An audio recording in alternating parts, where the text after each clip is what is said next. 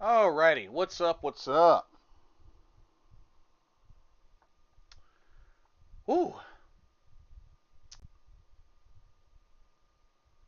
man, it's been a long day. It's been a really long day. Welcome, welcome, welcome. Keep pounding nation to another live Carolina Panthers talk live stream brought to you by Blitzball Champ Gaming. I am your host, Blitzball Champ Jason Ingram. It is Thursday, September 18th of 2025. The weekend is almost here. Hope everybody's been doing well.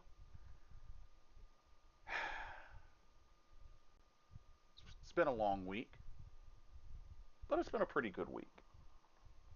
I can't really complain. But as far as when it comes to the Carolina Panthers, that's it's quite a different story. But here we are. Whew. Yeah. I'm very curious as to know how many fans are feeling as we get prepared for week 3 of the regular season.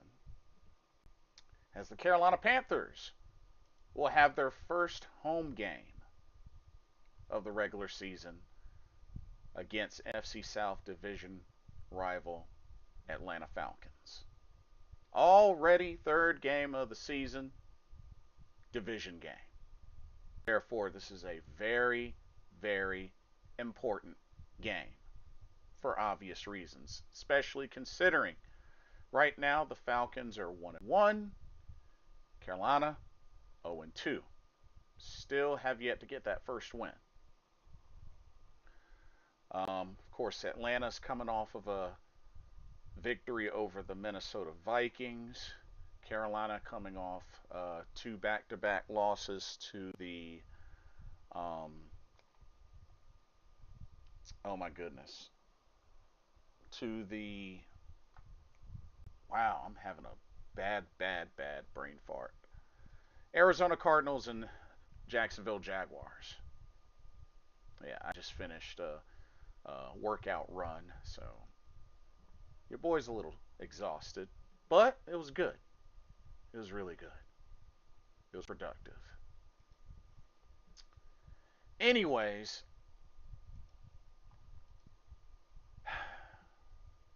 there's there's quite a lot to talk about. There's quite a lot to talk about. Um, I am hoping possibly might be able to get Mr. Carolina in here, and then we'll eventually get Corey in here in a little bit. But yeah, um, we got a lot to talk about. Got a lot to talk about. And as a matter of fact, um, let me do a few things right quick. Yeah, let me do a few things. 1 second.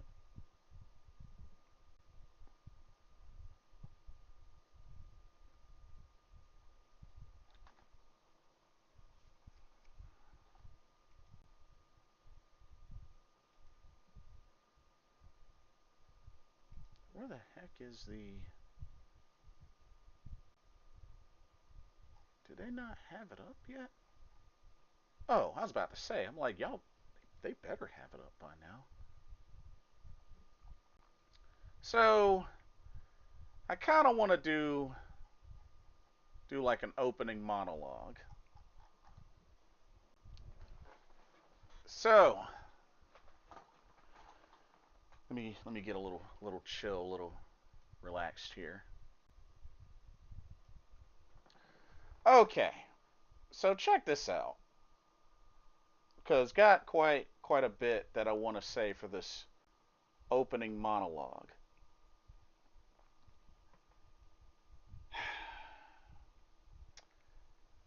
I'm really just. I've really come to the conclusion that we're seeing a lot of what we saw last year when it comes to the Carolina Panthers. And yes, I know only 2 games in, I get that, but it's a concern. It's a concern. Mainly because we're talking about a team that I felt made some pretty good additions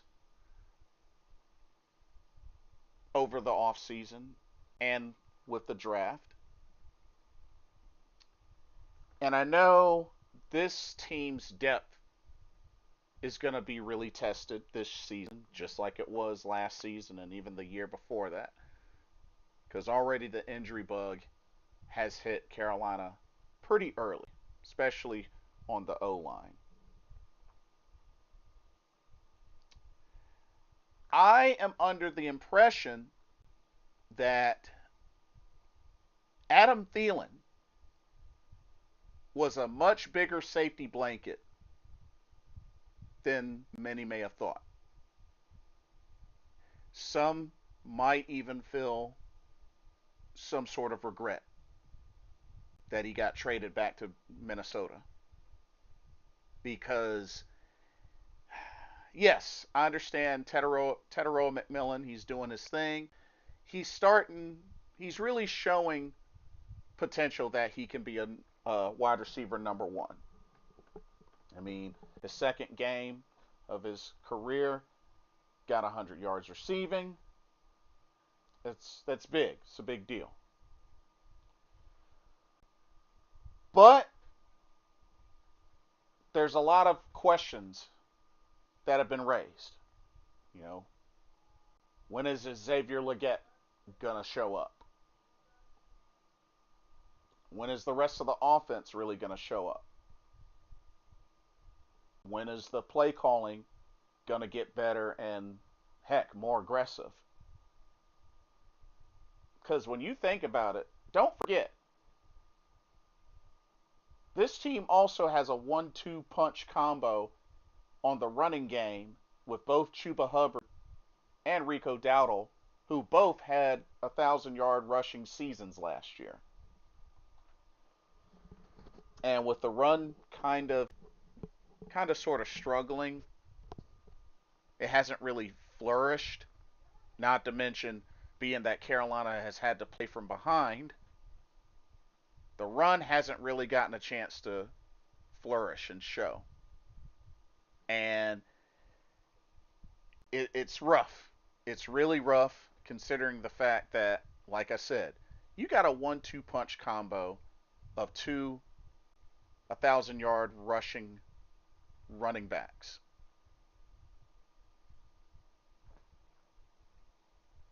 It is what it is. The defense, 2 games, only 1 sack. I mean, sure, you know, 2 interceptions. You know, you had one from JC. You had one from, I believe it was Wanham, DJ Wanham. But 2 games, only 1 sack. Still, no presence in the pass rush. Shout out to Princely. You know, he got the 1 sack. But there's just a lot. There's a whole lot that just seems to be missing. And it just really makes me wonder, like, is there just stuff not connecting? Where's the disconnect? Because there's way too much going on that looks too much like last season and the season before that. So it's just really raising a lot of questions. And, you know, it just has me feeling a certain sort of way when it comes to this game. Because this is an important game. Considering that we got Atlanta, which is a division rivalry, and then afterwards, New England and Miami. Miami's been struggling. New England's still kind of, in the rebuilding phase, but, they are 1-1. But this is really the best chance now for Carolina to really get a victory and start a streak with the way that this schedule is set up. But considering these first two games, like I said, I know the second game, was better near the end. It was a late comeback attempt that fell short, but still 0-2. So there's just a lot that needs to be fixed. There's a lot that needs to be fixed, but there's also some major uncertainties. But we'll see. But we got quite a bit to talk about. Anyway,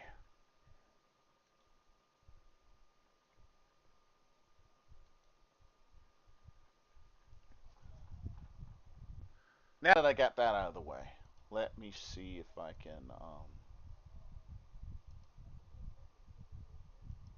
send out the invites.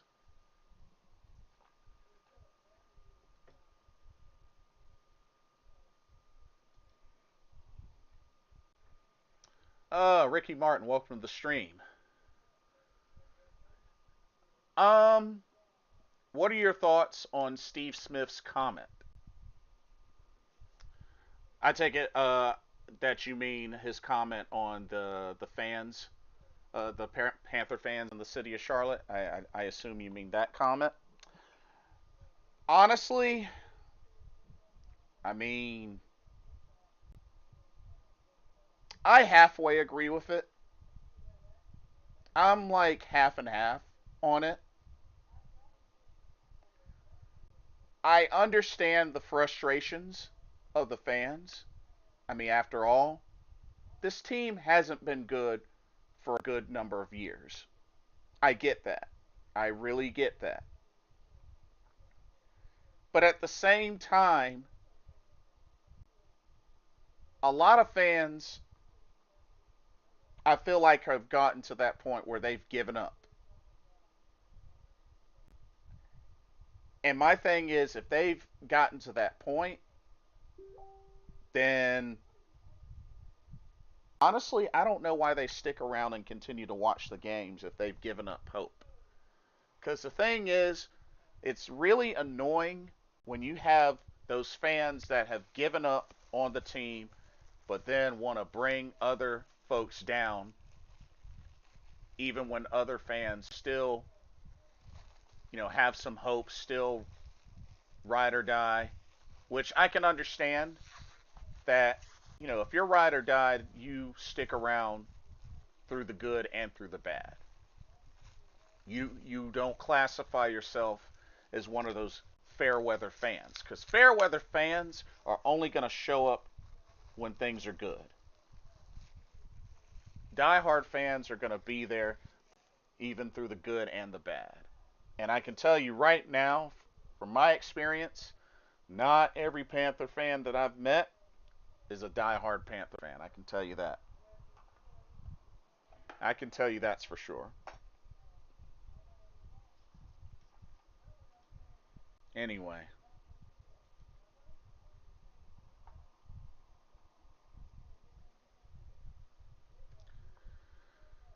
but yeah, those are my thoughts. Those are my thoughts on that. But I get what he's saying, though. I do get what he's saying. I only halfway agree with it, but I do get what he's saying. So,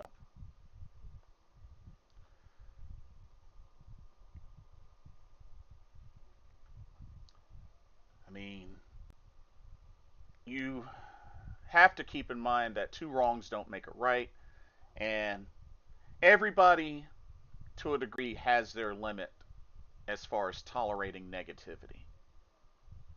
You know what I mean? I get it, but everybody has their limit. Everybody has their limit.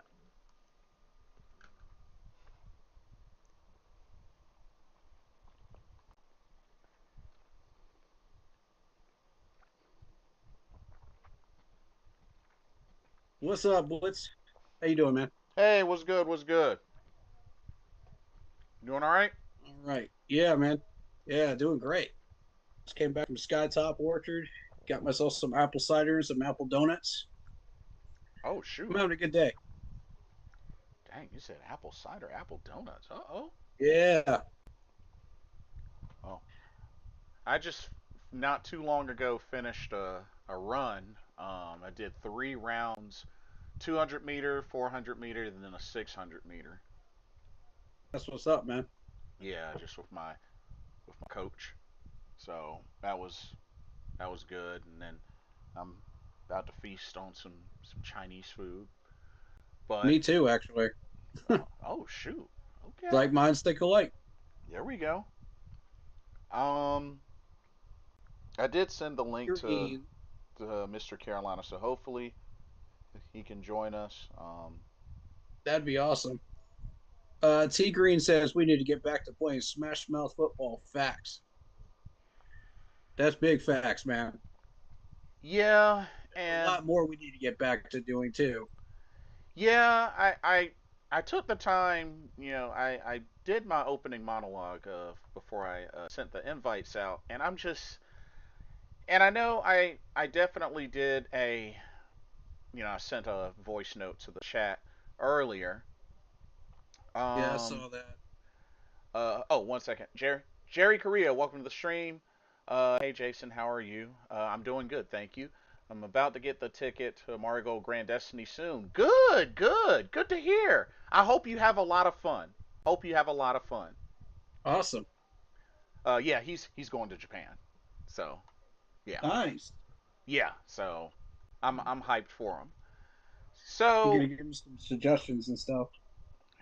oh, absolutely. But anyway, so some things I definitely emphasized. Mm-hmm. So one, I feel like it's deja vu all over again from what we've been seeing last year and even the year before. Yeah. I want to start off with, do we honestly believe right now Mm. Dave Canales, he has really yet to light a fire under somebody. Yeah. And that bothers me a little bit. Mm-hmm. Agreed. And a big part of me is just kind of wondering, like, I get he knows he's the head coach, but does he know he's the head coach? Mm-hmm. Like, we all, as individuals, have a limit. Yep. Whether it's a limit on tolerance, patience, whatever. We all have a limit. My thing with Dave Canales is, at some point, when is it gonna get to the point where it's like, okay, like the nice guy, the kind, all that routine, throw that to the side or throw it away temporarily, whatnot, and really get into these players, you know what? Because Yeah. if it's one thing I will always appreciate is we've had some coaches that were leaders and that had no shame in ripping you a new booty hole. Yep. um, Steve Wilkes, Ron Rivera, two examples that come off the top of my head.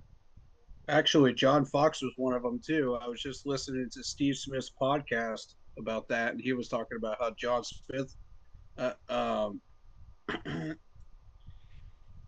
John Fox as well. John Fox, yeah, got into him and lit everybody in So we've had a history of those coaches for sure. Yeah, T. Green says enough is enough. Every year is the same results. yeah, Facts. yeah, and he's right. Yep. And not only that, another thing that bothers me is with this offense, Mm-hmm. was Adam Thielen a much bigger safety blanket than we thought? I see you watch the same podcast I did because he said the same thing. Yeah, and he's making a good point because Mm-hmm. I feel like now shout out to Teteroa McMillan. He's coming Yep. along. Second game of his career had 100 yards receiving. He's coming along, Mm-hmm.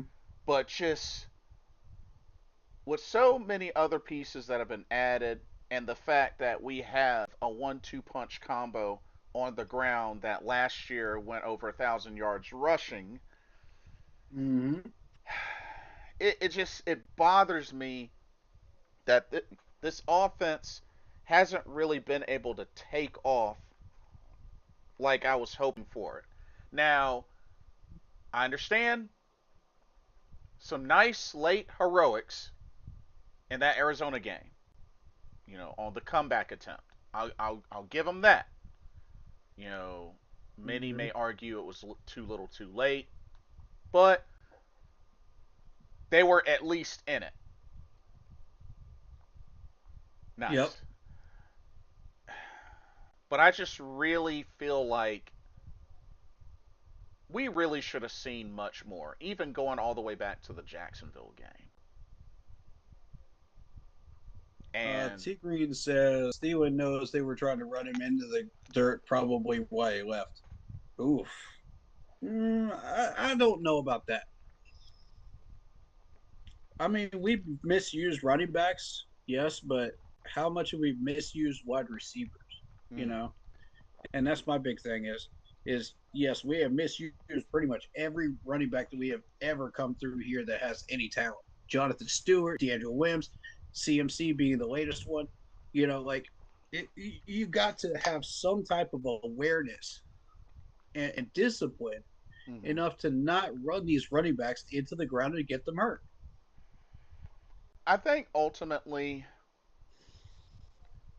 Thielen is getting up there in age, and he most likely wanted to go home, wanted to Yeah. go back and play home at least one last time, and I can respect that. I can respect that. Timing wise, might not have worked in our favor, but I can respect that. Yeah, I kind of want to get into misuse of players because the misuse of players in the past 3 weeks has been ridiculous. Yeah. Now, We're what I want to know is, okay, offensive line. Early in the season, we're yeah, taking some hits. Is there something up with Brady Christensen that we that's what I that want to know. that we don't know about, or that is just something must be like hush hush? Why is he not in strong consideration for the lineup? Why? Thank you, thank you. Nobody else has brought this up except for Tony on C3. I've been listening to everybody else's podcast. Nobody wants to talk about it. It's like he's like the invisible man, and it's starting to piss me off because you paid $2.7 million for this man to come back.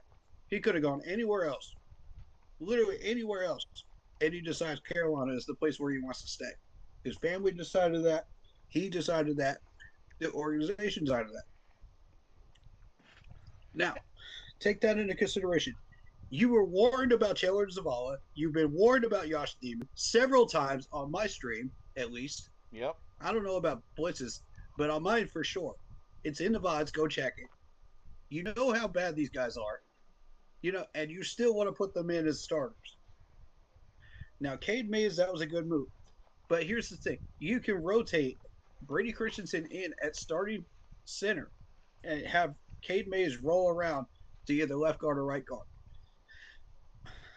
There's also the factor of you don't really want to lock Brady Christensen in the center position because then he can't be helpful anywhere else if he's a starter. Right. So I kind of get that, but at the same time, like you can't use Chandler Zavala and Josh Neiman to replace that. That's what Brady Christensen is for. Right. Why would we bring him back? $2.7 million for what? For him to collect splinters? That's absurd, Dave Canales. That's Yep. absurd. Then you sign a random free agent center and say, "Oh yeah, this is the backup center now." What is Brady Christensen, chop liver? I don't get this. Please help me explain this. Somebody help me explain this because this has been my biggest pet peeve all freaking week, all month really. Now, let me pull up the depth chart because y'all need to see this. Hold up. Yeah. I need to put this on screen so everybody can see this so there is no doubt in anybody's mind what this depth chart looks like. I've been looking at it for 2 weeks now. Uh-oh. Let him know. I'm Let him looking know. at it for 2 weeks now. 2 weeks. Look at this garbage. Why is Brady Christensen second string to Ike Ekwonu, yet when Ike goes down, you put Yosh in? Explain this, Dave Canales. Explain this. You're looking right at it, folks. You can't ignore it. It's like an eyesore. Oof. This depth chart has been looking like this since the beginning of the season. He has been sitting right there in second spot all season. All right, Damian Lewis in. Okay, cool. That's where we had Chandler Zavala, I believe, is second string, right? Behind Damian? Yes. Yeah, remind me. All right, now Nick Samak, he's new. I'm not sure how to say his last name, so please forgive me if I mispronounce it. But I respect to Nick. I have a bad habit of that. So, um, but yeah, why isn't Brady Christensen listed in any other spots? Why is this not a thing? You see it in every other depth chart in the league. Why are we not doing it? All right, I have no problem with Cade Mays at center. That's fine. Zavala should not be touching starting position. He is not ready. He does not have the qualifications or the talent to do a starting role. This man was not listed at second string at all. It was a blank spot all week long before you heard the announcement of Robert Hunt being hurt and going on the IR for the rest of the season. That spot was blank, ladies and gentlemen. Totally blank. Josh Neiman should be sitting behind Taylor Moe. That's normal. Why are we not using Brady Christensen? $2.7 million for what reason? That pisses me off, Dave Canales. Come on, man. Like, what is he even doing here? Why re-sign him if you're not even going to use it? I have no explanation for this. I have nothing to give you guys on this. This just absurdly pisses me off. I don't either. I don't understand it. And then folks want to jump and say, "Oh, but he's got short arms." I don't want to hear that. I don't want to hear that because Right. he at least played. Even last year, he played, and Correct. even after he came back from injury, he played. Correct. So I ain't trying to hear, "Oh, but he's got short arms." Nah. Nah. You see, Missed me with that too. and see that's another thing. Like, and this just goes back to even dealing with somebody that was, kind of going back and forth between the whole argument of, who was worse, Bryce or Jimmy Clausen. Let me say this. I don't care what round you get drafted in. If you get drafted into the NFL, you are expected to be able to go in there and play at an NFL level. Whether you're a seventh rounder or a first rounder, Period. or even undrafted. If you are given the opportunity to play in the NFL, then you should be expected to be able to hang and play on an NFL level. Otherwise, why the heck are you there? Correct. So that's one thing I want to emphasize, because it's like sometimes fans or just people in general have this preconceived notion that, oh, because he got drafted as seventh round or fifth round or whatnot, that they're gonna play exactly like that. No, I understand that they may get drafted later. Maybe certain things that may warrant that. But at the end of the Right. day, you get an opportunity to play in the NFL, you are expected to play at that level. Do your best to play at that level. Because somebody correct me if I'm wrong. NFL, National Football League, that's the pros, right? Last time I checked, that Yeah. was the pros. Yeah. So whether you're a walk on or drafted or whatnot, you should be expected to go in when your number is called and play to that level, to No the excuses. to an NFL level. Otherwise, you don't have any Correct. business being there. So Correct. my thing is, and then now going back to Brady Christensen, like, I don't get it. I really don't get it. The only thing that I can think of is just either he has something, I don't know what it is, but I just Dave Canales, what's the deal? What's the deal? Because I honestly don't know. This is Honestly, the second week in a row he has not been listed on any injury report either. right? Somebody's got to have an answer for this. And this is another case of me looking at Dave Canales like, do you want to win or do you want to tank? And it also goes back to, like, I mean, I know you're a nice guy, but you're a head coach. Put your hat on. Put Nice your guys finish last. Yeah. Super Trebo, Nice welcome. guys don't win his championships. Super Trebo, welcome to the stream. He says, "How's it going, guys?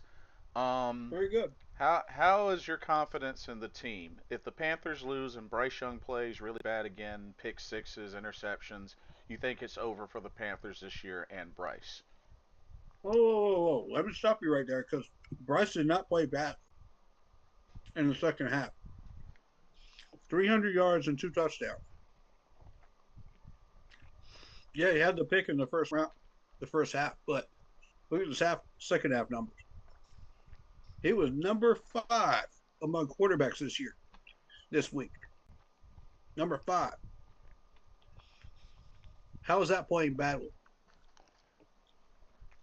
The problem is not Bryce. I've been trying to tell you all that. People don't want to listen. They want to go, rah, rah, rah, rah, Bryce is too short, rah, this, that, and the third about Bryce Young. Okay. Who beat the Falcons last week? Last year? End of the year? How much did we beat them by? How many points did we put up? That was Bryce. Yeah. Well, No, that was not Derek Anderson. No, that was not our backup quarterbacks. That was Bryce Young. So y'all need to stop hating on Bryce Young. Let the man play. so Plus, he was dealing with a mess up line too. and he still did that. So to say like would it be over this early? I'm not gonna say that because I mean it's still early in the season, but Mm, you know it's gonna raise concerns. Like the more that this happened, the more of course it's gonna raise concerns. Like that's obvious. But like I said, it's their first home game. They have a chance to start getting things going. Because like I said, when you really look at these next three games are winnable games.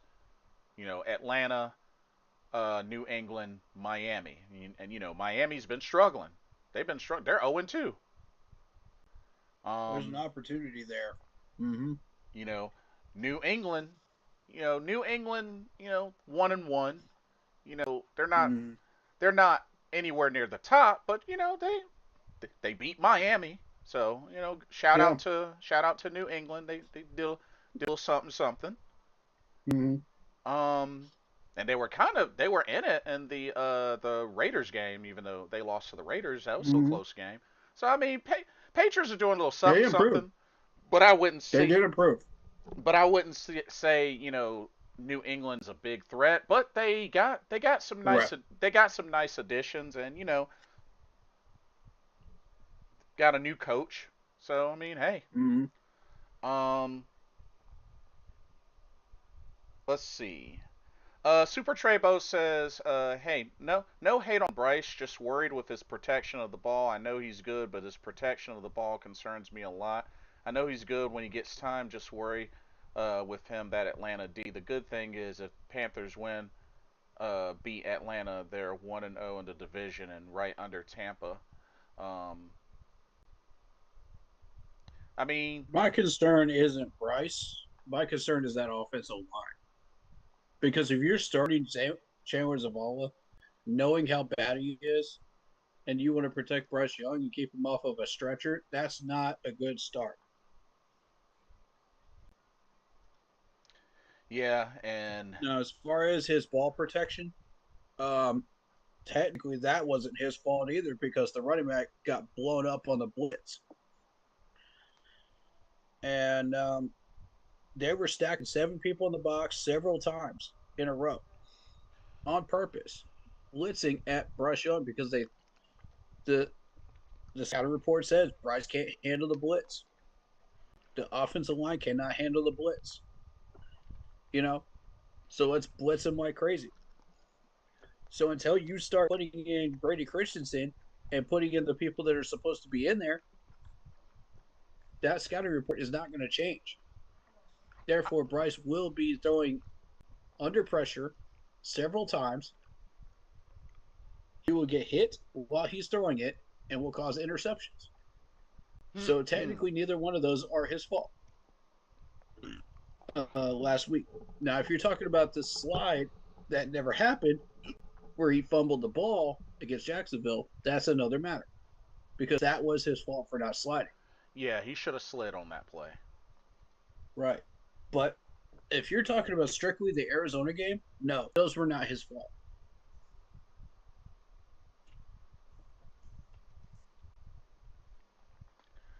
Um, and looking at this matchup, so ESPN gives the advantage to Atlanta, 56.4% to Atlanta, 43.2% to Carolina. So not a huge differential there. Because, like I said, this is a very winnable game. This is a winnable game. Um,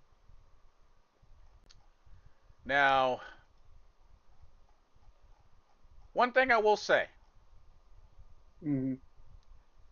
Now, Carolina, right now, overall all time, 23-37 against the Falcons, 14-16 at home, 9-22 on the road, one and Ugh. four, 1-4 in overtime, which we got the overtime win last year. Yeah. Now, and it was crazy because y'all remember that was the game that Bryce threw 5 touchdowns. Right. Now, couple of things that stand out. One, now even though Carolina did pretty well at handling James Conner, now they got to face Bijan Robinson, which Yeah, dude is pretty explosive. this is yet another 7 games in a row where we've given up 200 plus yards of rushing So we defensively. so we got to really be keen on stopping the run. Not to mention, through the first 2 weeks, Robinson has 34 carries for 167 yards, fifth in the league, plus nine catches for 125 yards and a touchdown. This is Um, where I'm going to get into Rose Bloom because Rose Bloom had several opportunities to get a sack, make some tackles, do the things he was supposed to be doing, and the yep, dude hasn't done jack crap. He's been hyped to the moon ever since preseason and has not done anything. yep. Anything. I mean, Like, if he's going to continue to do this, put Bam Martin Scott in. the team only has one sack in 2 games, so I mean, if he continues to do this for the first half, put Bam Martin Scott in. I've seen enough. yeah, I don't think there's a Panther fan that would disagree with that right there. yeah. They're gonna have to like be able to make necessary changes along the way, especially if the defense continues to struggle. Um, like Starting with not playing nickel defense when you're not supposed to play nickel defense. A gyro. Yes, we're looking at you. yeah, You have 2 weeks now to fix this. You haven't done it. If I see that again, I'm calling for your firing. I'm done with it. I've given you enough of a leash so far as a fan, and I'm just not putting up with it anymore. Give me a reason to support you. Give me a reason. and also Bijan is really good at breaking tackles, so it's another thing to keep in mind when it comes to Bijan Robinson. Now, another spotlight. So we're most likely going to be facing Michael Penix Jr. Okay. So far, 40 of 63, 63.5 completion percentage, 433 yards, and a passing touchdown. He's also rushed 7 rushes for 20 yards and a rushing touchdown. Yep. So Michael Penix, He's a problem. he's doing a little something something. He's doing a little something Yeah. something. Now, Didn't Pat Jones have like the knee injury? yes, hamstring. Yeah. Yeah, it's Mm-hmm. questionable. And it's funny that we bring this up because look at how many of these people have hamstring injuries all Yeah, in one week. What are we doing in practice that is causing hamstring injuries? this is a good question. No one else is going to ask that question. I'm going to ask. What are we doing in practices? Because we had a long laundry list of players last year due to practice that ended up on the injury list. Hmm. And it was all the same injuries. So are we focused on injury prevention during practices? What's going on here? What drills are we doing? I don't like that. Yeah, that's understandable. Xavier Mm-hmm. Legette's dealing with a hamstring. Patrick Jones, Bobby Brown the third's dealing with the knee. Yeah, So that's 5 players that had a hamstring injuries just this week. Yeah. specifically hamstring.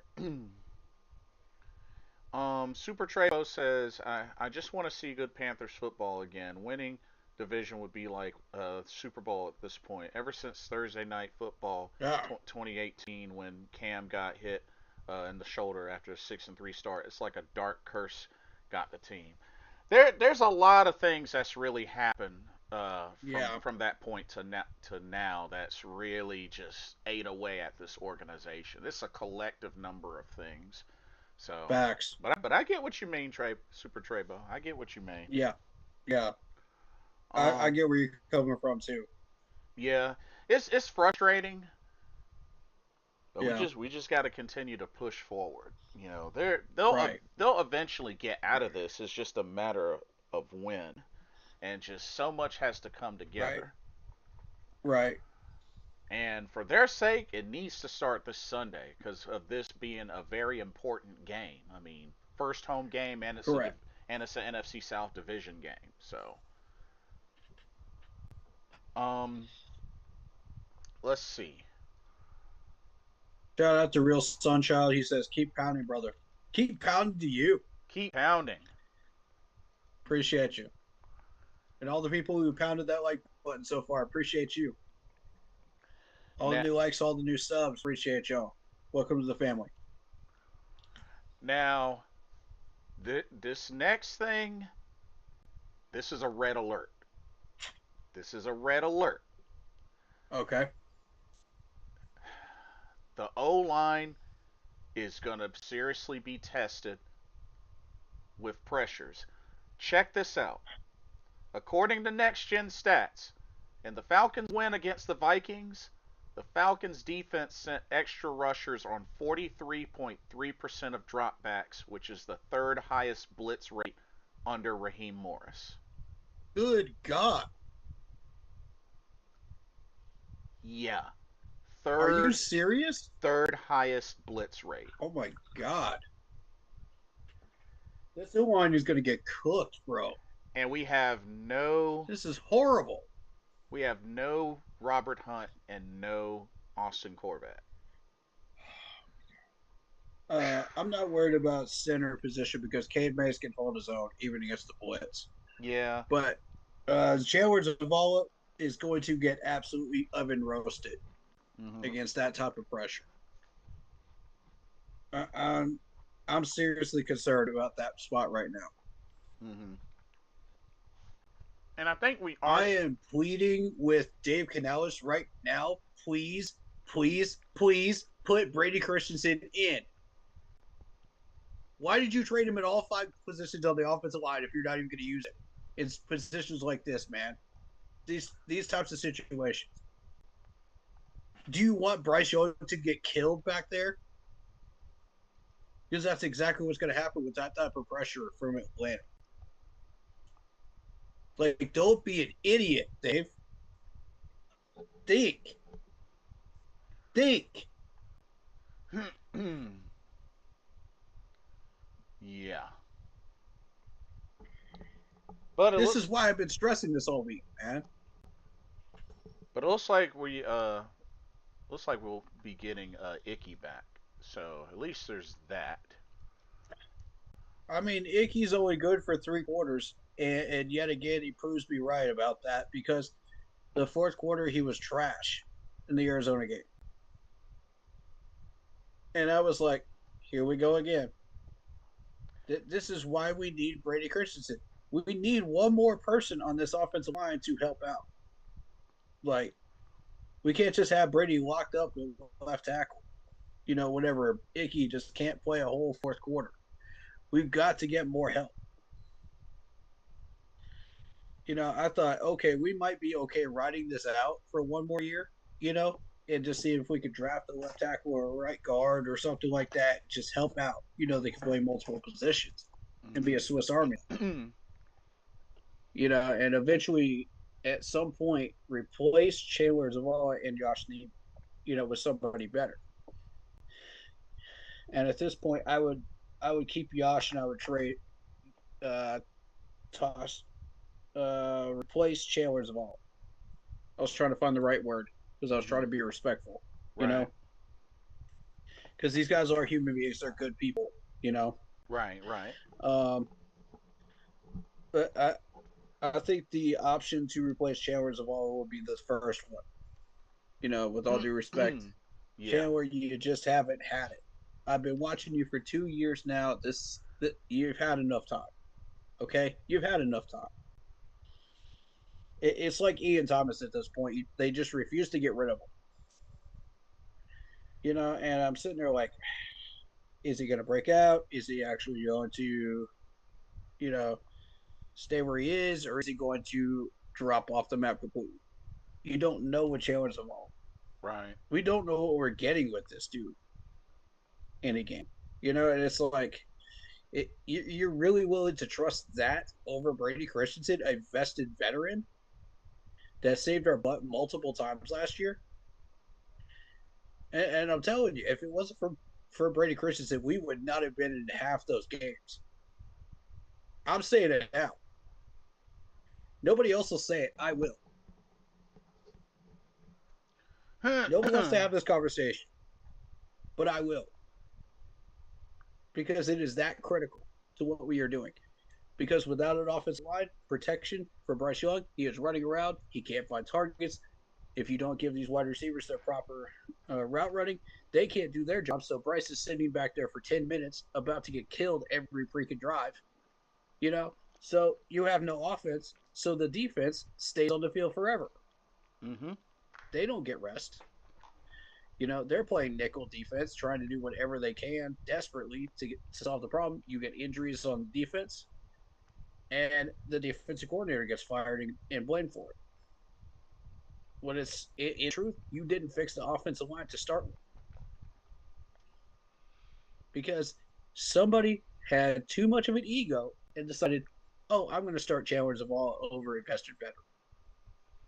Yeah. This is the domino effect that can happen, folks. Pay attention, Dave Canales. Like, come on, man. Open your eyes to what happens in domino effects. You learned this last year.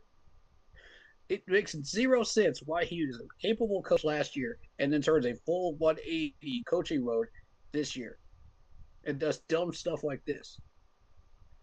Misusing our players, doing all kinds of stuff to dodge questions and not answer stuff. And then you want to act like you're not the problem, Dave? Oh, it's the players? We're gonna blame it on the players for not executing properly. Okay, sure. When Bryce Young throws up 300 yards of total offense and 2 touchdowns. Yeah, sure, it's the play, right? And I don't want to hear anything more about Renfro either. People were bashing Renfro, this, that, the third about Renfro. Well, Oh, he he can't got do two this. He can't touchdowns. do that. Yeah, exactly. If it wasn't for Renfro, we would have got blown out a long time ago by Arizona. We wouldn't even be having a conversation about this offense right now. We'd be wanting to fire Brad Isaac right now, outright. Because what I tell y'all about Renfro, man, I told you he was the person that could save us, man. I told you he was capable of these things. Most of you listened, some of you did not. And what I'm saying is this: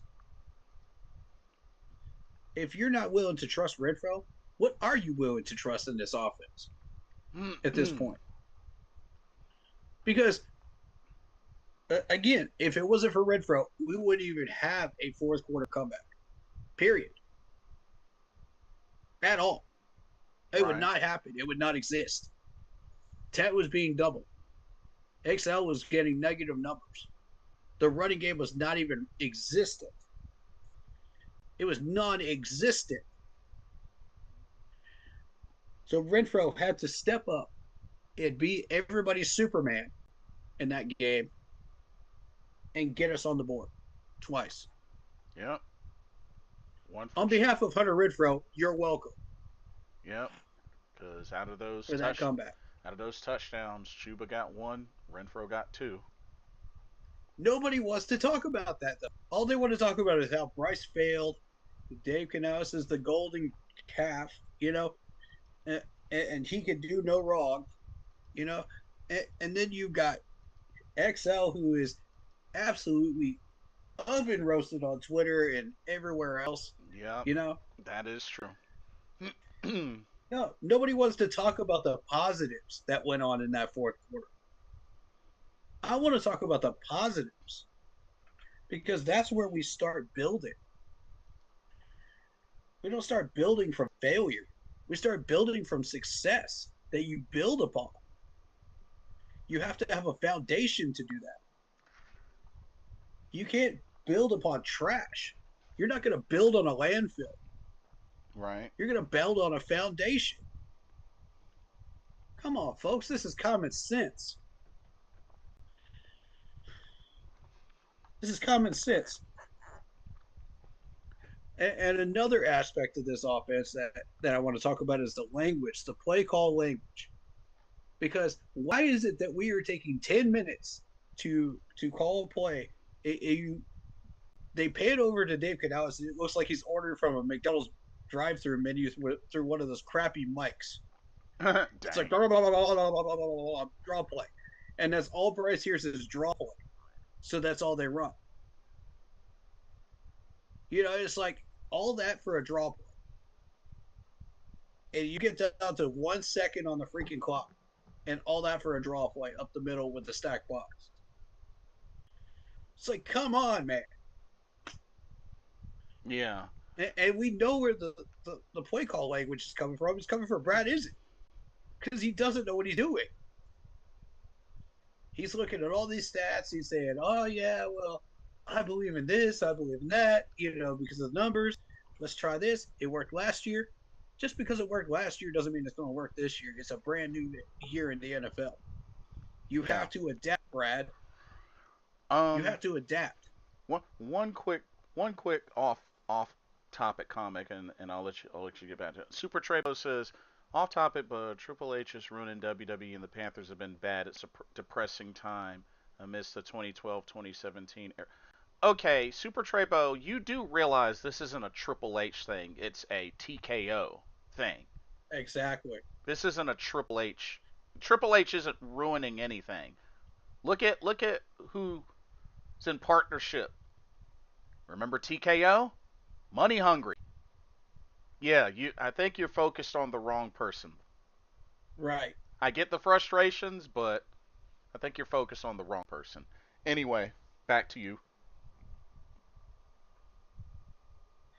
All right. Brad Isaac, like, we're talking about the dude that sits there and takes three questions and turns them into 30-minute conversations Yep. in press conferences. And you're wondering why our play calls are so long? Come on. It doesn't take a freaking genius to figure out this dude is the one calling these plays. And or at least creating the play lane. that's why I was stressing if there are headset issues or whatnot, have an alternative that you can just go straight to It's not and headset issues. and keep the flow going. Like the more and more I think about it, going back to the whole wristband play calling, I get it. I get it Mm, because at least because you have to think it's up to the offense to really do their research, study the playbook, get receivers, running back, everybody has a job to do on that yeah. offense. Mm, So my biggest thing is they need to give the offense time for Bryce to scan the field, see what the defense is giving them, and whatever audibles or whatever like need to change protection or what he can do. we have no audibles. And that's the thing. Like they really need to fix that. Mm, Cause I mean when you're getting to the line and you have to quickly check and by the time you do that there's like 2 seconds left. Like we spent all that time, setting hot routes, putting people in motion, doing all this cute stuff, only to run a draw. It's like, come on, Like it's y'all. insane. It's like, come on, y'all. Y'all got 40 seconds once the whistle blows after play is over to get set up for the next play.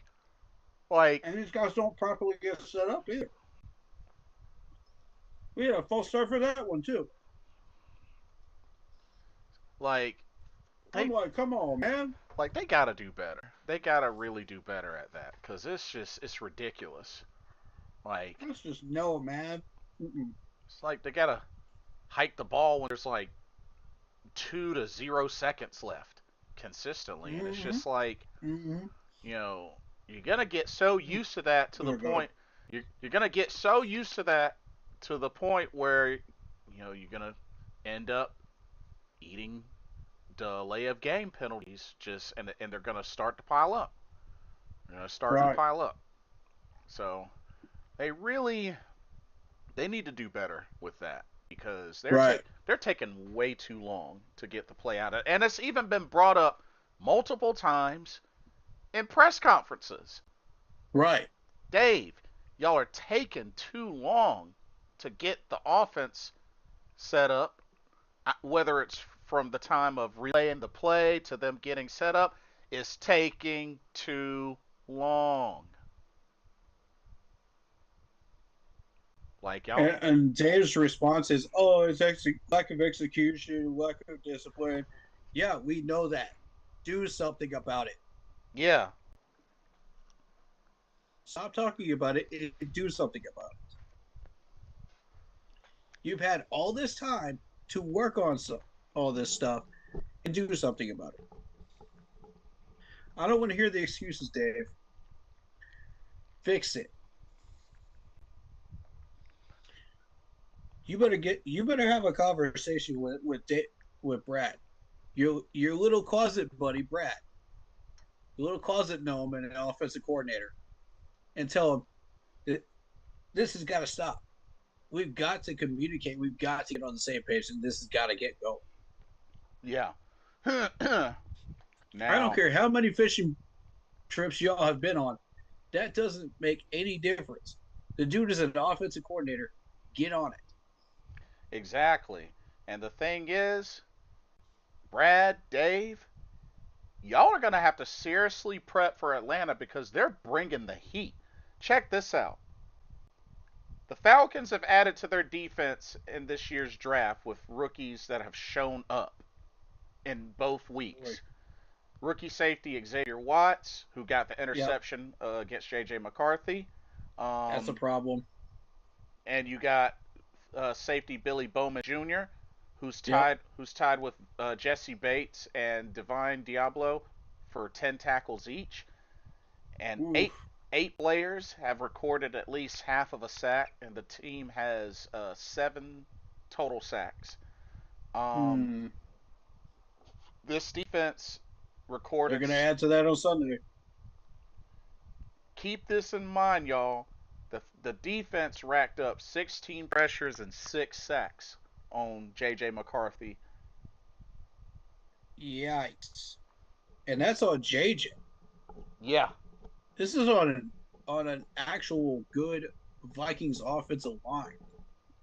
They did that too. Now imagine what they're gonna do to us yeah, with our kryptonite on the offensive line. You know, and Icky who can't survive a fourth quarter. and the sad thing is, according to one of these articles, it looks like once They're again, gonna blitz us, man. They're gonna put everybody in the box again. Watch it because they know it worked against on tape when they right? looked at it with Jacksonville. They know it worked with Arizona, so why not try it Yeah, until we show that we can handle it? We have not shown we can handle it, and that's with Robert Hunt in there. We showed that we can't handle it still. not to mention Evero Ajaro. Let me remind you of something that you might not have caught. Trevor Lawrence got interviewed And the dude literally said that it was pretty much easy to tell what the Carolina defense was going to do throughout the game, at least like a good 70-80% of the time. That's Wow. not a good look, Wow. Ajaro. Wow. And when Trevor Lawrence says that, we're talking about a Clemson national champion that said that, Yeah. who's had his struggles in his NFL career. But when even he can figure that out right now, even when he's struggling, Mm-hmm. yeah, a gyro, this is not it. You, you, I'm just trying to tell you right now, this is not it. so, Jaro, you still want to be a 3-4 man? You still want to be a nickel man? I want the 3-4 gone. I'm done with the 3-4. I'm done with the 3-4. This is not solving our problem. Every successful defense we have had has been a 4-3. Every single one of them, whether it be under John Fox, Ron Rivera, all of them. 4-3. Not to mention, Trevor even commented how he had all day to make a decision. Yeah. You know how we know that, Ajaro? Oh my God. Because you didn't get a freaking sack on him at all. And where is the press coverage from everybody in the secondary? Where is it? You need to start pressing up on these wide receivers, these tight ends, these running backs. Otherwise, they will roast you. I've even pointed out several times, both in both weeks, how the amount of catches and targets were very, very good for the other team, for Mm-hmm. Arizona and Jacksonville. That means we're allowing like 17 to 18 catches. Yeah, this is ridiculous. Where is the pass blocking? We only have 4 last week. Uh, 4, shout out to Keep and they Pound. get 9. Shout out to Keep Pounding USA. Welcome to the stream. Says, but I heard that the best defenses from the past 2 years runs a 3-4. I don't like the 3-4 either, but I'm just saying. Let me ask you something. Which team was that? When have you ever seen Carolina succeed using a 3-4? Look Which back at the team was that? look back at the history of the franchise. Keep Pounding USA. Carolina has never thrived on the 3-4 defense ever. Why do you think Ever. why do you think Luke Kuechly's numbers were down the year that we went 3-4? I mean, If even Luke Kuechly's numbers go down, that ought to tell you something. Come on. now are there any particular teams uh that you can point out, for example? He did mention one, but he didn't say which one it was. And I mean Which team were you talking about? and that's fine if you have like a couple or whatnot, but we're Yeah, talking like I'm open to hearing it. but when it comes to Which team? Carolina, there's a reason why for the longest time until recently that they've never used the 3-4. Mm-hmm. Never.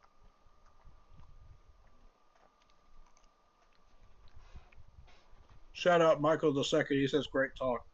Yes, sir, man. Appreciate having you here. Hey, hey. But that's the only thing. Wait a minute. Mr. Gemini, is that you? I think you were saying that you changed your name. Is that you? Really, Mr. Gemini? If so, good to see Mm. you. Carolina and the 3-4 do not mix well. Facts. Facts. Big, big, big, big, big facts. Mm-hmm. It was Phil Snow that started it, wasn't it? Ooh, We started resetting under Phil Snow. he says the Eagles. Ooh. Well, Okay. The Eagles run a 3-4? Here's my question. Here's my question. Did they use their players correctly, though? The answer is yes.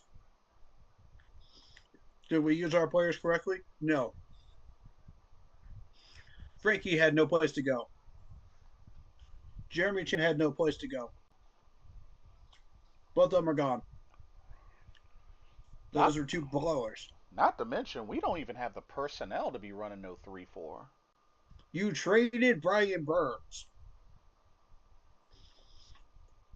You know, he was a part of the 3-4. We Yeah. cut Clowney. Clowney was a beast before he came here. He did nothing. Yeah. So he got cut. And we'll be seeing And watch him become a Pro Bowler again next week. Well, we'll be seeing him in a couple of weeks, since he's with Dallas now. I'll be at that game. Watch him become a Pro Bowler now. Frankie's already going to be a Pro Bowler soon. And when you started cutting 4-3 people, you started with A.J. Klein, and A.J. Klein became a middle linebacker for guess who? Our division rival, the Saints. And ran the whole doggone defense. I remember the that. whole defense. So you want to tell me that the 3-4 works around here? Nah. Miss me with that. Okay, that was Mr. Gemini. Okay, that's what I thought. That's what I got. So you did do the name change. Cool. He also says the Ravens as well. Okay, again, what do the Ravens and Eagles have in common that we do not? They're using their players correctly. When you misuse your players, they get hurt. That's why you see a bunch of defensive players on the injured list every single year. I also noticed something. How often do we even load the box? We don't. That's another problem. Rare. That's another problem. Yeah. We rarely ever do. Yet every other team that faces us loads the box. Why? Because it works. It works until it doesn't work. Part of me feel like Ajaro's scared to call a blitz. I don't know. Maybe it's just me. I don't know. All I was hearing about Ajaro was, he's blitz happy. He does this. He does that. He likes to blitz. I haven't seen a single blitz from this dude in the first half. Where were the blitzes? They were non-existent, bro. If you're going to put 5 or 6 people on the line and you're not going to blitz, what is the point? Put them in coverage. Oh, but we're a 3-4 defense. We can't put everybody back in coverage. Yeah, because what they're not telling you is that the coverage sucks. You can't run a 3-4 and have pass coverage. You can't have both. That's not how it works. That's built for run stopping. That's what that coverage is. That's why you have DJ Wonnum. That's why you have all these people, Trevor Wallace, that mainly focus on run stopping. But where's the pass coverage, people? You need a hybrid of 4-3 and 3-4 if you're going to run the 3-4 successfully. Look at Philadelphia's defense. Look at the Ravens' defense. They have hybrid players that can do both. They have people out there that can cover, the middle of the field. They can shut down tight ends. They can shut down all these little flat routes that people keep trying to do on us. Yeah, they shut those down because they've got the players. What we got? We got what? Josie Jewell, who got cut? We got DJ Wonnum. We got Chairless. Nah. This linebacking core sucks. I'm gonna straight up say it sucks. And honestly, DJ Johnson, what the heck are you gonna finally show up? For real though, this dude is all he is a glorified special teamer at this point. And remember, we traded up to get him. Yes. And while we're at it, Caleb Evans hasn't done anything either. We put a we got him off the waiver wire. He done jack crap. How does Yeah. he make the 53-man roster over, say, what was his name that we put on the squad? It wasn't Shamara. It was the other dude Um. because Shamar wasn't showing closing speed. Hmm. Yeah, it was the other one. Um, I, my point being, you're gonna put a guy up there who only got 4 tackles in preseason, 4 total tackles, and one of them assisted, by the way, in there, and no pass deflections, no forced fumbles, none of that. That's what you want at number 4? Yeah. Uh. Excuse me? I agree with Corey Thornton, but number 4 spot, Keep Pounding USA says rarely and rarely blitz too. Trevin Wallace sucks. Trevor I'm. Wallace does not suck. He is a run stopper. That's what he does. I mean, He has missed some tackles in this past game, sure, but the I. dude does not suck. I don't really know if we're really in a position to single out any Now, if you linebackers. now if you want I to call mean, somebody out that sucks, Rosebloom sucks. I mean, Rosebloom had multiple opportunities. They could have sack opportunity missed. I mean the So line. if you want to call somebody out for that, call out Rosebloom. I mean the linebacking core as a whole has not done well. I haven't given up on Trevin Wallace yet personally, but I'm a strong supporter of him. the linebacking core hasn't really done their job. Like it's struggled. It's hurting. Let me say something about Trevor Wallace. This dude is training under Luke Kuechly himself. He has the potential to become the next AJ Klein. If you give him the time to develop, he will become the next AJ Klein. He may not have the speed or athleticism of AJ Klein, to where AJ was able to spread the field and stop runs, on either side. And you had a Luke Kuechly up the middle and Thomas Davis that were shutting down the draw plays, Hmm. so they worked in tandem back a bit. So, we don't have that anymore. So we have to rely on a Trevor Wallace who can maybe stretch the field from time to time and shut down some of these sweep plays. But I mean, he can't do everything out there, so you got to give him some help. DJ Wanham is a run stopper, but is he truly getting these guys before they get to the gap? You got Rosebloom who's supposed to be shutting down the gaps entirely, and he isn't doing it. Yeah, he said. You wouldn't even have these guys get to the next level if Rosebloom had been doing his job. Yeah, he says Rosebloom sucks. Super Trebo says I had a good feeling about Tedero McMillan in the draft. I think we finally got us a good receiver as well. He's been doing pretty well so far. Been doing pretty well so far. Also, Yeah, yeah. speaking of offense, Dave Canales, why are you scared to use Rico Dowdle? That's a good question. Why are you scared to? Did you Oh, that's a good question. did you forget that he had Okay. a thousand yards rushing last season, and one of the teams that he beat were the Panthers Mm-hmm. when he was with Dallas. Mm-hmm. As a I'm, matter of I'm here for this conversation. Let's go. as a matter of fact, hold on. Let me make sure I'm not crazy. Let me make sure I'm not crazy. Ooh. Because I got a feeling I'm not crazy. So when we played Dallas last year, that 30-14 loss. Let me Oof. oh, Rico Dowdle. Right. Let's see. That's right. Did you put up like 150 on us? Something like that? 25 carries, 149 yards. God dang.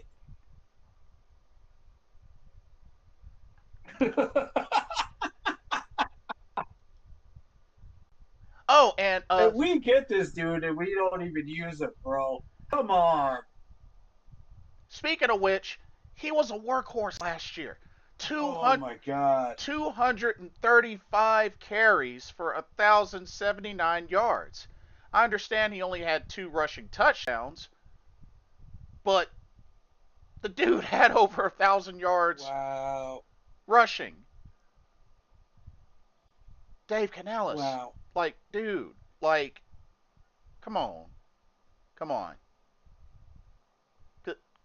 Come on, dude. Why are you scared to use him? Why are you scared to use him? Like, come on now.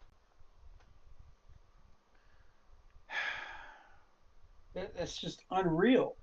Why are we misusing these players like this, man? Like this just pisses me off to no end. You've got all these players, and this is a Carolina thing. We don't use our players correctly. It's been a thing since John Fox. Since John Fox. Um, a quick note: Super Trebo. We're not gonna go into that discussion tonight. Mm-mm. We're not gonna go into that discussion. Sorry. Maybe ask me when it's a different topic or whatnot. Nah, we're not. With what's happened, we're not going into that discussion. Like the whole politics. Fair enough. Nah, we're not going into that. Sorry, Super Trebo, but Right, we don't do that. we're not going into that. I know If it, what you're talking about, and that's cool, but we're not gonna get into that. Sorry. I'll briefly say this, and then I'm done with that topic. We did fire a dude because of his comments, and rightfully justified because you don't say stuff like that when it comes to uh, that type of situation. Yeah. You just don't. It's not right, and there's the whole conversation about free speech versus that, and that's a whole conversation in and of itself. I don't want to get into because this is not the place for politics. This is the place for football and wrestling topics and stuff like that. Keep pounding We don't USA. do politics here. Keep pounding USA says Horn isn't dressed either. That's another thing. Why are we not using Jimmy Horn Jr.? And I'll get into that in a little bit. But continue. And then he also said, I don't think Canales is it. Hmm. Well, I mean, that's starting to become a trend of how people feel right now. it's And definitely I an can't say I disagree, but it's definitely an understandable question to raise. Keep pounding USA. Just I, I, Canales. I'm not ready to throw him into the hot seat just yet. But he is dangerously close Yeah. Um, for me. I have no doubt that he's a great guy. I just don't know yet if he is a great coach, a great head coach. I haven't given up on him yet. He's a good head coach because of his success last year and what he was trying to create, the culture and everything else, and the identity and everything that he was doing, to set us up. But great head coach, no, I've never said great. That's never been in the same sentence with him. Yeah, But I do like um, a lot of the things he's doing. He's good. He's very intelligent and he's saying all the right things. He's putting things in place. He's giving us yeah, discipline. He's giving us motivation. There's so many things you can list in the positive category that you're just going, okay, well, maybe if we just give him one more year, you know, yeah, maybe he'll turn this back around. But my yeah. whole thing is, how do you go from like that type of coach to what we're seeing today? Right. Yeah, that's Like, what crazy. what happened? What Um, happened? no problem, Super Trebo. It's all good. I will say Yeah, man. this. Nothing but respect, man. They did fire that developer. I'll say that. They did fire that developer, but nah, no worries, no worries. I just had to, Um, keep pounding USA says Canales doesn't get his team ready to play. We always start off slow, but I'm not giving up on him either. Same, same. Right. Right. Yeah. We've got to get off to a fast start. And Yeah, I'll get into that in just a second. I want to get through these comments before I get into my Oh yeah, go for it. suggestions on the offense because I've got a suggestion that may help get us a chance against the Falcons. Maybe Yeah, we'll see. Um, but let's do these comments. yeah, Um, yeah, go for it. Cool Kev 88 just sub. Hey man, welcome to the family. Keep pounding, man. Keep pounding. Appreciate you. Yeah. Much love to you. Welcome, welcome. And to all the other subs as well and followers on the Facebook group page Yeah. and to Blitz's channel as well. So, and also to Bleeding Carolina Blue podcast too, if he ever gets in here. Did he ever message you? I hadn't heard anything back, but Mm, the yeah, the show he's been kind of that way. the show must go on, but Yep, yep, hopefully we can get them in at some point. yep. We'll already have said most of the stuff we wanted to say anyway, so it'll just be him talking after that. Mm. uh, Michael's second says can't win with no strong culture. Tepper threw the culture in the trash as soon as he got here. Ravens, Eagles have a culture. Okay. Um, yes, but Dave Canales is starting to reestablish that culture at Carolina. That's how I feel about it. You know, he was starting to recreate that brand new culture in Carolina of winning, and he even brought uh Dabo Swinney up in here, and leaned on him a little bit for advice and stuff like that. The championship winner, ACT title winner, multiple, beating every national power in the in NCAA, So he leaned on him a little bit. So I would say that we have it. We are starting to recreate that culture.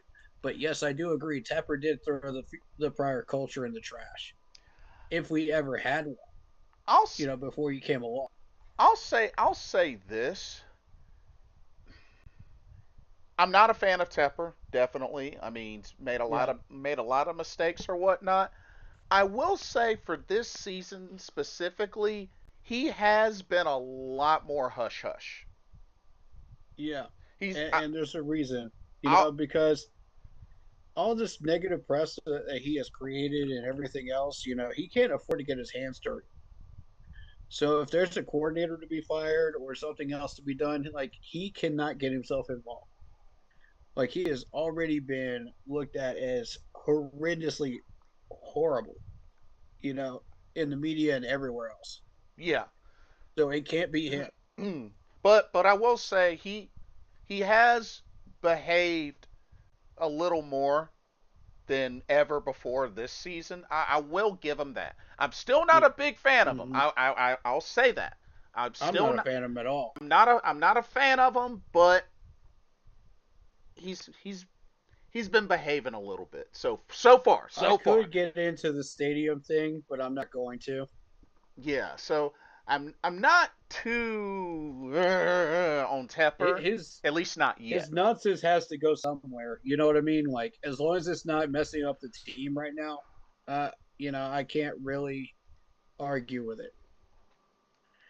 But I'm not real happy with what he's doing with the stadium and whatnot right now. Did you guys know that he profited $100+ million off of us last year off a 5-win season? Yeah, It doesn't take a mathematician to figure out where he got the money from either, because it wasn't from us. Remember that $645 million he borrowed from the city of Charlotte to get his $1.2 billion project off the ground?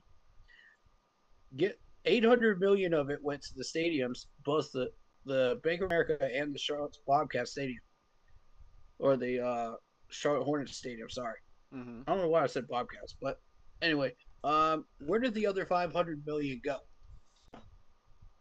Hmm? In people's pockets, right? Guess where a yeah, hundred plus million of that went to? Back in Tepper's pockets.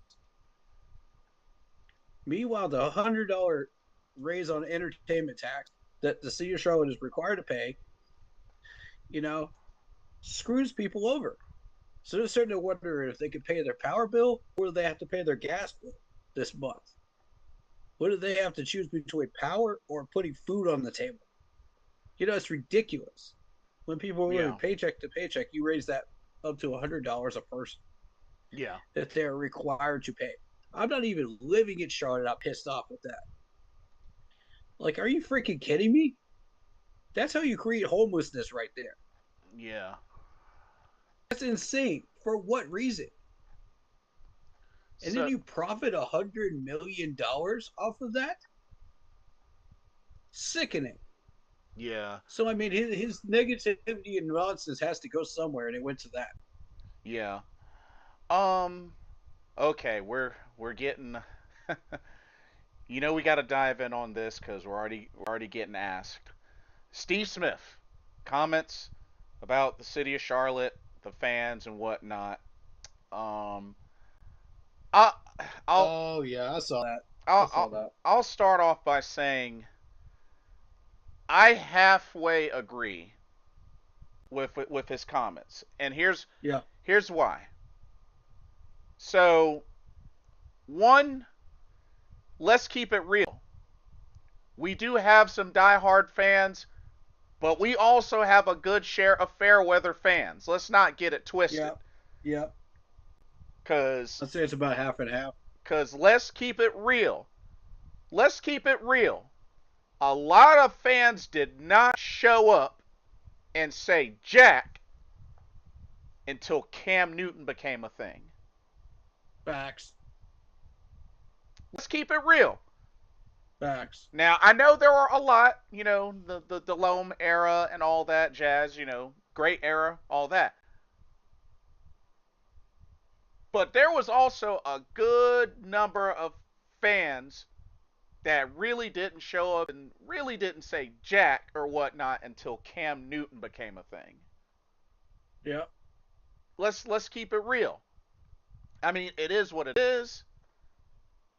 I'm not gonna, I don't know every fan in existence, but no, just got to keep it a buck. Secondly, we got too many fans out there, and this is just judging from comments, posts, and whatnot. I get the frustrations. as I, do I. I get the frustrations, but what really annoys me is that you got too many diehard fans out there that claim to be diehard fans, but yet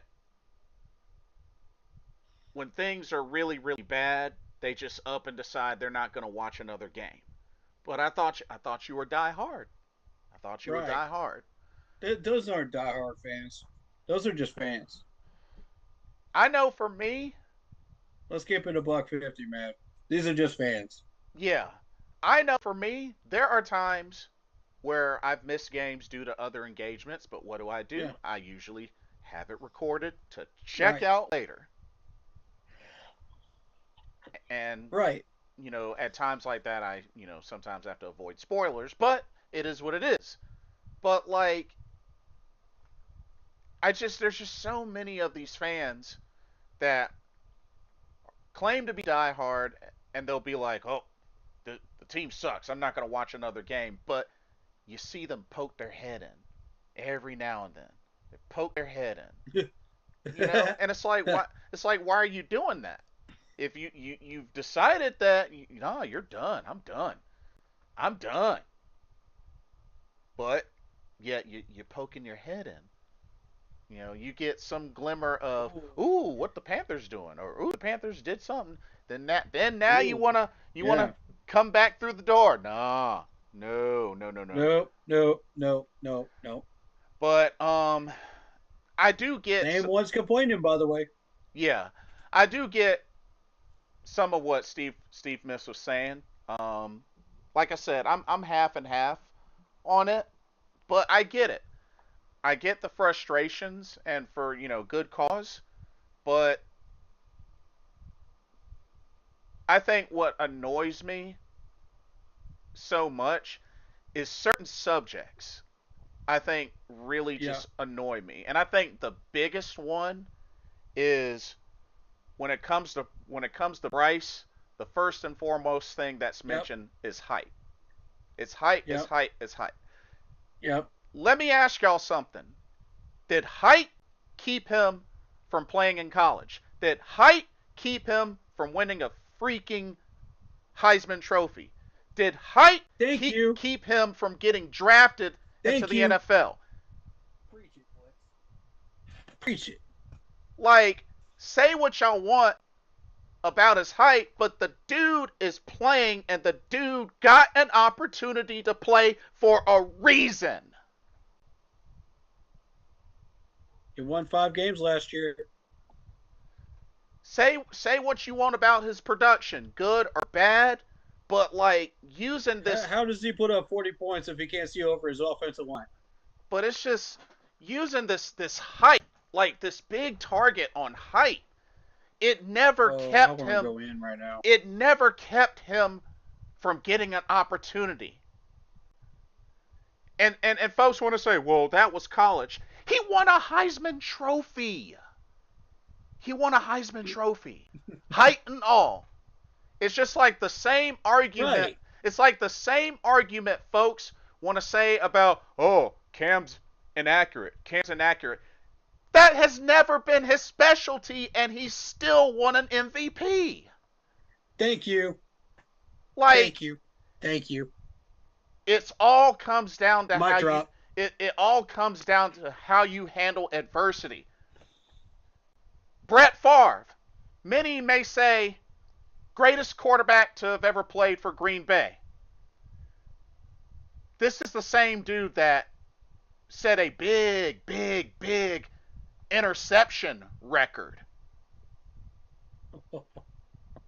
Yeah, dude went interception crazy.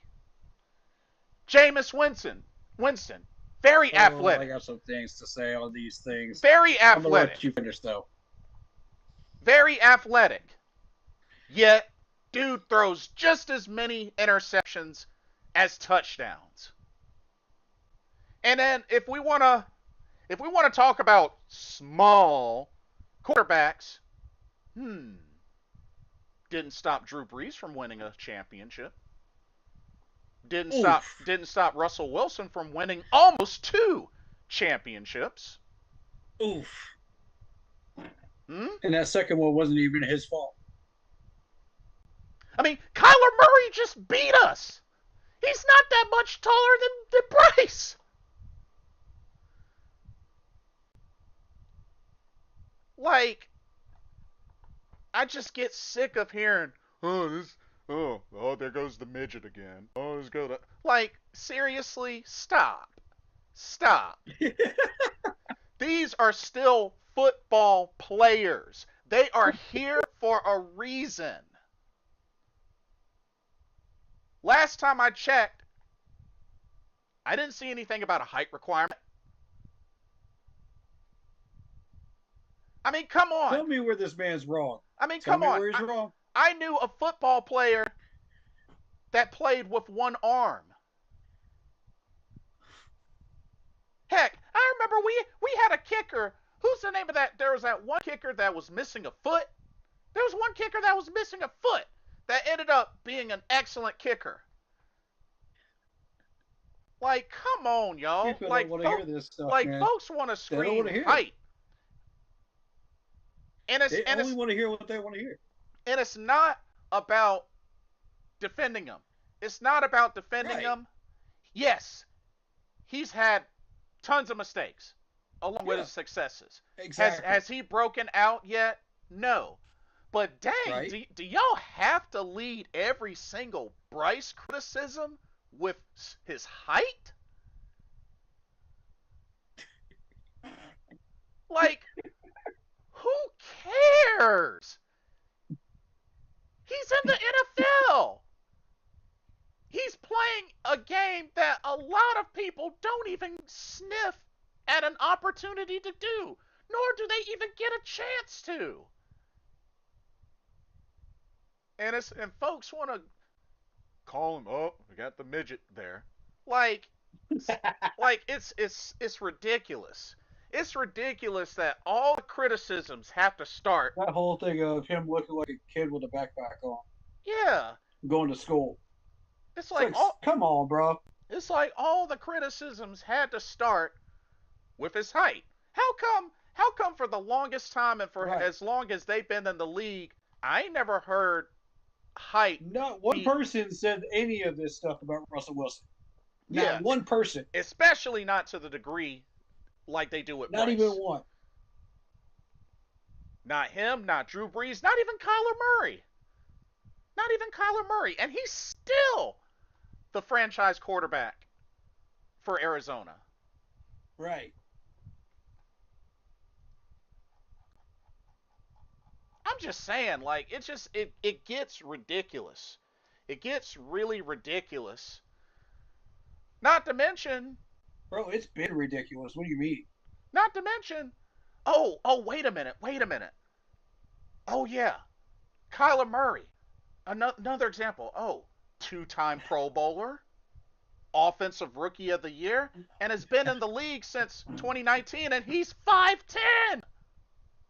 He's 5'10". Like, oh my god, it just makes my blood boil. Just all the Bryce Young bashing has to start with his height. Why? Why?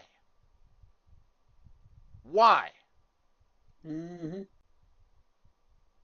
Guess what? He was the same height when he won the Heisman Trophy. He's the same height now. Like, get over it. If you want to talk about the number of mistakes he's made, so be it. Have at it. I get it. But his height, get over it. Get over it. Get over it.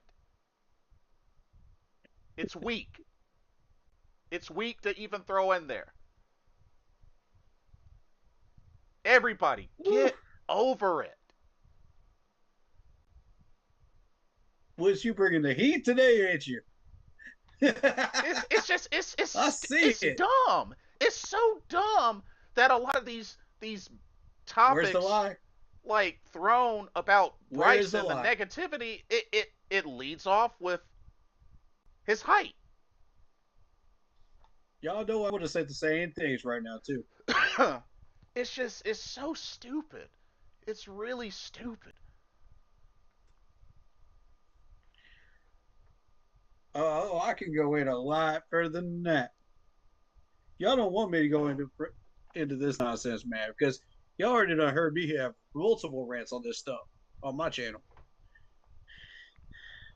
It's my turn now. Yeah, Strap yourselves in, you go for it. because You go for it because I'm out of breath. yeah, let me go in because I got some stuff to say too. Floor is yours. These same people, when Bryce does well, they don't have a single word to say. Not a single word. Oh, Bryce Young throws up 300 yards and 2 touchdowns. Not a single one to give him any type of credit. Oh, and while we're at it, Cam Newton. Since y'all want to talk about Cam Newton, these same fans, they only want to talk about the fumble. That's all they want to talk about. When I have proven multiple times on this channel that fumble would not happen because Cam Newton would have gotten his shoulder injured. I'm not going to prove that again to you. That's my trigger point.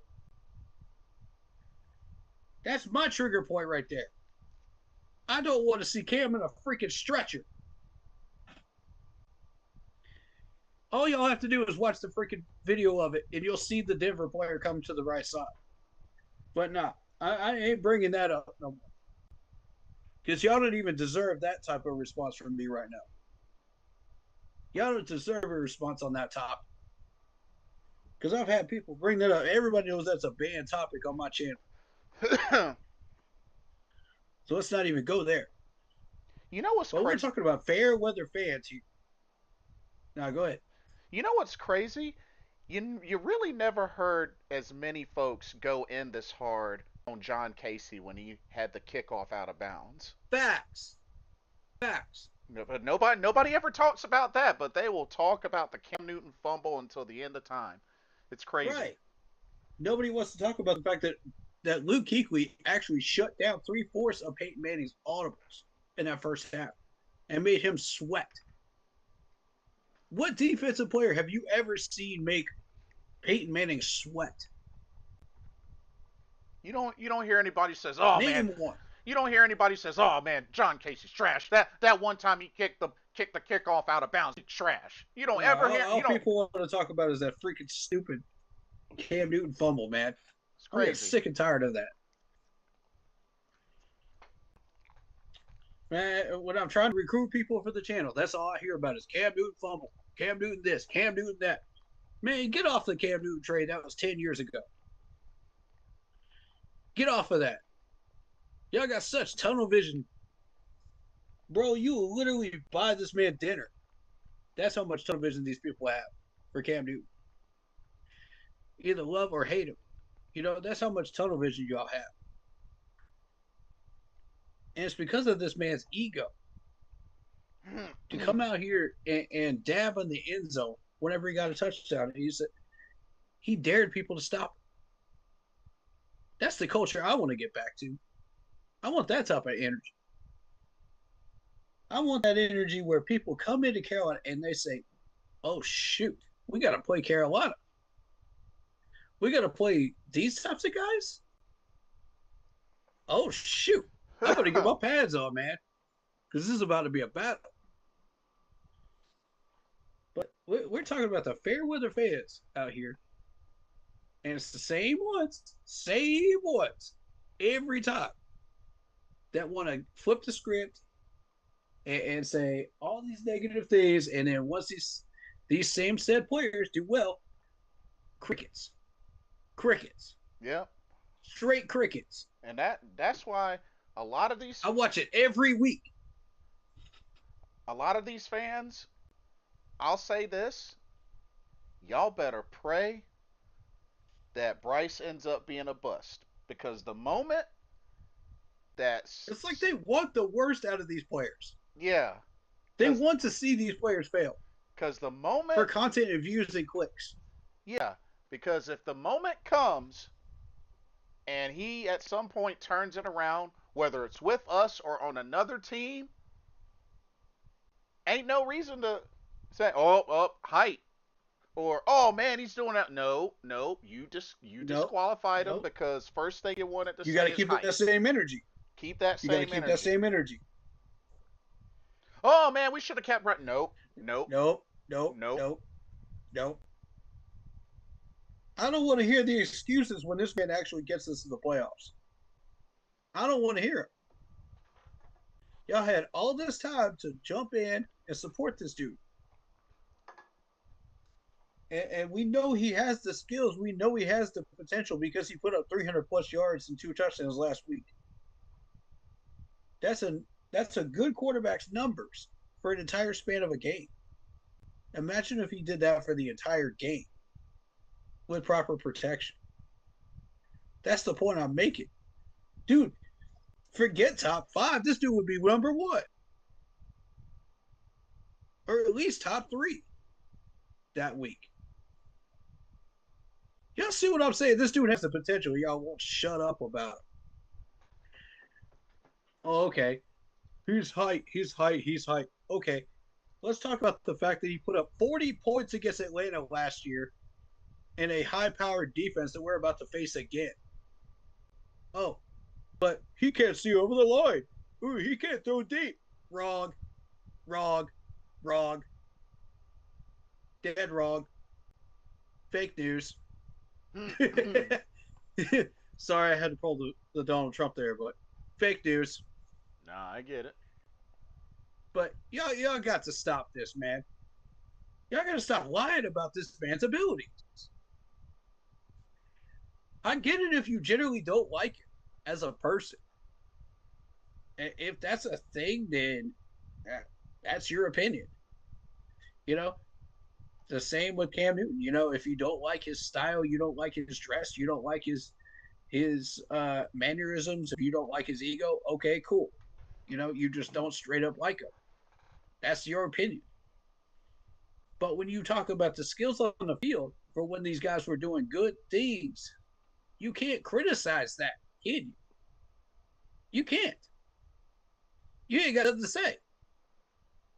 Because there is nothing to say. The man succeeded. You know, the man got you a 15-1 record going into the playoffs. Talking about Cam Newton.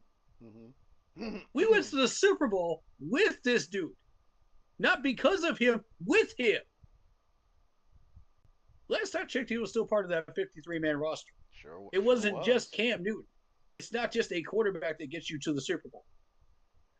Everybody wants to talk about, oh, we're a quarterback away. We're a quarterback away. No, man. Stop focusing on one position. There's 53 other people on this team. Stop that. Like, I'm sick and tired of that, too. Yeah.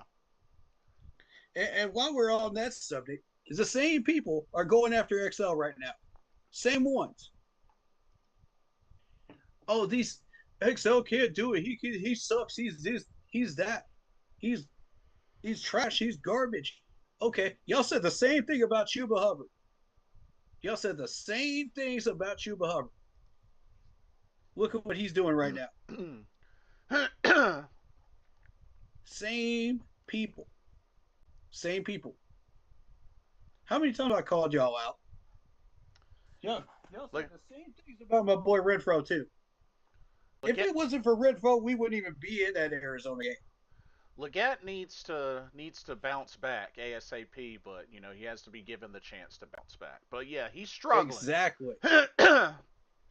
He is struggling though, but you got to give him a chance. And XL will prove me right. XL will prove me right that he has the skills and he has the abilities to do this. I don't need to be proven right because I know I am right. And if people want to say that's egotistical, fine, let them. Because I know this dude has the skills. I've watched him do this stuff before he ever got to the NFL. Right. Don't tell me he doesn't have hands. Don't tell me he can't do some of the things that you're telling me he can't do. I don't want to hear that. I want to hear what he can do. I want to hear the things he can do. Stop being so negative. Everybody wants to focus on the negatives of these players. Y'all want to tear these players down. Y'all want to tear these people up. I want to build them up. I want to help get them to the promised land. We are not the same. Folks, we are not the same. I'm here to promote these players. I love these people. I would sit down and have a full-fledged lunch and conversation with these players and coaches. And if I got to offer some tough love, yes, I would give them tough love. I would say the same things I'm saying on stream to them in person, one-on-one, without cameras. And I'm like, y'all know this. Mm-hmm. And so would Blitz. Yes. We both have enough gall to do that. Because we want to help them. It's called tough love. Mm-hmm. So if you're one of the people that wants to tear people down and gets clicks and views and money off your streams, that's your business. But it's hurting everything. And you don't realize that. You don't realize how much that's damaging these people's personalities and how they see themselves. You look at it. There's at least a few different examples of college players that people have absolutely roasted them on Twitter back before it was X. And, they read their comments, they read all this stuff about them, from the fair weather fans, and they said, oh, I'm trash. And they start to believe it. Words have power, folks. Whether you realize it or not, words have power. And the lack of words also has power. So if you're not saying anything, you're also making a statement.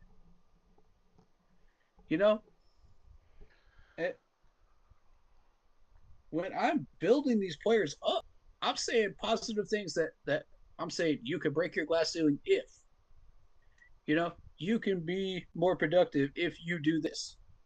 You know, I care about these people, man, from the top of the organization to the bottom of the organization. Imagine if we all cared like that about this organization. Yeah. Imagine if we only wanted these guys to be built up and they read those messages, how that would affect them. Encouraging messages, you know, Yeah. stuff that they read in the mail, from fans and stuff like that. Encouraging stuff like such and such player encouraged me to keep going and keep pushing my limits and keep doing what I'm doing in whatever profession they do. Imagine that. How And that would impact and that player. and you know what's sad? Super Trebo just made a good point. He says, "Here's the problem, y'all. With today's time in the world and media, news, and sports, negativity sells. Sadly, bad news sells and Yeah, negativity sells, which gets views and ratings. Yeah, yeah. yeah. It is And sad. it's politics pushing into sports is Yeah, exactly what it is. It's division, division, division, division, division. yeah, It's yeah. everywhere. And I'm not trying to get into politics, but that's exactly the point I'm Right. trying to make. It's seeped into entertainment Yeah, to the point where it's insane. People want instant gratification. They want what they want when they want it right now. You know, yeah, they want Super Bowl or bust. Like they think this is Madden or something. You can just walk out there, pick up whatever players you want to pick up, and oh yeah, here's a Super Bowl. And it's like that's not how it works. yeah. There's so many things you don't know. Not You not to think you know, but you don't.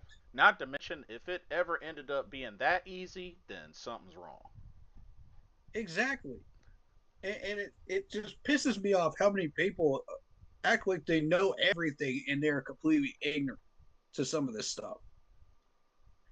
Completely ignorant. And you listen to them and you go, how do you get all of this stuff wrong? Like all of it. Go do some research. Go actually look this stuff up and try to figure out the things that we are saying right now because you're not on the same level as us. We're actually, and I know all of this is going to sound egotistical to the moon, but it comes with the territory of being a YouTuber. All right, you have to do the research because if you don't do the research and you come in here ignorant, you look like a clown. I, for one, do not want to look like a clown. This man over here does not want to look like a clown. Yep. Facts. And Mr. Carolina definitely does not want to make himself look like a clown when he comes out here and speaks. But Dave Canellis, you are making me look like a clown every time that I come on here doing stupid stuff like that. And it's got to stop. I have hyped this man up to the moon. I have supported him to no end, and now I'm starting to regret it.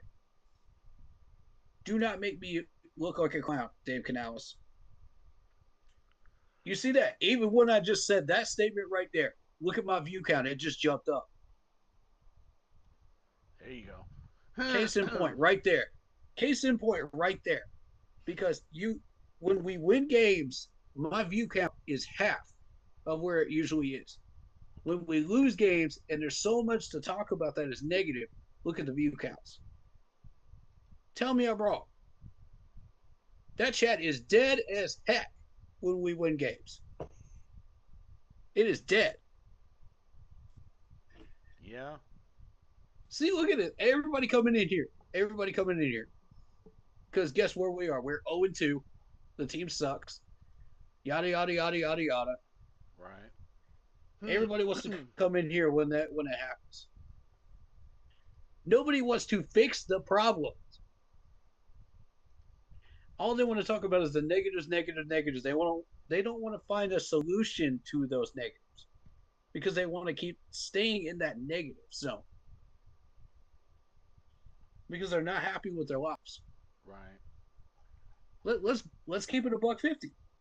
They ain't happy with their lives, so they come in and complain about the team. Blah blah blah blah blah. And they want to act like they're high and mighty fans. They're super fans. Blah blah blah blah blah blah blah. Man, y'all didn't watch half these games. Y'all didn't watch half these games when we Pretty suck. much. Pretty much. And all we want to hear is, oh, well, only if they're doing good. You know what that's called? That's called a bandwagon fan. Yep. Call it what it is. Call yourselves what you actually are. Stop trying to act like there's a quote unquote true fan. I hate that. I hate that phrase. I hate that phrase.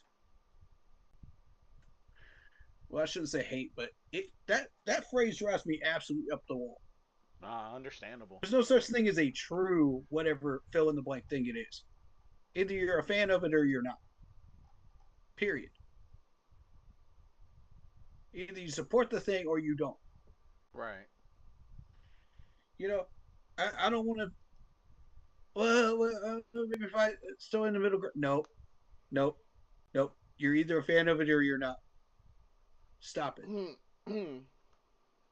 We have so many of these fans in this fan base. It drives me absolutely up the wall. And all y'all want to talk about is the negative bull crap. I want to uplift these players. And I'm going to start with XL. Doggone it. Miss me with that Hunter Renfro garbage because everybody kept telling me Hunter Renfro is trash. Hunter Renfro is this. Hunter Renfro is that. Okay. Who got you 2 touchdowns and put you in that game last Sunday? Who put you in that game last Sunday? It wasn't David Moore, who's not playing. Yep. It wasn't Jimmy Horn Jr., who's not playing.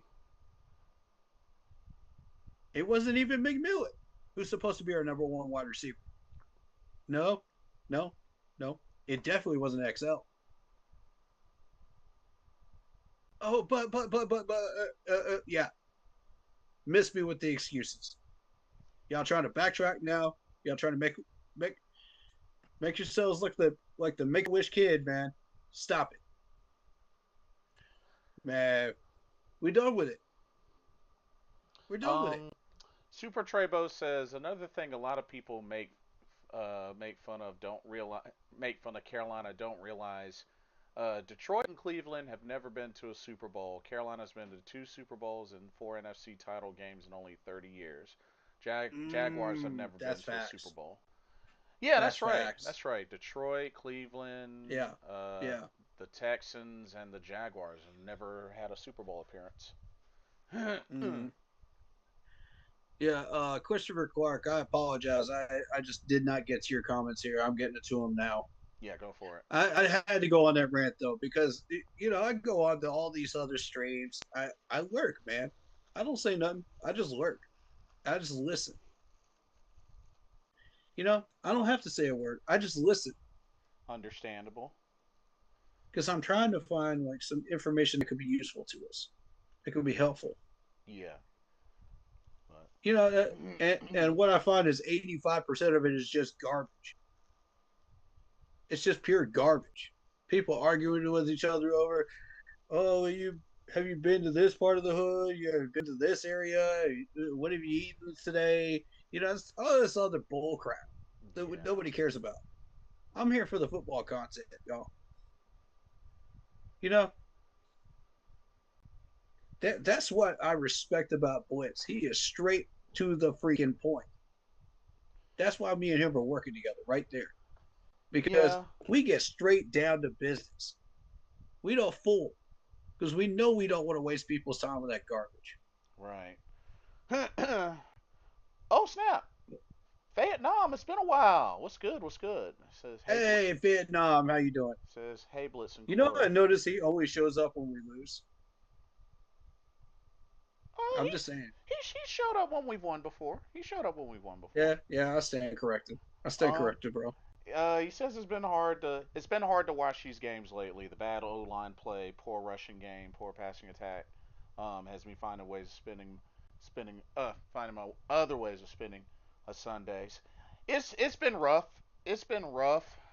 Yeah. You know, 2 games in, it's been rough. The second game, I mean, I show some grace for the second game because I Mm-hmm. mean, Mm-hmm. we have to keep in mind they had a chance to win it. They had a chance Mm-hmm. to win it. I mean, it was an incredible comeback that fell short. Maybe third time will be the charm. Hopefully, third time will be the charm this Sunday. They just got a lot to clean up. It's still early in the season. Yeah. They got a lot to clean up. We just Starting with the coaching. yeah, they got a lot to clean up. But I I'm got at least 20 questions for Dave Canales right now, yeah starting with Brady Christensen. yeah. But I feel your frustrations, Vietnam. I feel you. You We're all frustrated. you had comments on your side too. Yeah, yeah. Christopher Clark, finally getting to your comments. Sorry about that, buddy. Uh, Coach Canales is a decent head coach. I think that Tepper still needs to get out of the way. Tepper is not in the way right now. Let's be fair. Tepper is not in the way right now. For once, he is not the problem. It's Tepper. I will forever blame Tepper. Okay, you can if you wish, but honestly, it was the sports agency that he hired to hire Dave Canales and all these other guys. Mm-hmm. So well, Dave Canales and Dan, the sports agency hired those two, and then from there on, Dave Canales hired the rest. Yeah, I just give So him it I just give him the benefit of the doubt that he hasn't made as much loud noise as he normally right, does. right. I give him For that. once, it's not his fault. I give him Now the that. stadium stuff, that is his fault. Yeah. So if you want to go in on Tepper, that's what you want to go in on right there. Like Jerry Richardson probably complained about the 1-15 season in 2002, but when he went to the bowl in 2020, 2003, same thing in 2004, 14 when we went 7-8-1. That's true. That's true. Next year we went 15-1. Yeah, fair, fair. Tepper is too trigger happy. I mean, he was too trigger happy. Again, the sports agency he hired is taking care of stuff now, Hmm. which honestly he should have done that from day one. Yeah, yeah, which is fair. That's fair. Oh, and get rid of Evero. I agree. Yeah, his time might be coming if Yeah, he don't get it together. it's time. It's time. He's had enough time. Firing Ron Rivera, in my opinion, is the biggest mistake. No, I have to disagree with you there. Firing, and I know I'm going to get a lot of smoke for this one. Firing Gettleman was our biggest problem when we did, because we were 1 year away from winning a Super Bowl. 1 year away. Because if we had kept Gettleman and he had tossed like a couple of people and kept everybody, imagine us winning the Super Bowl in 2016, 2017 season. That could have logistically happened on a cheap budget. We had a great formula. We knew what we were doing. Yeah, he was replacing vets, but he was replacing vets for the right reason because he was trying to get younger. Hmm. You know what I mean? And some of these guys were not going to last much longer in the league. And it was eating up cap space. I get it, but he went about it the wrong way, and that was the problem. He didn't respect the players. He didn't respect who they were as people. He just saw them as names on the paper, and skill sets.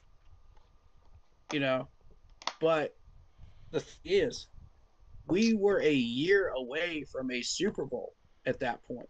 We had all the pieces in place to go back, run it back, and win. Hmm. Tell me I'm wrong. Anybody in chat, tell me I'm wrong. Tell me I'm wrong. If he had kept every single one of those players, tell me we wouldn't go back and run it back and win a Super Bowl the very next year. I think we would have had a good shot. Yeah. You can't tell me we wouldn't have had a good shot. We would at least be in the NFC Championship again. At least. If not win the doggone thing. So I don't want to blame I don't want to say that Ron Rivera firing was the biggest mistake. No. It was getting rid of Gettleman when we did. Mm. Now I get it if Gettleman goes, 8-win season, and then a 5-win season. I get it at that point. Because if we started steady decline and we start moving players at that point after we lose the Super Bowl, okay. Fair. But we had all the pieces in place. We were not going to lose one of them when they fired Gettleman. The conversation was about, I think, Greg Olson at the time. It might have been. When he got fired. And I would have said, okay, if you believe that our backup behind Greg Olson or the person you want to draft to replace Greg Olson and push Greg Olson into retirement is going to be okay or solid, I'm fine with it. Do what you got to do. I want a Super Bowl. I Mm-hmm. As much as I love Greg Olson, as much as I love these players, eventually they are going to retire. Come on. It's just it's a fact of nature in football. So if you have to move these players in order to get that done, fine. But the end result has to be a Lombardi. Right. Period. And whatever gives us the best opportunity to do that, let's do it. I'm on board. You know, and I loved what our cap looked like too. We could have went out and signed a tight end. Maybe he had an idea for a tight end out there that he wanted to go after. You don't know what this man is thinking. He was 5 steps ahead of everybody. 5 steps ahead of everybody logistically. And every one of those moves worked in tandem with each other, and it worked. Why do you think we got where we got? Everybody else before that season saw a bunch of misfit toys. What we saw was everybody combined in chemistry, working together and creating an identity. Oh, yeah. And working like a well-oiled machine every week. Now, you can't tell me if you retain all those people that you don't have a shot at another Lombardi opportunity the very next year. If it only takes tossing Greg Olson and getting a tight end off the free agent list or drafting a tight end, so be it. Mm-hmm. So be it. I want a Lombardi. Oh, yeah. Period. If you push Greg Olson into retirement for that, fair enough. I'm not going to argue with it. But you better get in that Super Bowl appearance again. We better get it. You better get that NFC trophy. So my whole thing is, yeah, we did make a mistake firing Ron Rivera, but was it our biggest mistake? No. Sorry, I can't get on board with that, with all due respect. But is it in the top 10 of our biggest mistakes in franchise history? Absolutely. And I'm part of that, and I regret it. Because I complained about Ron Rivera in his last year, and I did not even realize he had cancer changes, changing his personality. Mm-hmm. I completely missed the ball on that one. And that's on me. I apologize several times over for my comments about him that year. And I will continue to apologize for those because there is no room for that. Consider what we know now. So that's on me. That's my effort. Mm-hmm. With all due respect. And I own that. I own that. I still regret it, but I own it. I got a lot of love for Ron Rivera. And I got a lot of love for his family. You know what I mean? Oh yeah. And all of his supporters. So, next comment. I grew up in 2009 to 2017 era of the Panthers. I knew what I was watching in that era. John Beeson, Thomas Davis, Greg Olson, Cam D'Angelo Williams, even Greg Hardy. Yeah, for sure, man. It's a good lineup. Yeah, that's a heck of a crew, man. And it's amazing how we didn't come away with a Lombardi in either one of those tries. I thought for sure that first one we would have. Yeah, we came very close. Oh, I thought for sure that was going to give us. only But lost by a field goal. I mean, we came in with a fully decked out team in 2015. I thought for sure that may have been an opportunity too. Yeah. We had a very real shot. If there was a betting line today, not knowing what I know now, or what we all know now, I would have bet on the Panthers. I'm just trying to tell you. I'm not a betting man, but I would bet on the Panthers. Here we go. I'm saying it out because we were that decked out. We were stacked from top to bottom. God, it was disgusting. We were overflowing with talent. Right, right. The cup was runneth over. So yeah, we've had so much talent come in and out of Carolina, and it's just embarrassing how much of that we misused. It's absolutely embarrassing and tossed aside like like a used up ham sandwich Oof. that you're never going to eat again after eating 2 bites of it. It could be the most delicious ham sandwich ever from your favorite shop. You eat 2 bites of it, toss it in the trash. And that thing was worth like $16 or something like that. That's what we do to these good players, man. We got to stop this. Yeah, for reals. This is a horrendous pattern. And we're doing it again with Brady Christensen, with Chuba, with XL. What are we doing? Like, I complain about this every single year, and it never changes. It never changes. For reals. It's insanity. But yeah, man, look at all these good players, man. He just listed, man. God, we were so spoiled. We were so blessed Very to much. have all these incredible players. So blessed. And we let those years slip by, man. Shame on us, man. Shame on us as an organization for that. How do you feel about Jimmy Horn not playing?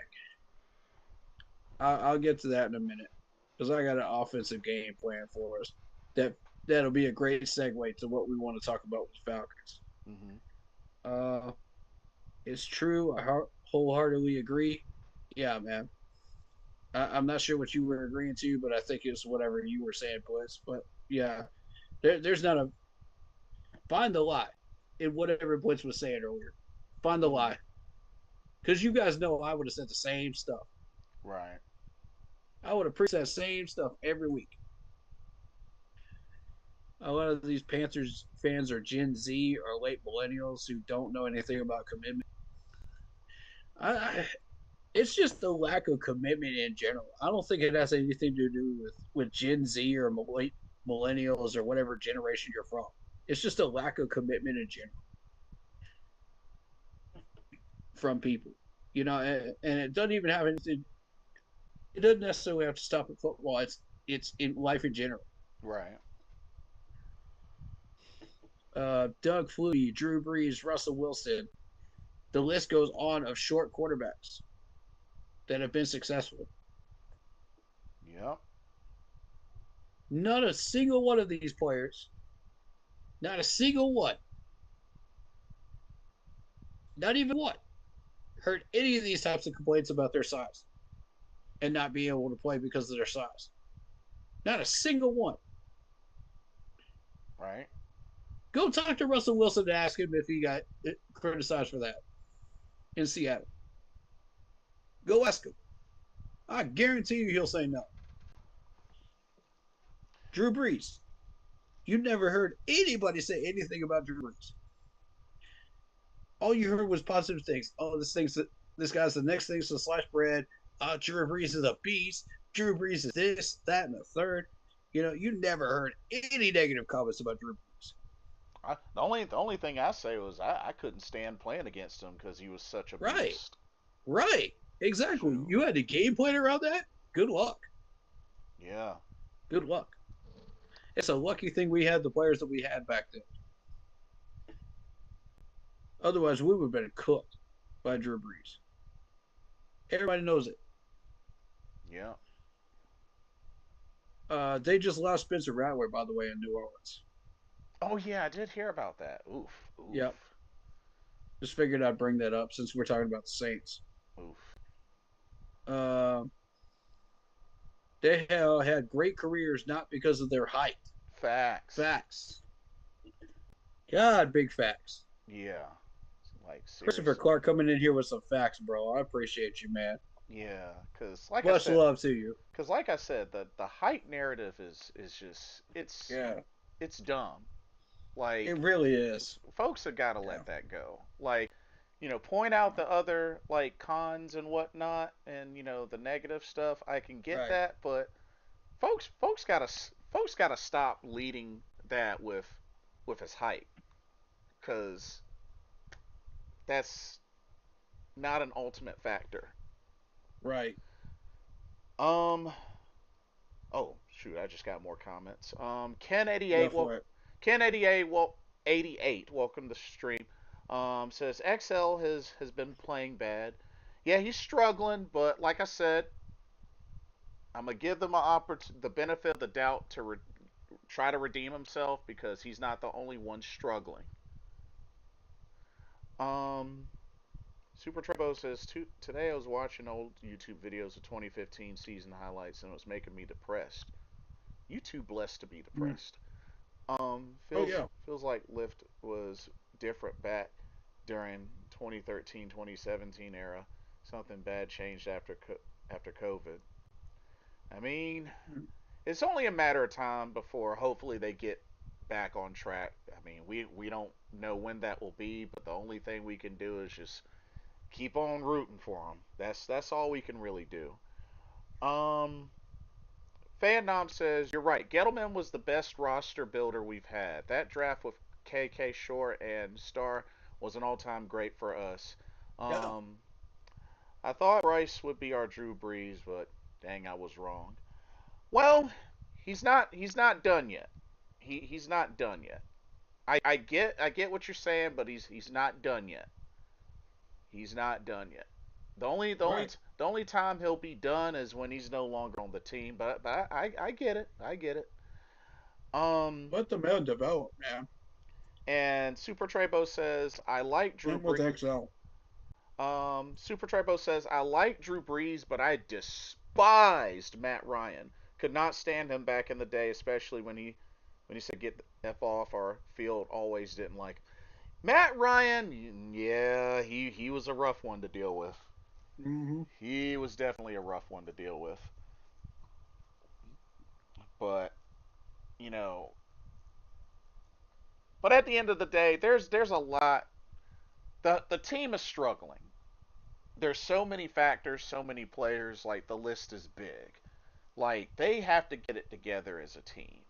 Like that's the only way that this team is going to bounce back and hopefully go on a streak because they really should be able to, but everything's got to come together. But I mean, we'll find out this Sunday. I mean, this is their first Mm-hmm. game in front of the home crowd fans, so I'm just hoping they don't disappoint. Really hoping they don't disappoint. Um, but to get into the matchup, the actual matchup. Yeah. Like I said, I think it's definitely a winnable game. Um, the main thing, like I said, gotta stop, gotta stop the run. Um, although, Correct. could we possibly? Well, nah. I think they're still gonna roll with Michael Penix Jr. I know they got Kirk Cousins, but I think they're gonna still roll with Penix Jr. They got a 1-2 punch combo in Tyler Algier and B. John Robinson. Yeah. Um, for the receivers, of course, Drake London, Jamal Agnew. Um, Agnew's a problem in yeah. slot. Um, Darnell Mooney as well. So they got some notable names. They definitely got some notable names. Kyle Pitts, got our former tight end Felipe Franks. Do they? Yep, Wow. yep, sure do. Um, and they got a tough O line. You know, Lindstrom, Bergeron. They actually got a decent O line. Let me look at this depth chart here. Because, let's see. Chris Lindstrom is a really, really good right guard. Yep. He's going to be a problem. You're not getting past him. Um, I would focus on Elijah or Jake Matthews because I've seen Bergeron. He's pretty solid. Yeah.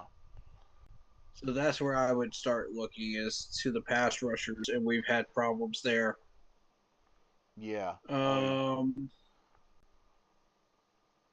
Uh. Felipe Franks, we already know about him. So I mean, if we do see him on the field, we know his weaknesses. Right. But John Robinson is a tank. That dude's a problem. How many rushing yards does he already have this year? 167. Yeah. Yeah. He's Jeez, been going to man. work. Yeah, this dude is an absolute problem. 2,599 rushing yards total career. Look at the average 4.6, 4.8, 4.9 every year consistently. 18 touchdowns. He got 14 touchdowns last year. 14. That cannot be understated, folks. Yeah. He had 1,456 yards last year, and the Falcons did not make the playoffs. Did not make the playoffs. I want to make that clear. Uh. But it wasn't because of him. Right. Um. Let's see. Oh, Fandom says, "What do y'all think is wrong with the team? Is it everything? I think it's poor QB mechanics and decision making. The defense wouldn't be that vulnerable if we could score 27 a game." No, I'll I'll s- it's not Bryce. I'll say this: it's a number of things. Cause here's the thing: yeah, Bryce has made a share of mistakes, but also goes back to a lot of balls that he's thrown. He's thrown on point, but the receivers haven't Yeah, haven't caught those balls. Decision making. I definitely think a big part of it was play calling, and also the fact that they have way too many times where they snap the ball with 2 seconds or less right. left on the clock, which they gotta get Yep, out of the habit of that. As far as the defense, I mean, each side of the ball can only control their side of the ball.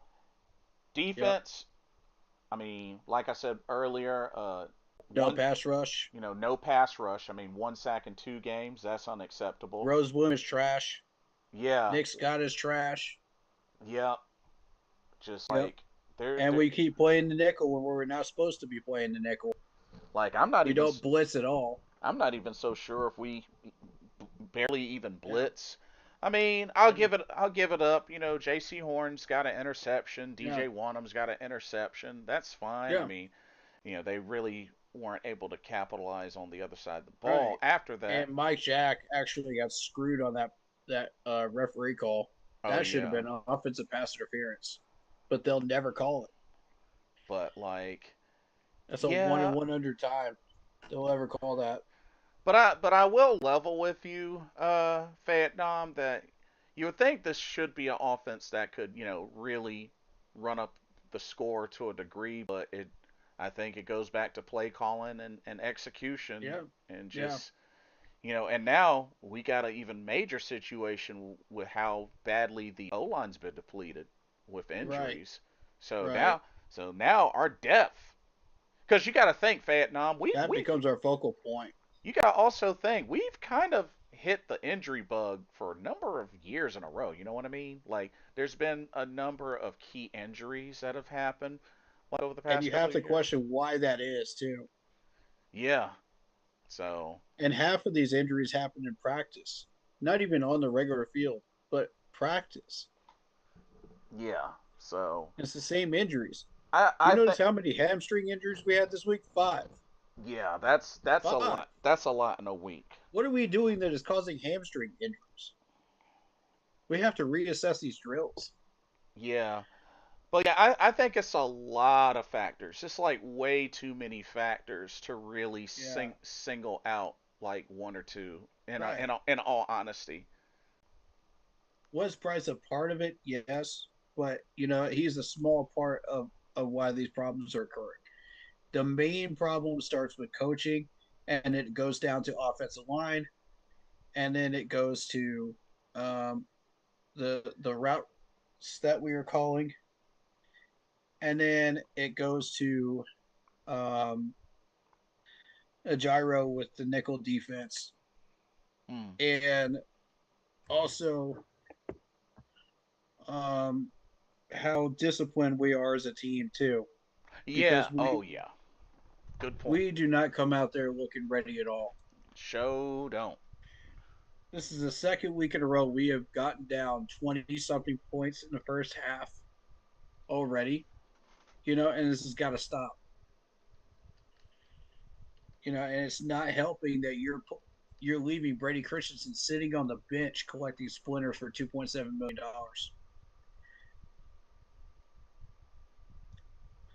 He is the solution. I'm telling y'all right now. I don't care if this coaching staff doesn't want to hear it. He is the solution.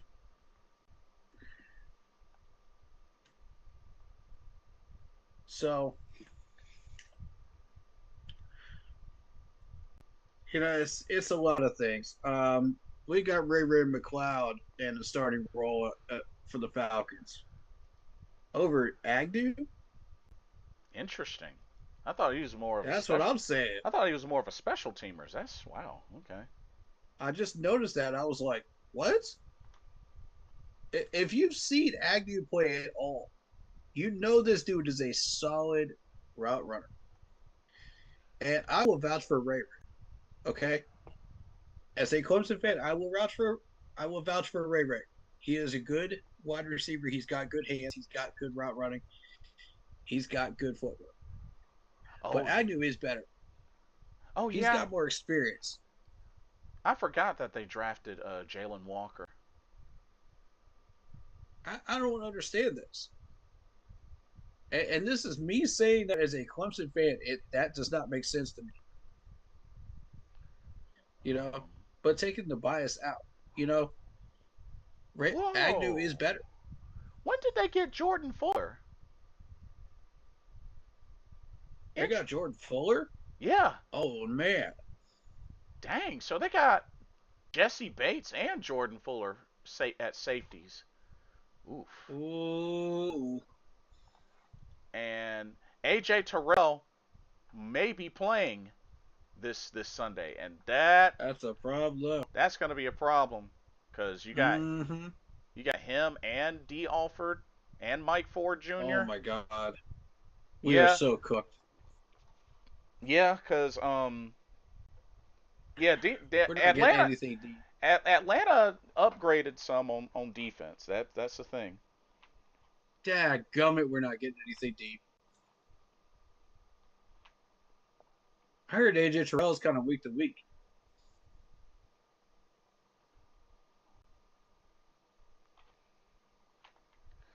And I mean, if you want to focus on the rest of the roster, we can focus on that first.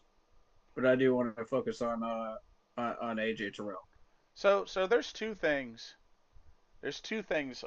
So first, a few more comments. Super Trebo says it's crazy. The last time the Panthers won NFC South, I was 30, about to turn 41. Hey, I already turned 41. Oh Um, my gosh. last time the Panthers swept the Falcons was 12 years ago. Yikes. Um, Mm. oh yeah, Vietnam also mentioned Xavier Watts, the rookie, Yeah. rookie safety. Yep. That's right. That's right. He's gonna be up in there. Um, Vietnam says, "Do you see us winning any games? Because my floor is 0 and 17 and the ceiling is 3 and 14. Yeah. Ouch. Without a real quarterback who see the field and has the arm power to make all the throws easily, we're not gonna Here we win. go. Here we go. But that's just my opinion. Maybe we turn it around. Here we go. Here Quarterback that can see the field. Here we go. here's the thing. Something to think about. Vietnam, being that this offense has to rush to the line and has to scramble to hike the ball. I don't think Bryce ever gets a chance really to scan and pre snap Agreed. because they He's too have busy setting his hot routes and all this other garbage that Brad Isaac wants him to do. yeah because I mean after all they're trying to rush to hike the ball with like 2 seconds Putting people left. in motion. Yeah, so with how they've been setting up and whatnot, like it seems really difficult. Not only that, he's going to really be tested because the O line's depleted. The O line's depleted. As far as the arm power, I don't think that's an issue. Well, I think it's it's not there. an issue. I think it's there. Now, as far as he's got to take some shots downfield. Got to do that more. I agree. I Mm-hmm. definitely agree. Um, but yeah, so that's all I can say with that. Um, hey, Mr. Carolina, we're still up in here. Hey, what's good, get man? if you wanna get up in here, we're still in here. Yeah, yeah, Super Treybo says, do y'all think the Chiefs dynasty is over, or do y'all think they'll sneak back into? They're definitely not done. yeah. Yeah. Yeah, it's still the You, Chiefs. They're still a threat. you good on comments? That was my last comment. But I just wanted to All right. say, the Chiefs are still a threat. Yeah, Yeah, they yeah, are. yeah. That dynasty's not over. Don't let that 0-2 fool you. Not at Yeah. all. Not to mention they were just recently playing in a Super Bowl again. So yeah, that dynasty definitely ain't over. I can tell you that right now. All right, go for it. Reason I asked is because I want to get into this offensive idea I've got before, Mr. Carolina comes in and wants to But yeah, if you're say his piece, you know what I mean? but yeah, if you still want in, we're still here, Mr. Carolina. Yeah, let, Just let me go through this real quick before he gets in because I want his input on it too. All right, so first of all, there's been a lot of chatter about Xavier Leggett. Okay, so and this is where AJ Terrell comes in. AJ Terrell has been week to week injury wise, so we need to monitor this carefully. This could be the key to getting things started here. He has not practiced Wednesday or Thursday so far. That's a good sign for us. That means this offensive plan can go into action because his backup is not that good at all. And that is Mike Hughes. Mike Hughes. No. D. Alford, Yeah, Mike that Hughes, and Clark Phillips the third. None of these guys measure up anywhere close to what AJ Terrell could do. So this is an opportunity to take full advantage of that, and here's the strategy I've got. I want to put XL over there on D. Alford or Mike Hughes, and D have that be D is more of a tackling machine than anything else.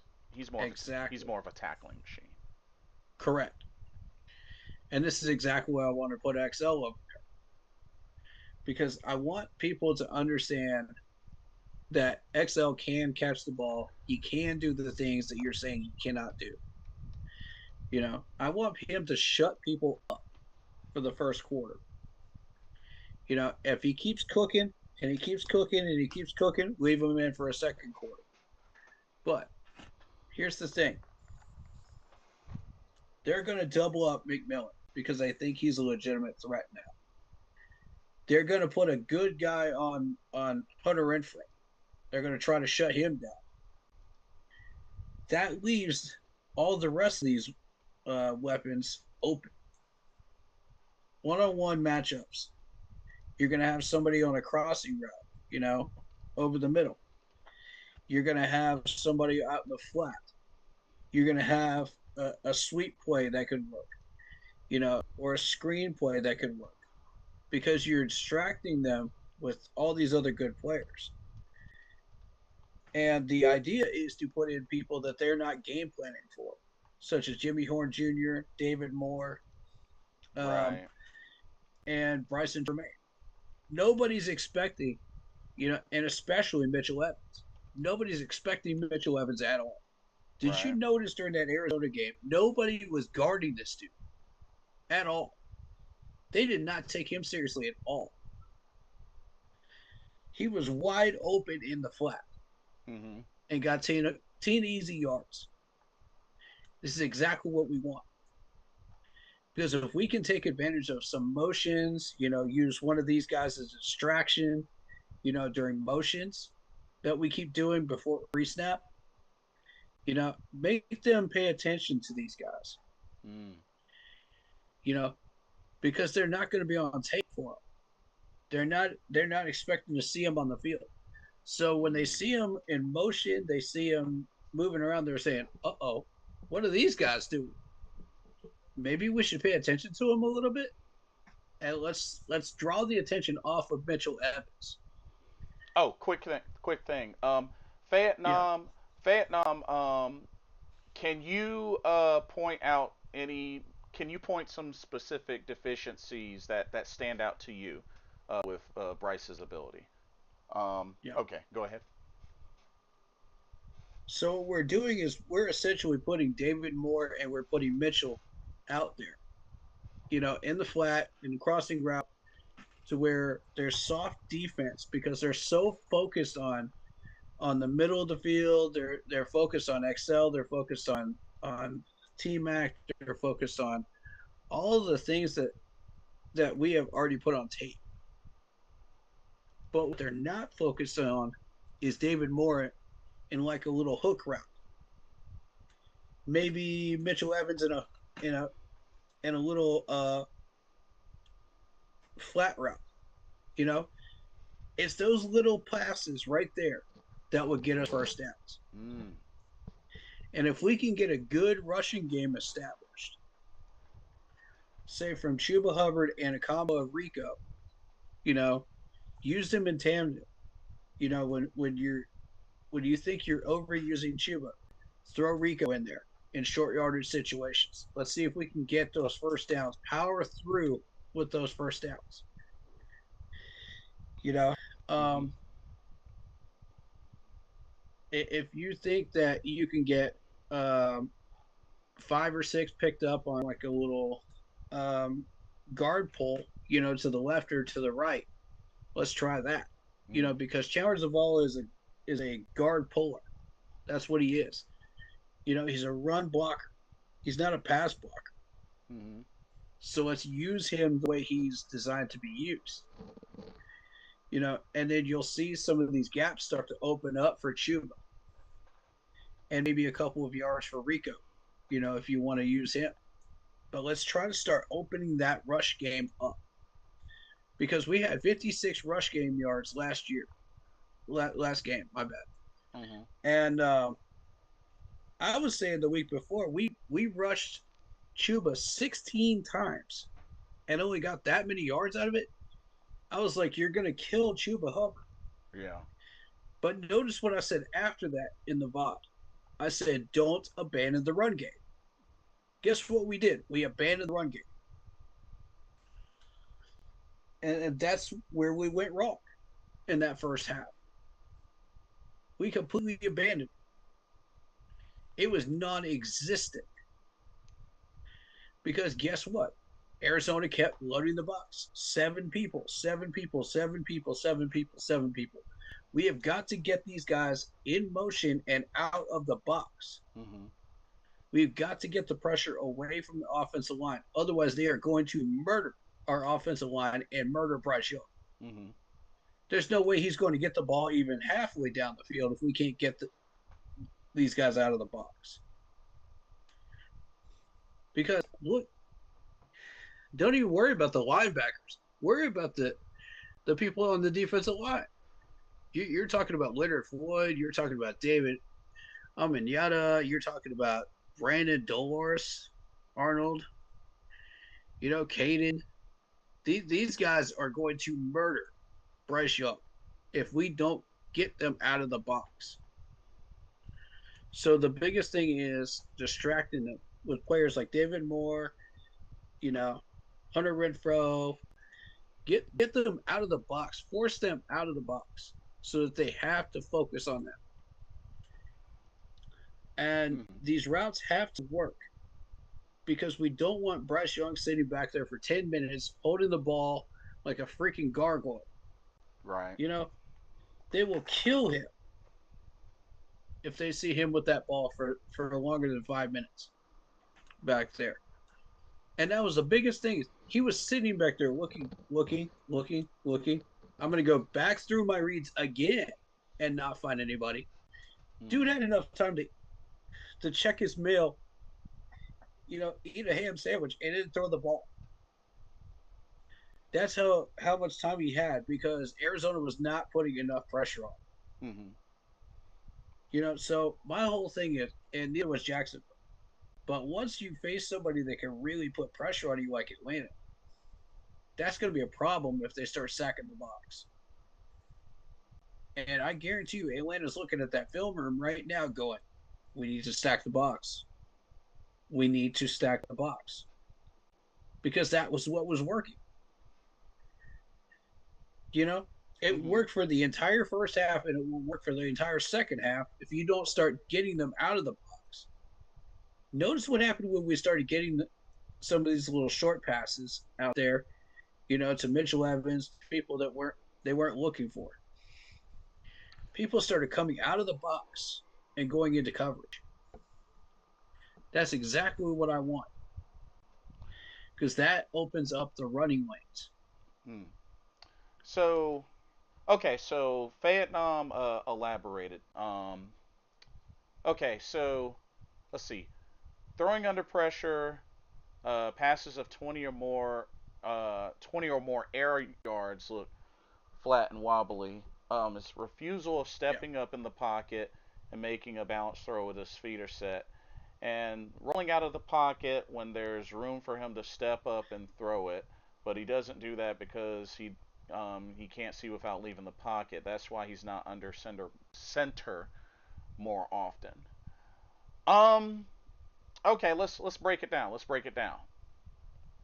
Now, as far as the whole throwing under pressure or whatnot, now before I dig in to this, just kind of break it down.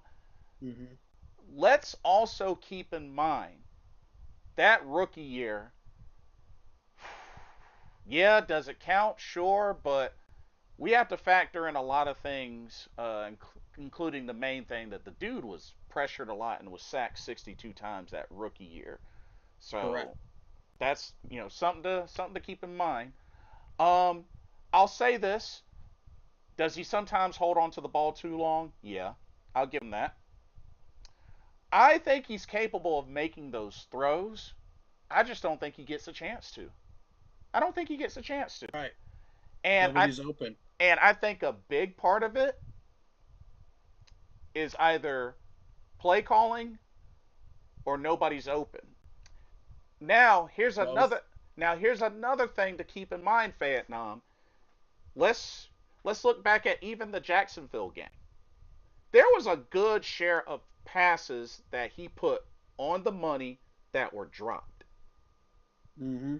And see, I think that's what can easily be overlooked sometimes.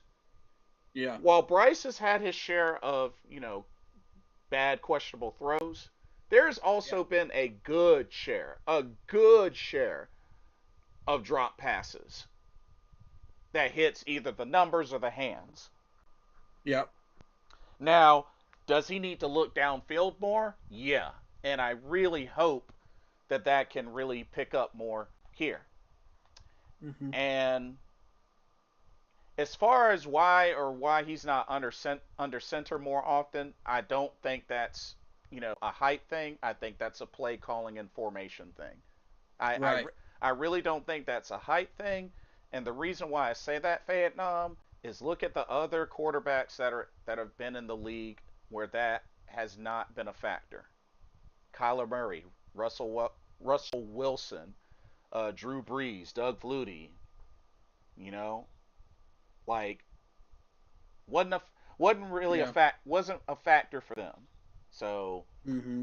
the whole hype part of it, like I really don't include because it's really I don't consider it a factor. I don't either. So Actually, when you go into Dave Canales' playbook, if you've got Madden 26, which I do, if you go into shotgun, that's where you're going to find the slants play. You don't find it under single back or ace or any of these other places. You find it under shotgun. oh So snap, that's one thing that needs to be said. Mr. Carolina, is that you? What's Oh good, man? What's going on? Can y'all hear me through this chat? Hey, so yeah, happy to have you, man. hear I you loud and clear. appreciate Can, it. can you hear How you us? been? Hey, I can hear y'all loud and clear, man. I've been living life, one day at a time. That's about all I can do. That's what's up. That's it. Good. I'm protesting the Panthers, so I'm wearing my Hornets hat until further notice. I'm protesting. Oh, This is I my saw that silent coming. protest. Shout out to the Screws. Welcome Oh. on in, man.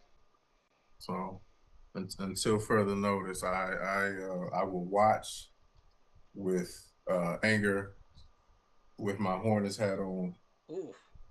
as Nah, I I as I feel you. watch. I feel you. I feel you too, man. I Um. feel you too. No. Nah. Look it back up, Vietnam. Bryce is 5'10". He's not 5'8". Look it back up. Correct. He's 5'10". He's actually 5'10". Look it up. He's 5'10", just like Kyler Murray, just like Doug Flutie. Yeah, he's 5'10". Look it up. Kyle Murray just he's built different. That's all. He's built. He got a Yeah. stockier frame Oh, than for Bryce does. sure. Oh, for Yeah. sure. Like you can even see it at how he runs. Like you could Hmm. definitely tell. Mm-hmm. Like And you I can tell he played baseball. You can just tell by the way he throws, by the way he maneuvers. You can tell he had a baseball background. Mm-hmm. Shout out T Green. He says something has to give. It's not going to be the same forever. His process needs to be quicker. Yeah, agreed. And that's where the other part of this comes in is where he has to be quicker with his release too. When he sees that 7-man blitz in the box every time, he's got to get that ball off quicker. That process that he's going through has to be quicker in his mind, and the snap count has to be better. We've got to limit the language, and that's Brad Isaac. So if you can do all of those things and put all of these little things in motion, like David Moore, Jimmy Horn Jr., you know, Mitchell Evans in the flat. Just do all these things that Atlanta's not game planning for. I think you might have some success going. And then after the second half, switch up the roles of XL and T Mac. Hmm. And the reason I say this is because yes, XL has proven that he can catch the ball. He could do a few things in the first half against a weaker second string corner.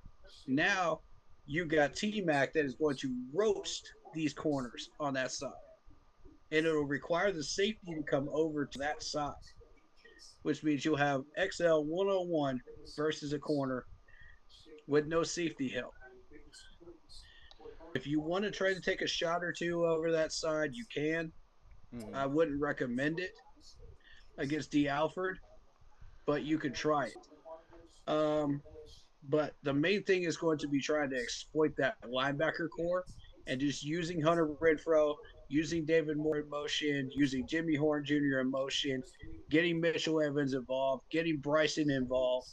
You know, doing the little things that they're not looking for and getting that run game established. Yeah. You know, don't Now, worry so much about pass protection, but the main thing is getting these guys out of the box. You have to get them out of the box early right. because that's exactly what Jacksonville did and that's what Arizona did. They loaded the box early. How many times did they load the box in the first half? Both of these teams. A ridiculous amount.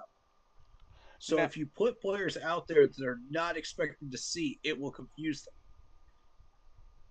now, Mr. Carolina, I want to give you an opportunity to unleash the beast. Let me I know you, I know you've let me been. get these comments out of the way and then Oh, we'll let them in. you got a few Yeah, comments. yeah, Okay. yeah.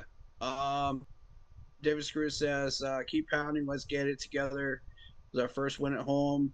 Be prepared. It's a division game. Protect the ball. No turnovers. Get turnovers on defense. Get pressure on the QB. The team is supposed to be to don't back down. Keep pounding. I say let Bryce go. No huddle and call the plays and get the defense off balance. Uh, yeah, there's some stuff in here. I Um. think protecting the ball is a big thing. Yeah. Absolutely. But those two turnovers were not his fault in that Arizona game. Now, if you're talking about the Jacksonville game, yes. But the Arizona game, no. That was a heavy blitz on both those situations. The running back got absolutely destroyed, you know. So, I mean, what was Bryce supposed to do? You know? Oh. And to Fayette, you may want to take that up with the official NFL combine. They measured him at 5'10", and 1/8. Just saying. Yeah. Just saying. All right. I'll take incomplete passes rather than picks at this point. If you can't get that ball out of there because of the blitz, that's what I'll take. You know, but if you're going to throw that ball into coverage and make stupid decisions with the ball, uh, I'm gonna put I'm gonna put Bryce on blast because you can't do that. We got to protect the ball, make smarter decisions with the ball, and make quicker decisions with the ball and release it quicker. That's the success. If you can move the ball down the field with these players that they're not looking for, we can do that. Yeah, as far as getting pressure on the quarterback, we haven't been able to do that at all this year. Oh, 1 sack in 2 games. No blitzes, And the sack all was a this. rookie. Yeah, Shout out to Princely. yeah, Princely. Shout out Princely getting himself involved. But where is Nick Scorden? Where is Nick Scorden? We've heard nothing but good things about Nick Scorden. He's been hyped up to the moon. Where's Nick Scorden? I need him to show up next week, this Sunday, And and next week. and Tershawn is I think still gonna be out for a bit. A few more weeks. Yeah. Yeah, please don't let Izzy call the plays. Agree. Do not let that man even touch the playbook.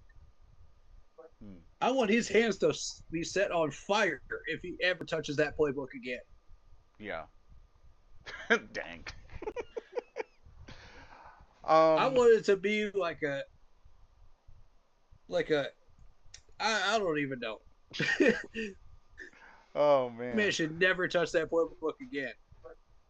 But nah, those are some definitely good points and whatnot. As far as us backing down, absolutely, we should never back down. Agreed. No huddle, maybe no huddle. Let Bryce call the plays. I mean, we tried to do that last year a little bit, and that didn't really work. I don't think he is really used to these plays because I don't think Brad Isaac knows what he's doing with these play calls. Hmm. That's the But, problem. but So that's where I'm at. All right, I'm caught up. Go for it. Mr. Carolina, the floor is yours. Unleash the beast. Have at it. I'm I'm at a loss for words for these past 2 Sundays. Okay. I'm at a loss. While no, I'm not going to say I'm 1,000% Bryce Young's fault. And I'm really, really, really, really, really wanted the young man to do well. Mm-hmm. But these turnovers got to stop. Yeah. Like they literally got to stop. The first one, and just my 2 cents on just the Arizona game. The first one, Corbett, you have to communicate with Damian Lewis because I'm watching it right now, and I'm trying not to get pissed off again watching it right now. I'm watching a miscommunication between the center and your left guard where they're doing a stunt blitz where they got 7 in the box, but only 5 come, and you don't communicate that with your guard and your center. Now, even with that being said, Bryce, as he's rolling to his right, it's ball security. Yeah. You see the man coming in front of you. Right. You saw it. It's not like it'd be one thing if it was a blindside sack. He looked at him and ran away from him. So at this point, clutch the ball, tuck it under, take the sack, live the fight another day. It goes back to ball security in week 1. You didn't secure the ball properly. This is your 3rd year, bro. You don't know how to slide? Yeah, he needs to slide. You come into the NFL, you have to know how to slide. That's a requirement, I feel like. Cam is 6'6", 255, and his big butt knew how to slide. Yeah. He could also run you over. But, and then on the interception, Kyler Murray did it too. If you are getting hit, to your point you made, take the sack. I'd rather you just take the sack. Take the sack. It's okay. Instead of trying to make a play where you know there's not going to be a play to be made, just eat it. It's okay to say, I can't make this throw because somebody's sitting in my lap. Why do that? Yeah. It made no sense. Correct. But besides that, I think, Jay, you and I talked about this. We texted the other day. The 2-minute, we had 2 minutes left. There was no sense of urgency. Like, they were just lackadaisical. Yeah. And I'm literally, my wife had to come out the room because I'm screaming at my TV, what the are y'all doing? And she thought I was talking to the kids, but I wasn't talking to my kids. I was talking to the TV. I said, dude, what? Like, what are we doing here? They're just walking around. It's like, we got all day. We got, what are you doing? You got 20 minutes on the clock, blah, blah, blah. You know, we're just walking. We can do whatever we want. Yeah. And then we usually walk in the park. And then the plays that you call don't make sense. They don't make sense. Not to mention, we got a lot of free gifts and penalties as well to keep. We should have not been at the end of that. We should not have been in the game at the end of the game. I'm just be dead. We should have kicked both of those extra points. We should have been there. We should have been there. Arizona was trying to. And furthermore, why are you running a draw on two point conversions? Because If it didn't work the first time when we Yeah. haven't been able to establish the run, why would it work the second time? Hey, it doesn't. this is the time to bring back the dance, Mr. Carolina. I get it the Make first it time. make I'm not going to Make it argue with make that yeah, one. make But it the make second time, sense. really? Make it doesn't make sense. It doesn't make Right. sense. It doesn't make sense. And why? And this I'm gonna go to game one here, and I'm gonna split between both. All right. You brought Rico Dowdle over here for what? Thank you. Let them know. Thank Let you. them know. Exactly. Yes. What did you bring him? Let them know, For- Mr. Carolina. For what? Right. Right. I saw them. I'm watching game one, and I'm like, damn, is Rico hurt? Damn, what is Rico doing? Damn, Rico, you gonna touch the ball? Or you a glorified water boy? Why did we bring you here? Right. Oh, that's right. You I'm know saying the how to same thing run. about Brady Christensen at this point too. Why is he not $2.7 million for what? for him to stand on the sideline? What are we Right. doing? Same Make dude. it make sense. Same dude that rushed for 1,000 yards last season. Right. You have the number 8 and number 12 rushers in the league from last year. Yep. Now I get Chuba's your guy, but what the hell did you bring Rico for? The man can play, Yep. so why not use him to his strengths? So Yep. now you want to try to do something in game 2, but you try to overdo it. And I'm going to address this, because I know it's my guy, and I'm not defending him, and I know y'all was talking about it earlier. Get off XL back. Like, just Right. get off his Right. back. Mm-hmm. Right. If you looking at, they talking about 8 targets for -2 throws. Did y'all look at some of these throws? Did you look Facts. at the plays that were called for him? Let's call a Thank spade you. a spade. Thank you. Yep. You got a stupid screen where he got blasted because I love T-Mac. T-Mac, I mean, maybe it's payback. I don't know. T-Mac didn't block a soul on that one because the guy went right around him. Oh, I know the play you're talking about. We Mhm. got him. And then you get one where he's doing a quick slant where it's a quick 1-2 and you're trying to zing it in there and the defender's right in his pocket because they're sitting on the Right. route. Yep. Then you bounce 2 at his feet. Then if you look at the one in the end zone, unless he's Yao Ming reincarnated, how the hell is he supposed to catch that? What are we doing? What are we doing? But XL's supposed to catch everything he's throwing that way. I love the shit out of T-Mac. That's my guy. That's the next jersey I'm getting. God. Nice. XL ain't Yao Ming. I'm not catching the ball that's about to hit the damn goalpost. I'm sorry. What do you want me to do? Right. You're not Right. scheming me open. You're offensive guru. Scheme him Yeah. open because Hey. that's what you're supposed to be doing. We wanted an offensive-minded coach. Be that offensive-minded guy. That's your side of the ball, but that side of the ball sucks. It sucks. When the Oh my offense on the God. field, I'm like, what the fuck are we doing here? Because Right. it's I can tell The what play we're calling about to is do. garbage. Because I'm watching it right now. Mhm. Running back goes in motion to the right or left. He comes right back. Okay, we're gonna do something stupid run. Okay, he does the same thing. Okay, we're about to run. Okay, we're about to 1, 2, 3, get rid of the ball. It's predictable. It's predictable. We're doing the same crap. Ooh, it hurts. Throw the ball. Bro, you pan over to Dave Canales. He's over there just yelling into his mic like he's ordering off a McDonald's menu. And then all Bryce Young hears is just draw play. So he runs a draw play. All that motioning, all that extra bull crap that you just did, and you just run a simple draw play. All he heard was Charlie Brown. Exactly. Exactly. That's all we hear. That's all I see. And then draw it. Right. And then we look at the same crap. Okay. My defense. I'm a defensive guy. I love defense. I love hitting people. Defense. Mhm. Hey, week 1. What the fuck? What are you doing? Hello. 200 yards. Y'all might want to grow a pair. I don't know what the fuck you're doing, but this shit's embarrassing. What the fuck? Make it make sense. Hello, Nick Scott. Hey, grow a pair. Tackle somebody. I don't know. Maybe put your shoulder into him. Hey, Trevor Wallace, Mr. Roseboom, what the fuck are they paying you for? Get your simple ass in the damn B gap and hit somebody. I don't know. Right. Maybe do your job. Roseboom Hey, is defensive trash, ends, man. outside linebackers. Hey, we were taught this shit in Parks and Rec. Set the fucking edge. What are you doing? You're hitting somebody and turning your back. That's not what they teach you. You set the edge. You hold the fucking edge. That's what they brought your big ass over here for. What are you doing? Hold the edge. God damn it.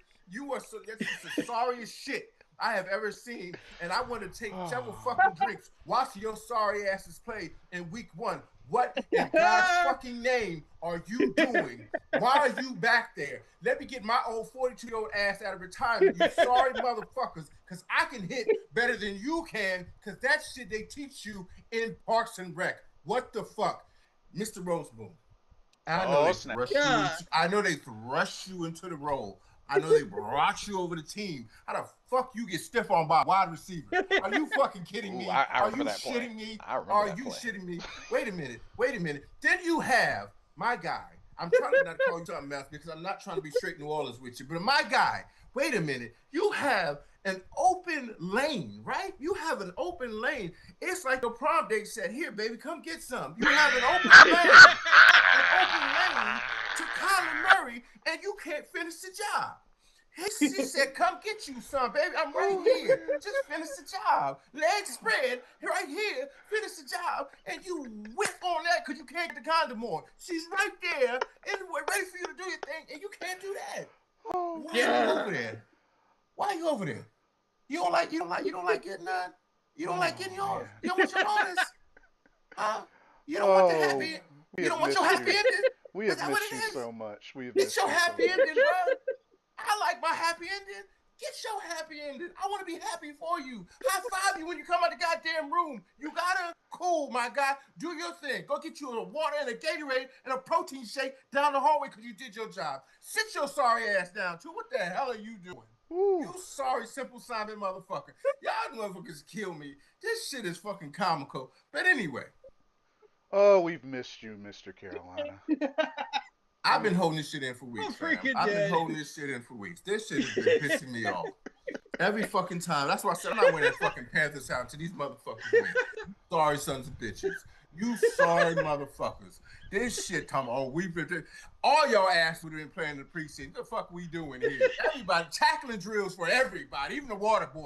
Everybody's fucking tackling somebody. What the fuck are y'all doing over there? Let me ask you this, Mr. Carolina, because I know all this is from my heart. It's warranted, and all of this is from the heart. This is 30 years of frustration. Yeah.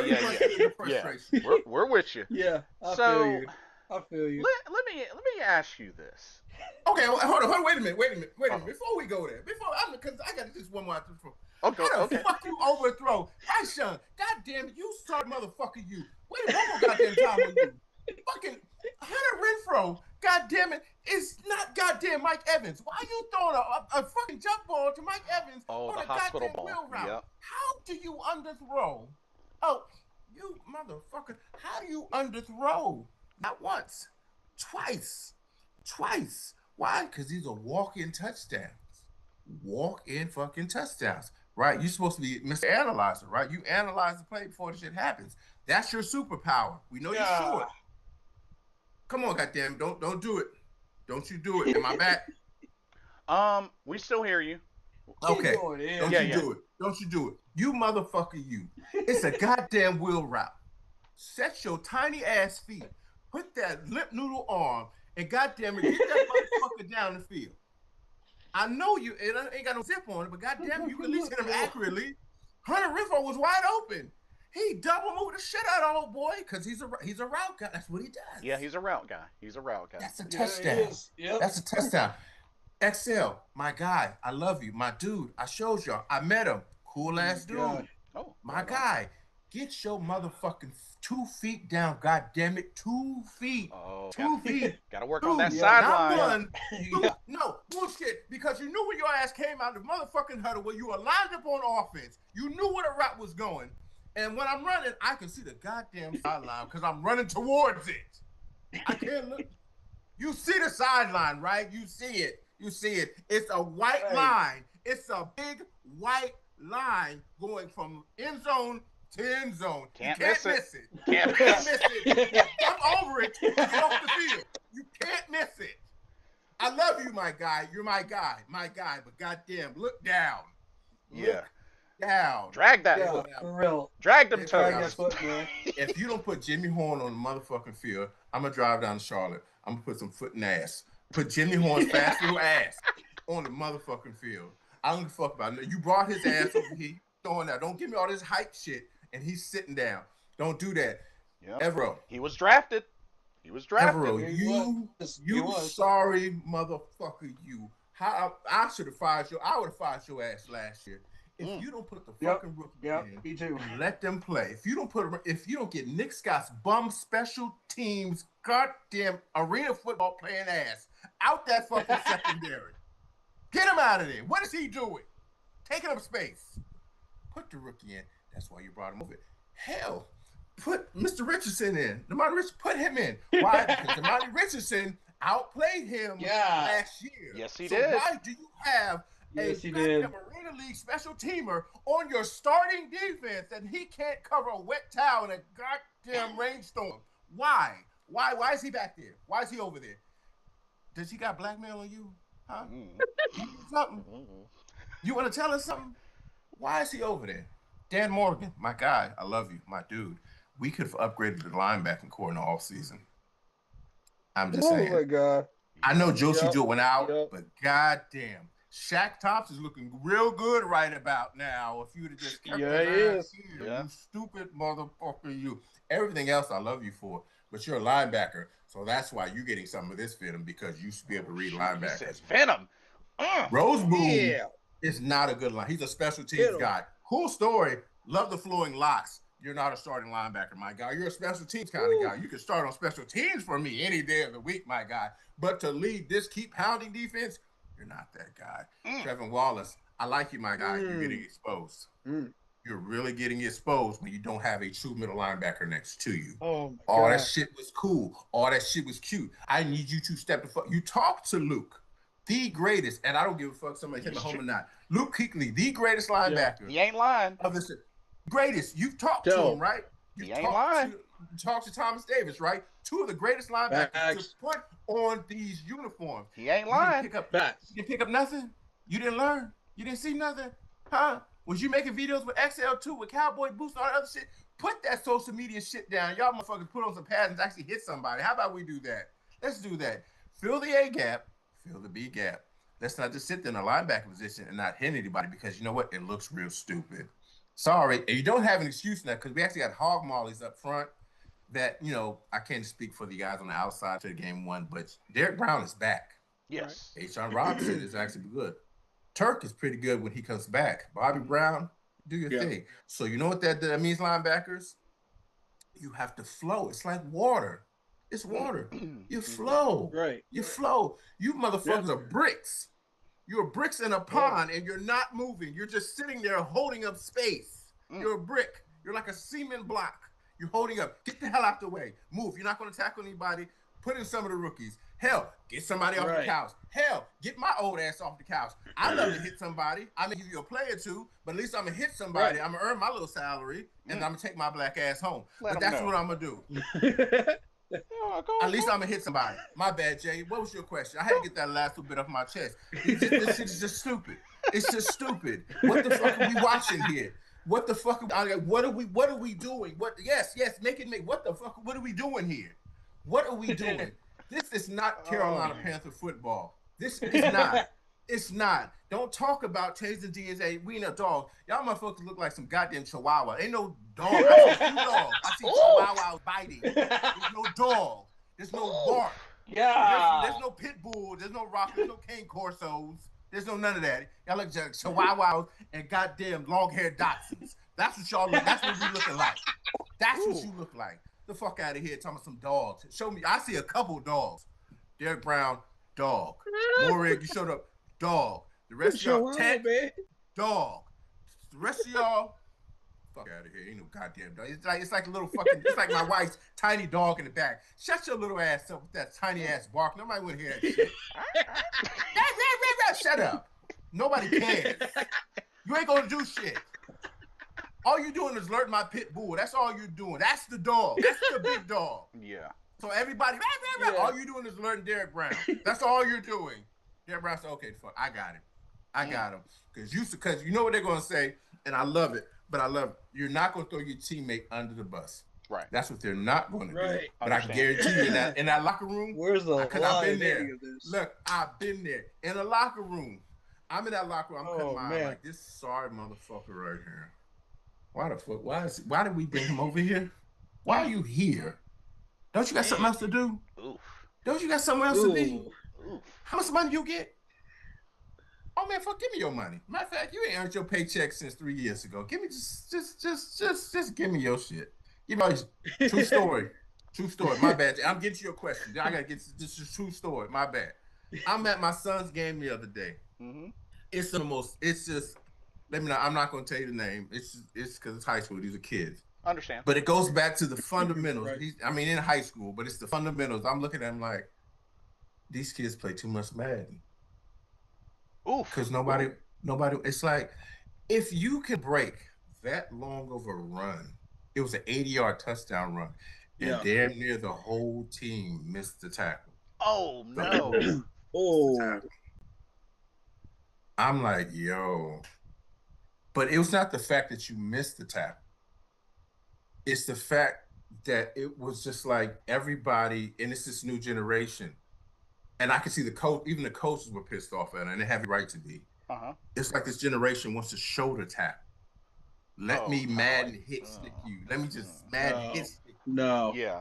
Bump that Madden hit stick garbage. What are we doing?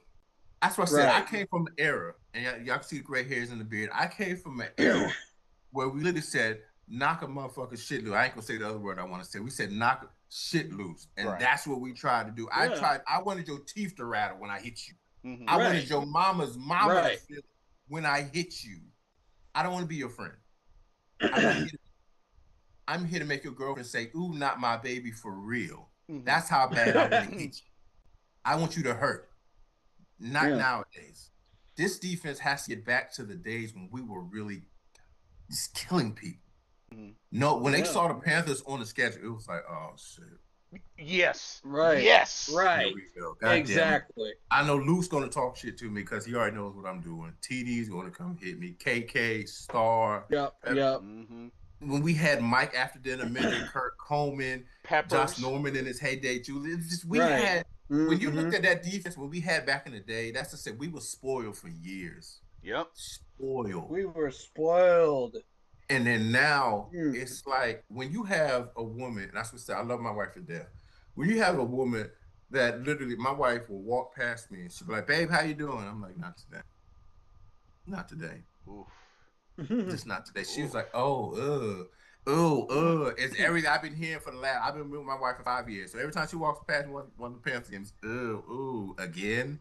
Yeah, again. Again. Mm-hmm. She said, you want me to make you a drink? Absolutely. Make it a double shot. She's ready. She knows what the deal is. She already know. Yeah. She already know. Yeah, she knows what the deal is. Yeah. If she don't hear my mouth, and she see me on the couch like this, they said, they losing again. I said, She said, I'll go get you a drink. Thank you. Because this is what I look like. That's what I look like. I love y'all. Where's it at? I'm sorry. It's on this Tatted. Love you guys. You're still here. You're on my arm. So I love you guys to death. You're here with me. But goddamn it. You see, loyalty. I'm loyal. Loyal to you. Nice. Loyal to you. I respect you. I respect you. But you're pissing me off. You sorry non-hitting motherfuckers. You're pissing me off. Your question is bad. I'm done. Oh, so two things. Jesus. One, this is just another reason why we missed you. We missed you. Absolutely. That was beautiful.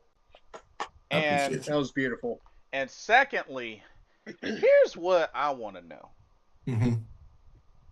Everything you said, spot on, in detail. Where's the lie? Very legit, 100%.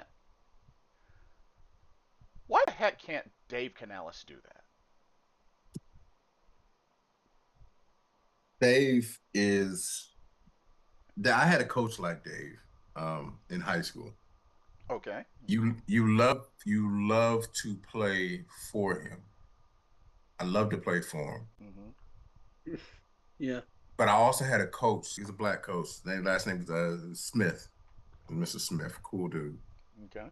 But he would rip your ass a new one. Woo. He would literally rip you a new one.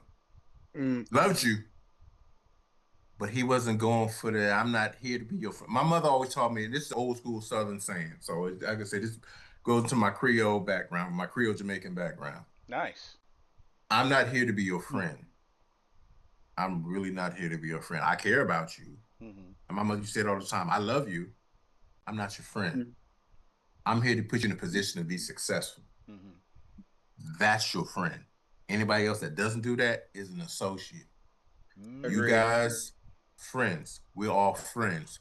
I want to see you guys be successful. Mm-hmm. If I didn't, you can call me an associate all day. Jason, Right. that's my dog, my brother. Love you. You're my dog, my brother. Love you. We cool. I want to see you guys be successful. So if I have an opportunity to put you in a position to be successful, that's what I'm going to do. Dave Canales has not figured out the art of putting people in a position to be successful. It's good to have a positive speech. That's cool.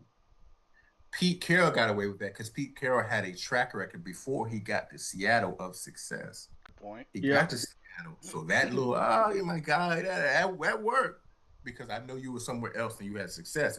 Pete Carroll also had a Legion of Boom. Yes, he did. Yeah.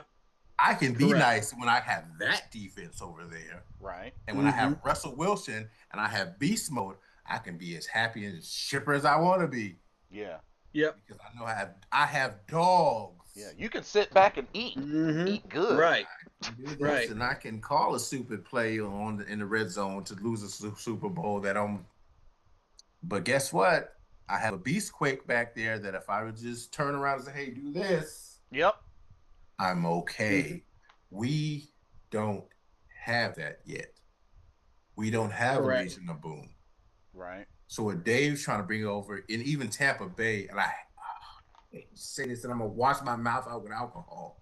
Uh-oh. Tampa Bay's defense was better than ours when Dave was there, so they could do it away with those kind of things. They had somebody that we gave the boot to, that gave us the boot when he came back. Because we didn't have what we have now. You fixed the line, cool. You have to put Bryson again. I'm praying it works out because I want to see Bryce Young do well. Same. Dave has not put Bryce really in a lot of position to be successful with the play calling. The play calling, if you're eating up the seams in, if you're eating those up, why the hell in the last few minutes are we trying to throw balls to the outside? Doesn't make sense. No. Throw it up the seam. Keep attacking the seam. If you have a 6'4", 6'5" receiver, why are you not throwing him the ball in the red zone? Correct. Isn't that what T-Mac is? And you know he's better than Yep. that freaking corner that he has too. Yep. Did y'all see the one-handed XL catch was that T-Mac bigger made? than the other corner that he was facing in Jacksonville too. Way bigger. But did y'all see the catch T-Mac made out of bounds where he one-handed the ball behind the guy's back? Oh yeah. Caught it? Oh yeah. Hey, Dave. I have a 6'5" number. We have now a legitimate number one receiver in T-Mac. Oh yeah. Let me get the ball to my 6'5" receiver in the red zone. Yeah. Why? Because that's what good coaching is. Let me get him. Or, hey, let me go trips to one side and let me let Hunter Renfrow, the route god himself, work his little magic on the other side against maybe a unexperienced, because they were down their two starting corners. Right. Let me let him work his magic on the opposite side against get some practice squad guy most likely and get a quick touchdown. You know, just do something like that. Hey, I have a number 2 receiver, and he's still gonna be there to me until proven otherwise. Okay. Let me scheme XL open so I can build his confidence back up. Let's do that. I'm scheming T-Mac open. I'm screaming Bryce Tremaine open. I'm screaming Hunter Renfrow open. Let me get my other number 1 first overall pick. Let me get him, scheme him open. So Dave has not put the pieces together, in my opinion. He's not put the guys to be successful. Again, it goes back to Rico. It goes back to Chuba. Rico is a legitimate dual threat weapon that we brought over here on a 1-year deal. Right. they are not using to his full capability. If anybody does doubt me, go watch his highlight tapes from Dallas. The man can run, catch, block. He can do all those things you need in a 1-2 punch. Think I'm lying? Watch what happens on Sunday. Why? Because Atlanta has a 1-2 punch that kicked our ass real good last year. If y'all don't remember, they went for over 200 yards and 3 touchdowns on us last year because they have a nice 1-2 punch. Yep. That's what happens when you use your running back core like you're supposed to use them. Yep. Guess what Atlanta is doing this year on defense? They're causing terror. Yep. Why? Because the head coach is a defensive-minded Raheem Morris. head coach. Guess who's playing on good on that side of the ball? The defense. Yep. Oh, they embarrassed Minnesota. So we wanted, and again, Dave Canales, I'm rooting for you, my guy. You're a good dude. I like you. I want you to stay. I want you to be Ron Rivera 2.0. You can be Ron Rivera 2.0. Let's do it. Yeah. But you need to learn the lessons that Ron had to learn. Like, look, Ron had a way of leading but putting fear in players at the same time. Yes. That's why they respected him. Yep. You seen him look at, I don't know if y'all remember the game, and I can't remember it either. When Cam was doing something, I remember Ron. He didn't even say anything. He was just staring at him. And then Cam was like, "Oh, okay, yeah, let me it's like I get the point. Got to get the act together. Let me go ahead. This is not the guy to yell at. So let me go ahead and stand over here and go sit my ass down. You have to have that kind of command. And I'm not saying Dave doesn't. And again, everybody coaches differently. Yeah. But for me, if we're talking about establishing culture, you have to go back to those keep pounding days where defense is feared. Our defense is not feared. Our defense is laughed at. Yep. Like I said, week 2, we, thank God we didn't give up 200 yards. Right. We didn't even give up 100 yards. I'm like, I said, okay. Yeah. We did a little something. Bro, you still ass, but you did a little. We kept James Conner in check. Just, that was cool. Yeah. I still want to see you blitz more. You saved your job for 1 week. Yeah. I want to see us blitz more. If we're not guarding the pressure like we're supposed to, but I also want to see us upgrade the linebacker position because I think we can all agree that is the weak spot, little weak spot on this team right now is linebacker, and Nick Scott's got to get off this team. If you upgrade us at the middle linebacker spot and all season, I know it's too early to talk about all season, but if you're not going to do a trade, please get a real middle linebacker in the first 2 rounds of the draft. Please. Yeah. Please. Yeah. Like I'm I'll put up my little coins. I ain't got much. I'll put up my little coins. Whatever we gotta do to move up, if to make the salary, just bring me a middle linebacker. Whatever we gotta do, man. Yeah. Look, I'm not selling one of my children. I'll sell one of my dogs. I got 4. I'll sell one of the dogs, not my big one.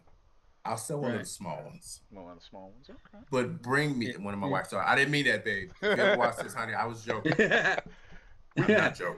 We got your back. Joking. He loves you. I love you, not your dogs.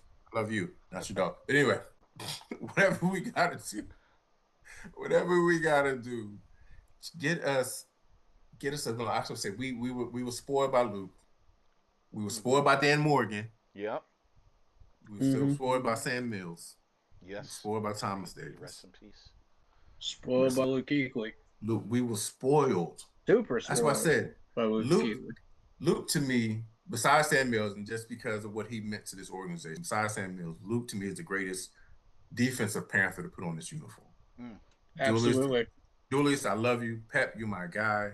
But just the way that Luke commanded the entire defense, and you're calling out plays like you're that smart of a guy, but then off the field, you're like the nicest dude ever. You just, hey, how you doing? It's like when he walked on the field, he just flipped a switch. And it was cool. Yeah. Now, Pep was the most intimidating guy. Oh yeah. Yes. Oh, yes. Literally intimidating. Nobody wanted to play against Pep. Nah, he's the most intimidating guy put on the Panthers uniform. Luke, to me, was he was just the smartest guy by the way he commanded it. And except we just, with him and TD, it was a match made in heaven. We haven't seen that in Cut down years. 3/4 of Peyton Manning's Put it this way. audible say he made a career of for 18 years. Put it this way: when you got a duo like that, that's competing, see who Insane. gets the most tackles for that game and the most takeaways that game and sacks. Like Mm-hmm. it was a game to those two. Like Game within a game. I can probably imagine Mhm. after the game, after a win, it'd be something like, "Dang man, you had one more sack than me. I'm a beat your record next time. I got you next week. Yeah, Got you yeah. next week. Yeah." We, They fed Something off simple each like other. that. we don't have that. As I said, we don't. And it's not saying it can't happen, but let's be realistic. Rosemont, I hope I'm saying his name right. It's not really in the Panthers' long-term plans at middle linebacker. Mm-hmm. No, Let's just be honest about it. So he's kind of get him the heck up out of here, man. He ain't it. Okay, so I'm actually hypothetical. You know, I really don't like hypotheticals. All right. If Shaq was still here, Josie Jewell didn't have his concussion problems. Mm-hmm. Is Rosenboom even on this team? Nope. Definitely not. So why is he starting? Y'all could pick up nobody else. Nobody else. You know And what? I'm not talking bad about the guy. There's nobody. There's Right. nobody. That's what I'm saying. Come on, man. Look at the free agent market right now. You know You what? gonna tell me there isn't anybody there? That's got me wanting to look at the free agent market. That's what I'm saying, man. So hold. That's what I said. Hold That's what on. I said. I'm not trying to talk bad about the guy. Like I'm pretty sure he's a cool guy, No, you're right. guy. Yeah. But I don't need you I don't need the cool guy starting at middle linebacker. I need a dog. Right. I need somebody that's going to hit. Trevin Wallace, you was all that fighting you was doing at training camp. How about you fight the other team? Hit somebody over there. That's what I need you to do. Don't hit Chuba. Hit somebody else. Right. I need to do something. So according to Spot Track, let's see. Well, we got Zadarius Smith, Devondre Campbell. I mean, well, they could bring back Josie Jewell. He's actually available. Eric Kendricks.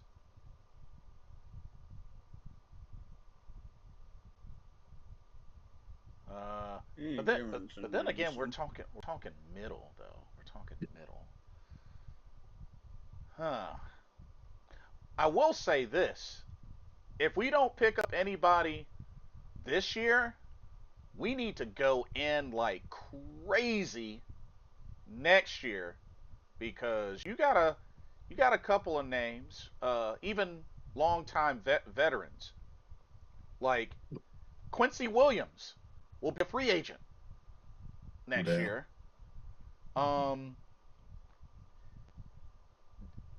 Y'all might want to consider revisiting Denzel Perryman. Because remember, when we had him, he was hurt. But the moment he went elsewhere, became he a started to shine. He shined. He went to Vegas. He went to Vegas and started playing real good. Yep. And now he's with the Chargers, and they're playing good. So.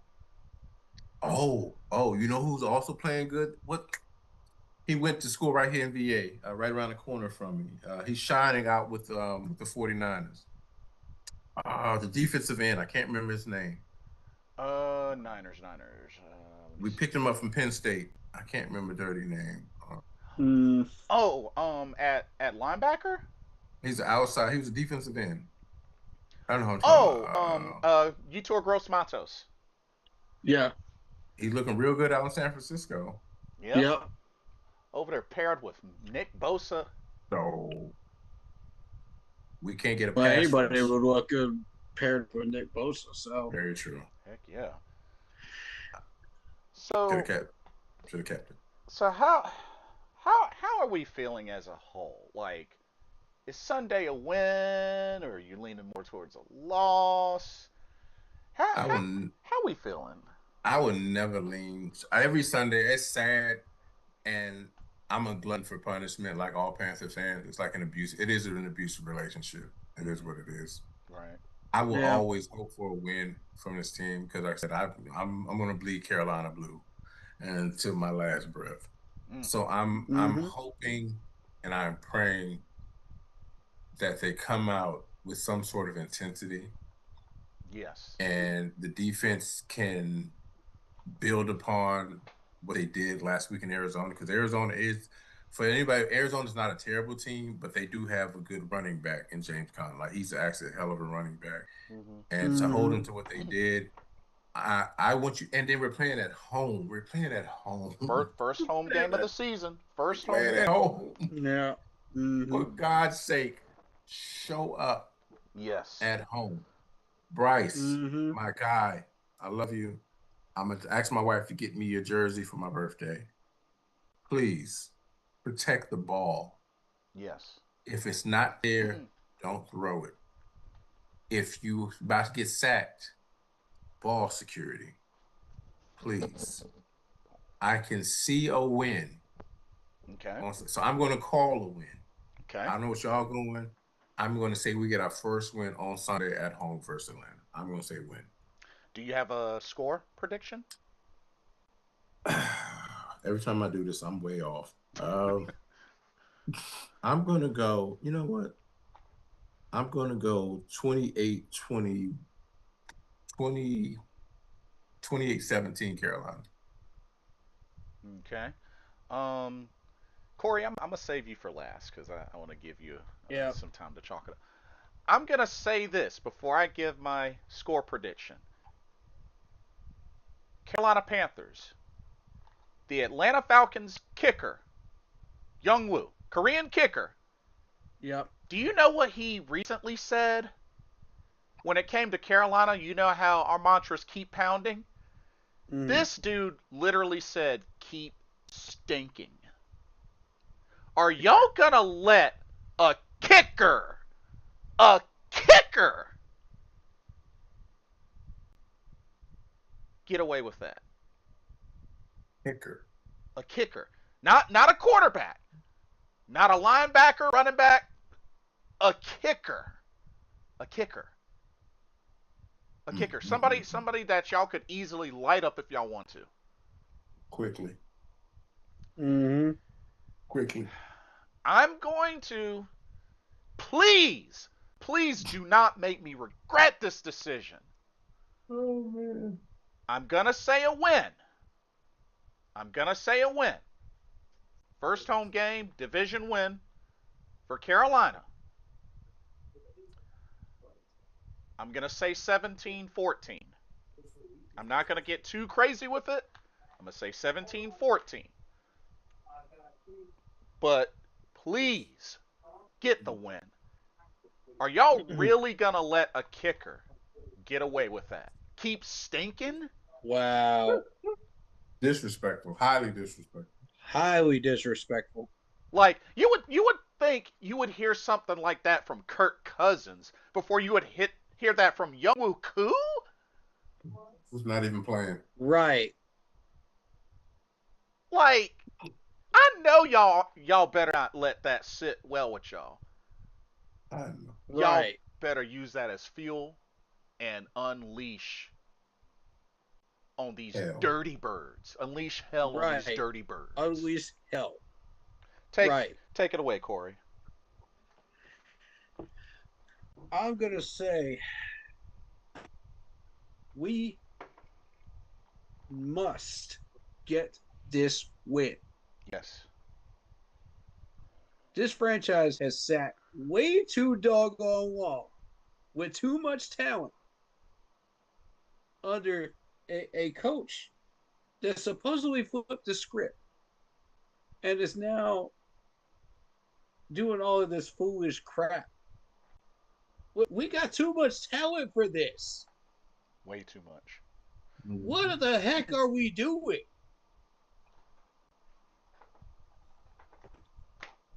We're paying Brady Christensen $2.7 million for what? To sit on his butt and click splinters? This is ridiculous. The amount of players that we have mismanaged and mistreated and got injured and traded away, all because we don't know what the heck we're doing, is insanely ridiculous. Mm. Let's recap the last 3 years, even just 3 years. We traded away Christian McCaffrey, best running back we've ever had. We traded away Brian Burns. We traded away DJ Moore. We bro, come on, man. We let go of Clowney. Clowney did nothing here. Watch him become a Pro Bowler in Dallas. Mm. And I'm gonna be at that game. This is the type of stuff I I'm gonna am be at that sick and game. tired of this. When we let even just a kicker cost us a game that we have let go of. A kicker. Mm. In the form of Graham Gano. Cost us the Giants game. This is insane. And it's got to stop. I am sick and tired of this franchise doing the stupid crap that we are doing. We have put all of this team together. We have spent all this money. We have used all of these draft picks. For what? For what? If we're not trying to win, then what the heck are we trying to do? Is this a zoo or is this the Carolina Panthers? Mm. Mm. Honestly, it makes me sick to my stomach watching this year after year after year. When I have to go through a GMC truck quiz to find out how many players went to the Buffalo Bills that were former players of ours. Oh yeah, there was a lot. That pissed me off. There was a lot. Ridiculous. There was a lot. It's ridiculous. There were six. Ooh, Six. Jesus. Man. 6. And y'all can't get your heads together and figure out that this is a problem? Come on, Carolina. Like, the funny thing is, after we were both discussing that 3-4 defense, guess what pops up in my freaking news feed? John Gruden talked about what the 3-4 defense is supposed to be doing. In a video. In a 30-minute video. I didn't even watch it because I was just like, I already know John Gruden is going to scrutinize everything that we're doing right now. I don't even have to watch the video to figure that out. This is just, it's maddening. Like, you know what you're doing, and you're still doing it. I don't. When did Dave Canales turn into the Grinch that stole Christmas? Ooh. From us all? When did that happen? Because this is not the same Dave Canales we knew from last year. The dude is too nice. He's too nice. The Dave Canales that we're seeing this year is dodging questions like the Matrix, blaming on the players and execution, and acting like there's not a problem. I want to see him rip into somebody just once. I want to see him rip into somebody. Dude, there's a problem. Wake up. We are 0-2 for a reason. Snap out of it. And it's not because of execution or whatever bullcrap excuse you want to come up with to cover up to CYA. Because that's exactly what he's doing, CYA. Stop playing to save your job. Because that's what Ron Rivera did, and he lost his job. For that same reason. You want to be the next Ron Rivera? Go ahead, be my guest. You don't want to coach here? Let us all know that. If you do want to coach here, and you do want to live by the standards you are preaching, preach what, practice what you preach. Barry White. Hey, Practice what you preach. Shout out to Barry White. Hey. All last year, all I heard was, we're going to build a winning culture. We're going to do this. We're going to do that. Have you done a single thing of the things you have listed last year, this year? Not a single thing you have done. You could not check off a single thing off that box list. Yeah. And it's pissing me off to no end because I hyped your ass up multiple times Woo! in the last 2 years. Multiple times. Yeah, he did. This is what I get for it. Sit your butt down and give us a real coach. Ooh! Ooh! If you won't fire Brad Isaac and Ajiro, Dan Morgan will. Please. Get him out! If you won't do it, Dan will. He's got the power. Don't forget that. Because before I even start on Brad Isaac, let's go to Ajiro. Ajiro is dumb, retarded butt. Let's go. Oh, let's play nickel whenever we want to. Yeah, let's give up some touchdowns while we're at it. It ain't working. Yeah, Like, it do you definitely want to ain't win working. or do you want to get fired, Ajiro? Because all I hear from you in press conferences is, oh, lack of execution, lack of productivity, blah, blah, blah, blah, blah. And then the last two questions, oh, I'm going to actually answer these. It's like somebody gave this man like an espresso coffee, so he's like hyped up on it throughout the entire interview. That's a lot of sugar. And then the last two questions, oh, I feel like answering them now. I'm not even talking about his performance on the field as a defensive coordinator now. I'm talking about his pressers. And yes, I cover his pressers too. Uh-oh, you being watched. Bro, come on, Ajiro. Like, you can't come in here with that energy. No. You can't come in here with that energy after we just went 0-2. No. I don't want to hear about the players' lack of execution. Bro, you asked for all these players. Don't come in here with that. That's garbage. Is anybody starting to Miss me with that. Is anybody starting to get Matt Rule vibes from Ajaro? Just maybe. Oh, Jesus. Just a little bit. Don't even start. Maybe A little bit. Oh, my God, man. Sadly. Yeah, Ajaro, man, like, you got to get it together. Whew. Like, at this point, you look like you're serving something at a McDonald's drive-thru window rather than actually defensive coordinator. And don't forget my fries.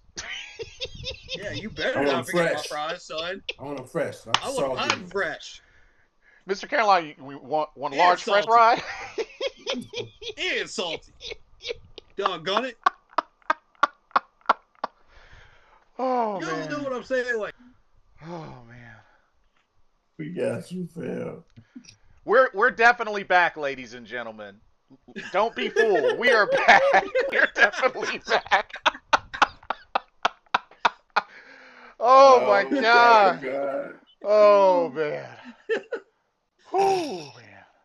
Got me. Okay, Y'all got me Man. sweating up in here. Okay. My Man, bad. Go Brad ahead and finish. Isaac. Brad Oh, Isaac. Okay. Let's turn 3 questions into a marathon novel book and tell everybody what the fuck we're doing. You freaking idiot. Oh, man. Why? Who is the idiot that put him behind a mic before the first game of the year? Who did it? Who did it? Who did it? Whose man's is this? Who did it? Somebody better take that mic away. Somebody needs to lose their pension, man. There ain't no reason why this man should be sitting in front of a microphone before game 1. There's no reason. I want to Batman slap the shit out of him. Because there's no way. There's no way you're that stupid that you don't recognize the consequences of what that is. It's like somebody try to put a mic up in his face. Consuelo be like, no talk. No. talk. No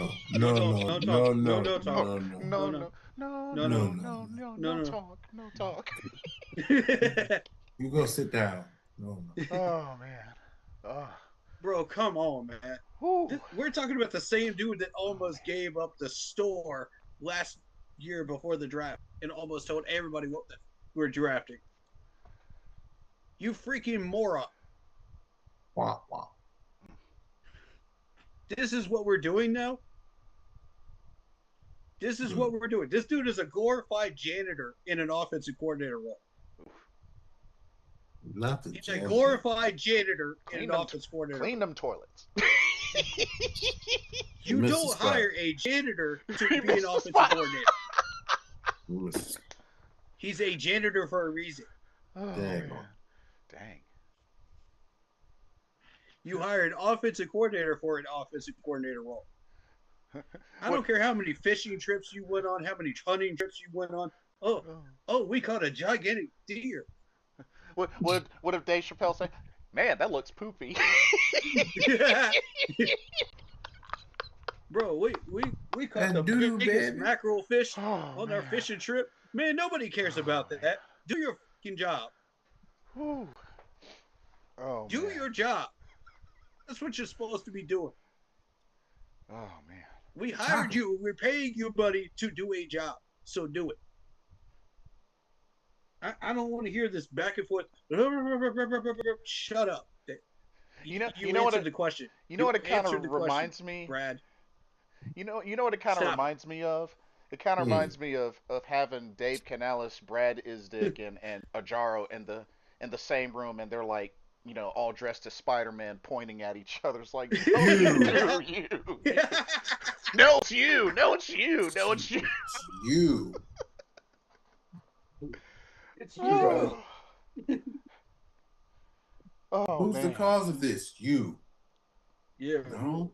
You. Oh man. You. It's all You? of it. You. All of you. Oh man. All of you. It's a collective dumpster fire. Collective dumpster fire.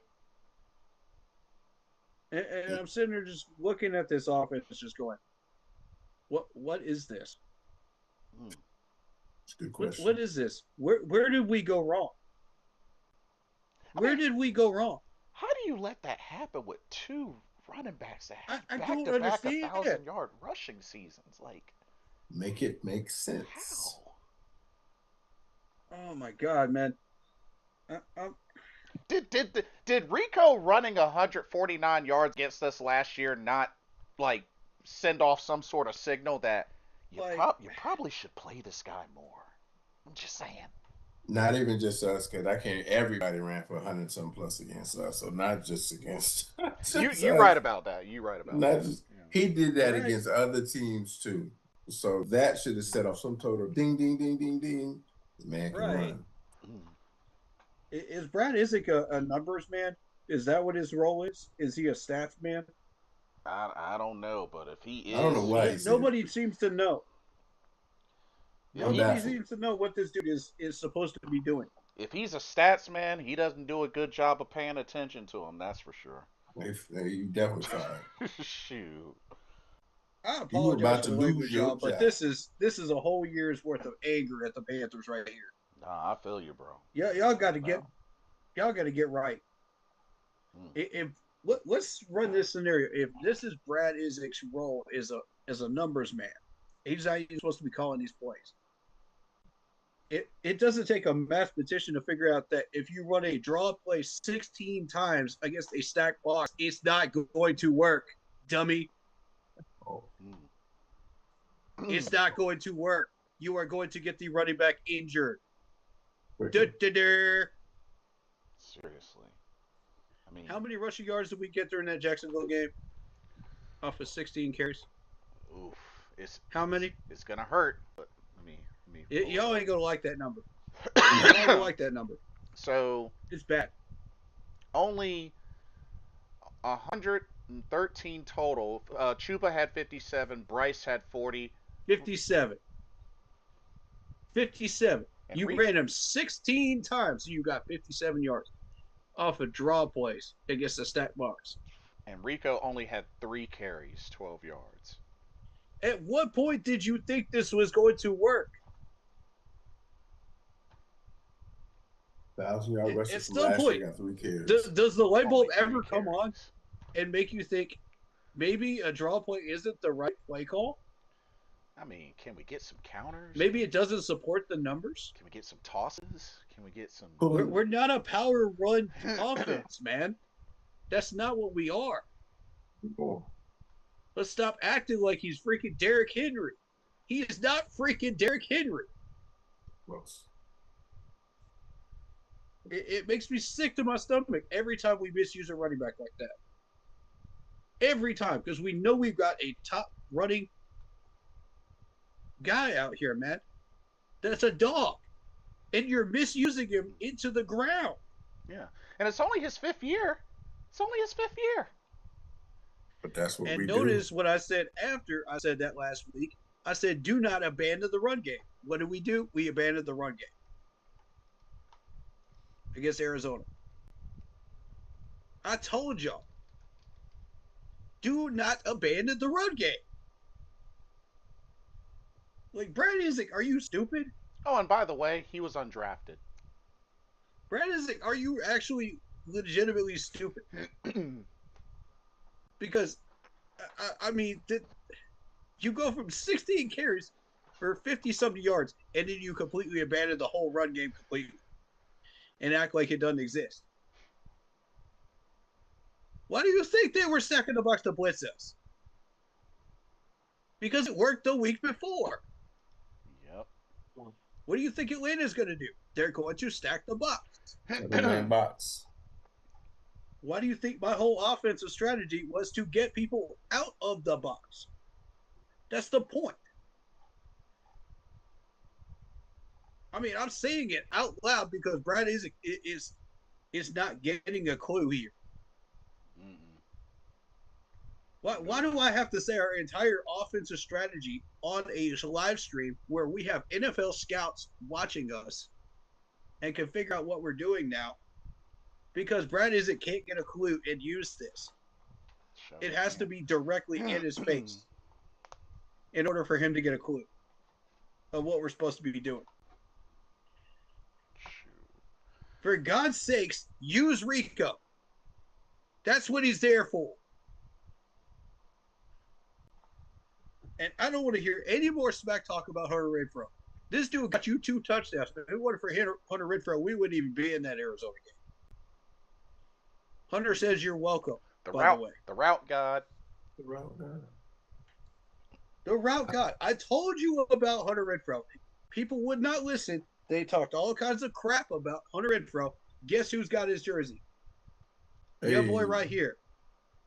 That's my Clemson boy right here. I told you about him. I told you he was like that. Nobody wanted to hear that. Nah, Hunter Renfrow can't catch. He can't do this. He can't do. Shut up. He just shut all of y'all up in one half. Imagine what he could do in one whole game. And all I heard was David Moore this, David Moore that. Why wasn't David Moore in? Okay. Y'all watch Hunter Renfrow score more touchdowns than David Moore. They must have forgotten that this dude was a Pro Bowler. Exactly. They did. Y'all completely forgot who Hunter Renfrow is. It's a bad boy. Yeah. I knew him before he ever put on a Raider uniform. Dude had 103 catches that season. You routing people up? He won a national championship. He is the reason that Clemson won a national championship that year. He was the one that caught the winning touchdown against Alabama. Yep, sure did. Now, I want y'all to think about something. How would it feel for Hunter Renfrow to catch our Super Bowl winning catch? Let that sink in for a second. Uh-oh. Let that sink in. Doesn't that give you freaking chills? If that doesn't give you chills, I don't know what you're doing as a Panther fan. Because this dude is that guy. And it's really interesting, Mr. Carolina. I don't know if you remember this, but there was a time where me and Corey were looking. I think it was a year or two ago. We were looking at free agency, and that was when because Hunter Renfrow took that year off, but he was technically still on the list, and we saw that he was on the list, and we were sitting around thinking, why the heck has nobody picked this dude up? Now, thank you. And that's why it's even more ironic that he ended up coming here. So it's just funny. Let me say this too, because this is about loyalty. This is about loyalty right here. Do y'all know that he only chose us? Yep. He had other offers and he Mhm. only chose It us. was Carolina or bust. And I love that loyalty.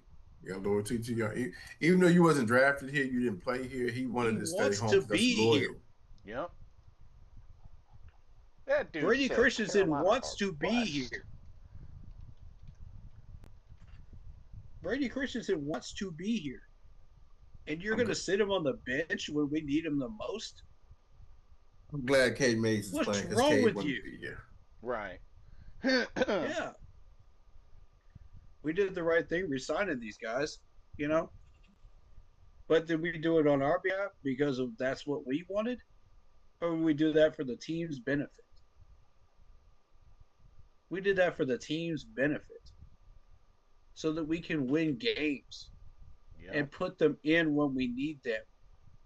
Yes. Why don't we draft Lathan? You know? Hit stick. Yeah. Yep. And that's another one that people are like, even analysts are saying, put him in, put him in, put him in. The kid's a winner. He's a winner. Put him in. Why do we have a Caleb Evans in this roster? Beats me. You know. Why is he here? He had 4 total tackles during preseason. One of them was assisted. That's all he did. Literally all he did. And somehow he wins the battle for 4th on the corner spot. Somebody would explain that to me. Shamar's a little rough around the edges and he needs to work on his closing speed. But that doesn't mean he shouldn't win the 4th job. He and Thomas and Koo were battling it out for the whole training camp. And now we're down Mari Mathis because he's on IR now. Well, I mean, Mathis wasn't doing anything anyway. Right. True. True. And you're going to tell me that Rose Bloom is the best thing since sliced bread? Get the heck out of here. I don't know about that. Get him the heck out of Carolina, man. Stinky. Give me something that will actually take care of business around here. This is the garbage I'm talking about, mismanaging players. Frankie Louvu figured it out. That's exactly why he wanted to leave. Don't tell me it was because, I found a better defense. No. Take it from Steve Smith. This wasn't about Stinky money. Diaper. Bro, this wasn't about money. Frankie figured it out long before everybody else did. Yeah. And he was watching Jeremy Chin, that whole Jeremy Chin situation, and figure out Jeremy Chin doesn't have a place to be at. Why? You know, he kept asking that in his mind all year long last year, didn't he? Before he left. Oh, And that's what led to his decision because he was just like, you know what? If they can't figure out what to do with Jeremy Chin, they're not going to be able to figure out what to do with me next year. I'm next. You know, and it ain't about money. He didn't want to make a wave with the coaching staff, you know, when he left. That's why he didn't start any trouble with them. But that's exactly why he left. Yeah. It wasn't because he found a better defensive coordinator. It's because, well, it is that too. But the point is, he was getting out of Carolina. And it wasn't about money. Money was not going to solve the problem. And look at that. Bills are We could have paid this dude $100 million and it was still wouldn't have solved the problem. Bills are 3-0 by the way. They just beat Miami. Saw that coming. Man, we better. My buddy just won some money off that one. We better not lose to Miami. They're 0-3 now. We better not lose to Miami.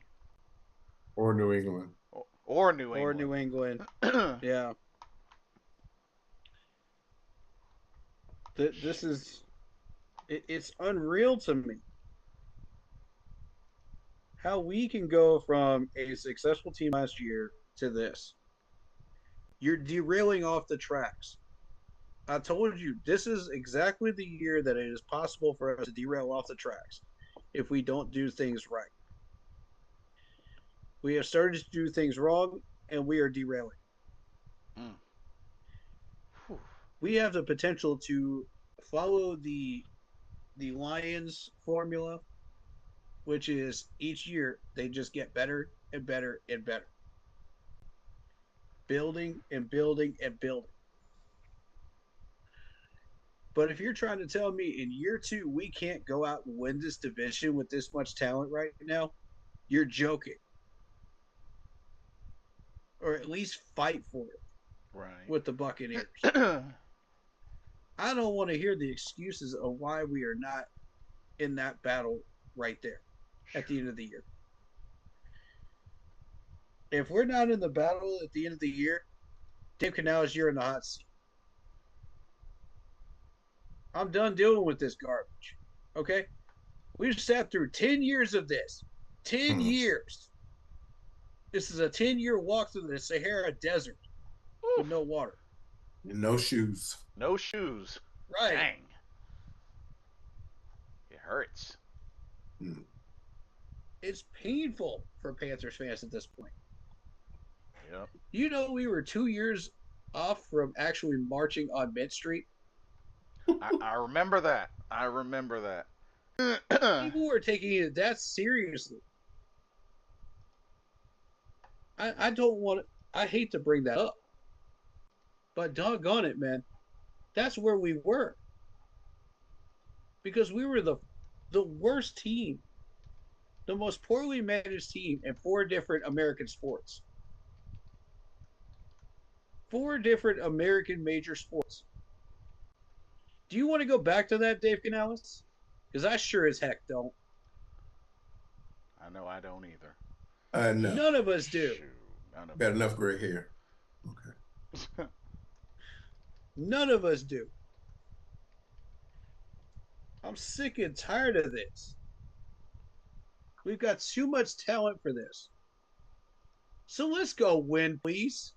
Please. For the love of God and everything that is green on this earth, for Panthers fans everywhere that are depending on this team to do something, not be hypocrites, So are you not be gaslighting us, but actually win? Are you predicting win or just? No. Oh, okay, okay. I'm sorry, but no. This is one of the times where I can't jump on board with a win. Totally understandable. I want people to understand. I hope that we get a win. We need to get a win. Badly. Desperately at this point. I need these coaches to stop playing like they're trying to keep their jobs and actually win. Yep. You know, as Joe Brady famously said, I just hope my key card works. As long as my key card works next week. Man, give me your freaking key card. You don't deserve to have a key card if you're talking like that. Oof. I want people to actually want to be in this building, that have a hunger to win. Do you have a hunger to win, Dave Canales? Because right now I'm not seeing it. You know, Steve Smith was talking about his drive to win. And this man was just like, as soon as I lost that drive to win, that's when I stopped playing football. I was like, man, that hit me like a ton of bricks. I was like, he was honest. He was honest. He kept it real. It's time to get out. Yeah. He knew. That's when he knew. Every player has that clock. They know. You know? And Dave Canales, you got a hunger to win. You talked about it. You've acted on it last year. And now you're flipping the script. Shoot. Might want to take a the page only out thing of I can think Steve of Smith. is the only thing I can think of is the NFL is paying us to lose. I accept so. At this point. Let's see. I mean, like, prove me wrong. Yeah. If you want to take the season, we can go 2 ways with this. If you want to succeed and actually try to win the division, then go win in Atlanta versus Atlanta. Oof. Show me you want to win. Or blink twice during this next press conference after this loss, wink, wink, and talk about two free agent players that you want to pick up in the offseason. That way I know for sure you are trying to tank this season. That way I know what your intentions are. I can sell that. You know what I'm saying? I can sell that to the fan base I'm because it's still building. You know, it's still a yeah. building process. I I know can buy into that. I know this sounds crazy, but I would double down and say win at least the next 3 games because those are Yeah, winnable. right, When you I'll take really three think and about two. it, right. those are winnable. That won't kill us in the draft order. If you take those 3 games, that will not kill us in the draft order. That will put us in top 5. But if you are actually trying to fight to keep your job and you just suck at doing your job, then let Atlanta blow us out. Just let it happen. Because these players will understand. They'll get the clear message that you don't want to be here. You know, just Yeah, tell the players, let them blow us out and be done because with it. Because and let them fire you because we're done with this. Let Dan Morgan clean house at the end of the year, if that's the case. And I mean clean house. I want Dan Morgan to stay, but everybody else can go. just Everybody. That includes the trader, the strength trader, just the medical people, everybody. dang. He says Toss them all out. they all got to Water get out. boy, water All of them. boy, Water lawn boy, care specialist. Dang. right? Says got to The all get whole out. doggone list. Because none of you are doing your jobs correctly. None of you. Find me one person in this coaching staff that is actually doing their job correctly. Find me one. Find me one. You can't. And that's exactly the problem. So if you want to win, show me you want to win. Otherwise, get the off my field and give me somebody that can win. Because I'm tired of this. Every week, I'm getting the same type of negative toxicity every week. We arguing over the same stupid bull crap. You know, it's got to stop. It's got to stop. Yeah, instantly. Now we have the right formula of how to go about trying to build a winning franchise, but you won't stick to it. You want to do all the stupid shortcuts that want to get us quick wins and quick garbage, you know, but it's costing us consequences. Yep. This is the same stuff that got Ron Rivera fired. You want to follow him? Keep doing it. But if you actually want to win, stop doing it. Point freaking blank. Because I'm sick and tired of it. As I know every Panthers fan out here is. Show me you want this. Or get off my field. Mm. Because I, like every other Panthers fan out here, we own this field because we pay for the Yep. tickets. We pay for the merch. We pay for the players' salaries. Every time we buy it and buy these jerseys and buy this food and buy all these tickets and PSLs, we pay for these players' salaries, whether we realize it or not. We're paying the management salaries too. We're putting more and more money into Tepper's pocket that he does not deserve. Do y'all realize that? Oof. Oof. Yeah. All to have this type of result. This has got to stop. Do you want this or not? And it's like I mentioned before. I'll be at that Cowboys game. Now, I haven't attended a game that we've won since the last game of the Super Bowl season, the Buccaneers, that cold game in January. I was Same. there. That's the last game Same. that I went to that we won. Same, bro. Don't make me regret my decision attending this Cowboys game this year. That's why I took free tickets for the Atlanta game last year. Like, Me and my buddy got handed free tickets. How yeah. often do you say that you can get handed free Panthers tickets? That's how bad we were because we were handed free tickets that somebody else already paid for. We're hand-me-downs. This is a hand-me-down team. Yeah. So they really need to. The regular tickets are cheap, cheap, cheap. Guess how much the college tickets are compared to the NFL Panthers tickets now? They're almost double. Oh, Jesus. Wow. Yeah, they're almost double. I saw one for $165 for the cheap seats. Hmm. You know how much our most expensive tickets were when we were actually undefeated? Just over $100. Oh, wow. Yeah, that's for cheap seats right underneath the big scoreboard. Dang. And you're going to tell me that you want people to pay $150 for a cheap seat for the Cowboys game? Get the heck out of here playing like this. Playing like straight dookie Nobody's going to water. pay that when they're struggling to make their mortgage Seriously. or pay their light bill. What do you think they're going to choose? Of course, they're going to choose their expenses every time. Yep.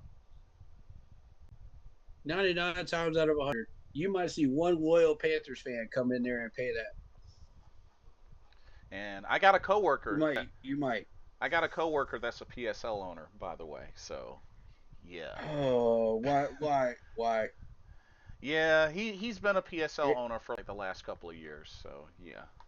there was a promotion for a McMillan jersey if you paid for a PSL this year. That's how desperate they're getting. Oof. When you have to promote a McMillan jersey in order to get a PSL seat sold, and you're trying to take PSL seats out of the top area of Bank of America Stadium, Hmm. what are you really accomplishing? Nothing. When this team is not winning, you're accomplishing nothing. Nothing.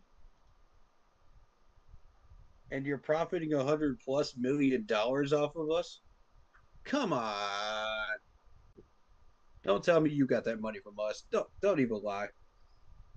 You know you didn't. You got it from the people of Charlotte. It's wild. We can see the wool. We can see the wool, bro.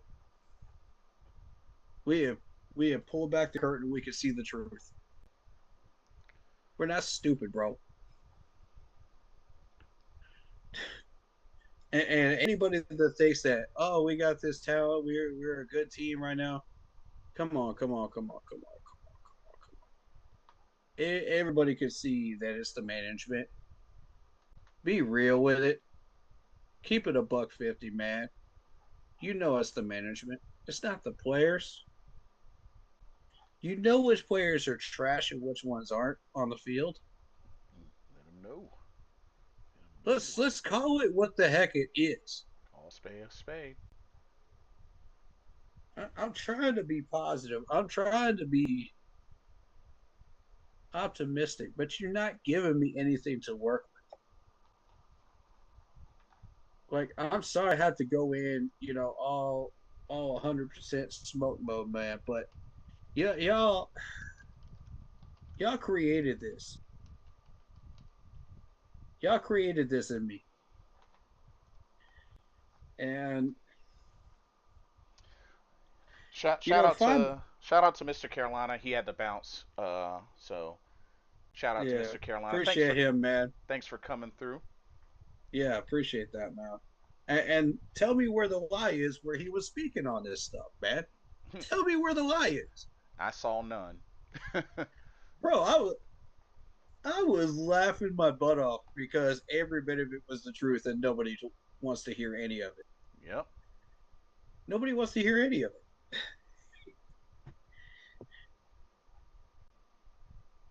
I want this team to succeed, man.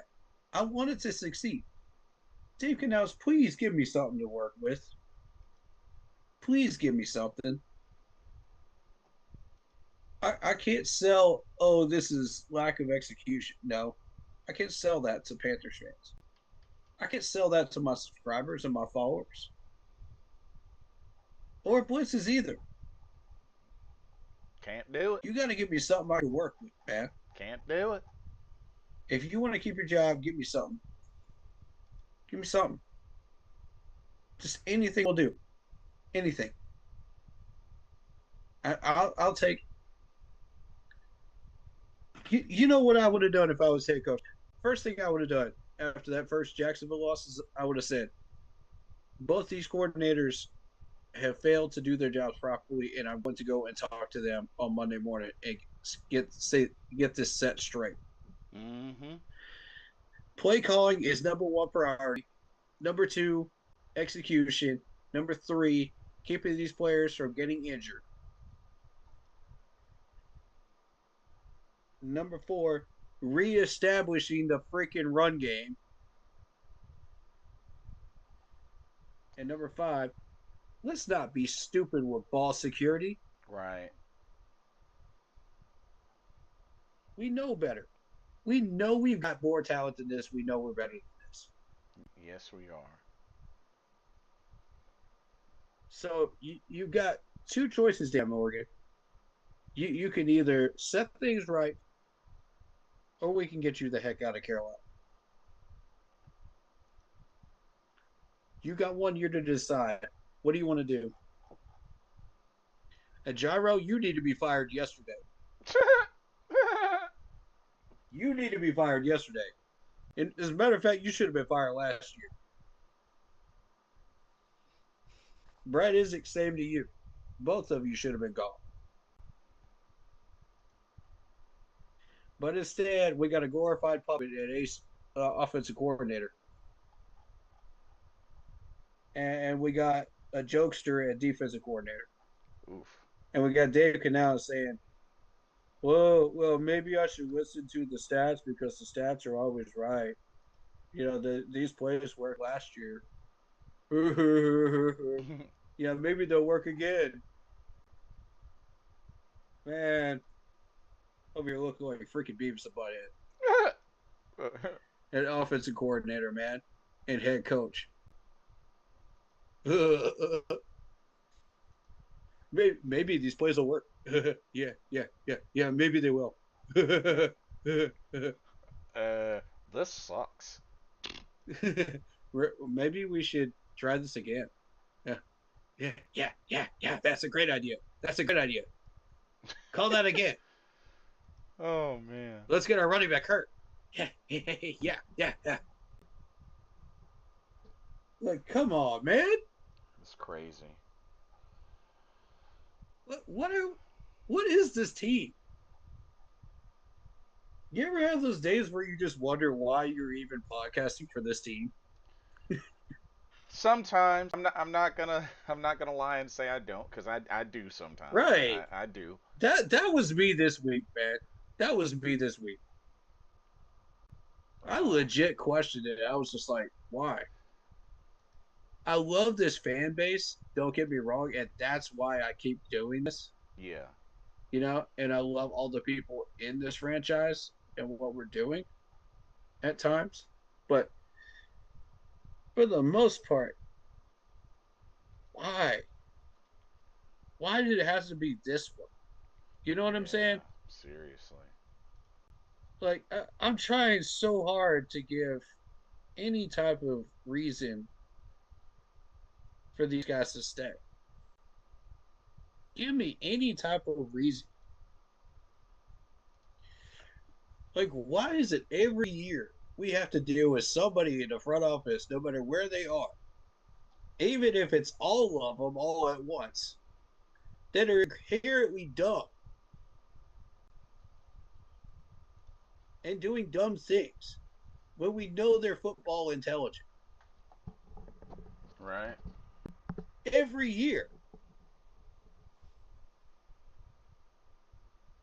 I'm so sick of this, dude. I don't want to be this negative guy, man. I don't want to do these types of podcasts, man. Right. I don't want to go on these stupid rants. You're making me do this, man.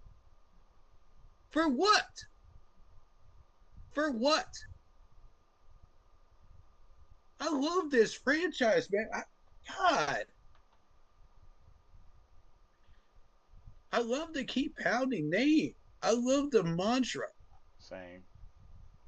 I love the former players that we had. I love, there's so many things I could list that I love about this franchise.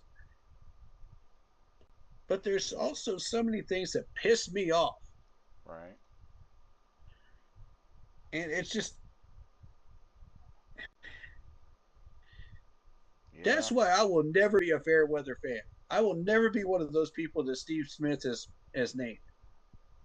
Ever. I'm sorry, y'all. Let's get back to the content, man. Let's. So, I had to do that, man. I nah, had like to. we all definitely went in. I do want cuz I actually got to get going soon. I do want to do score predictions. Yes, Yeah, we still please. got to do that. Yeah. Okay. I haven't given mine for this Panthers game. Oh Uh, yes, please, please. yeah, 24-17 20 Falcons. 24-17 Falcons. Gotcha. Yep, All right. lock it And in. of I course hate we to do that, Bill, but you're understandable. giving me no choice. And we know Bills just beat the Dolphins. Um, Mm-hmm. Dolphins are 0-3. Bills are 3-0. Whew. But okay, let's go in. All right, the Sunday 1 p.m. game. Starting off, Rams at Eagles. Both teams 2-0.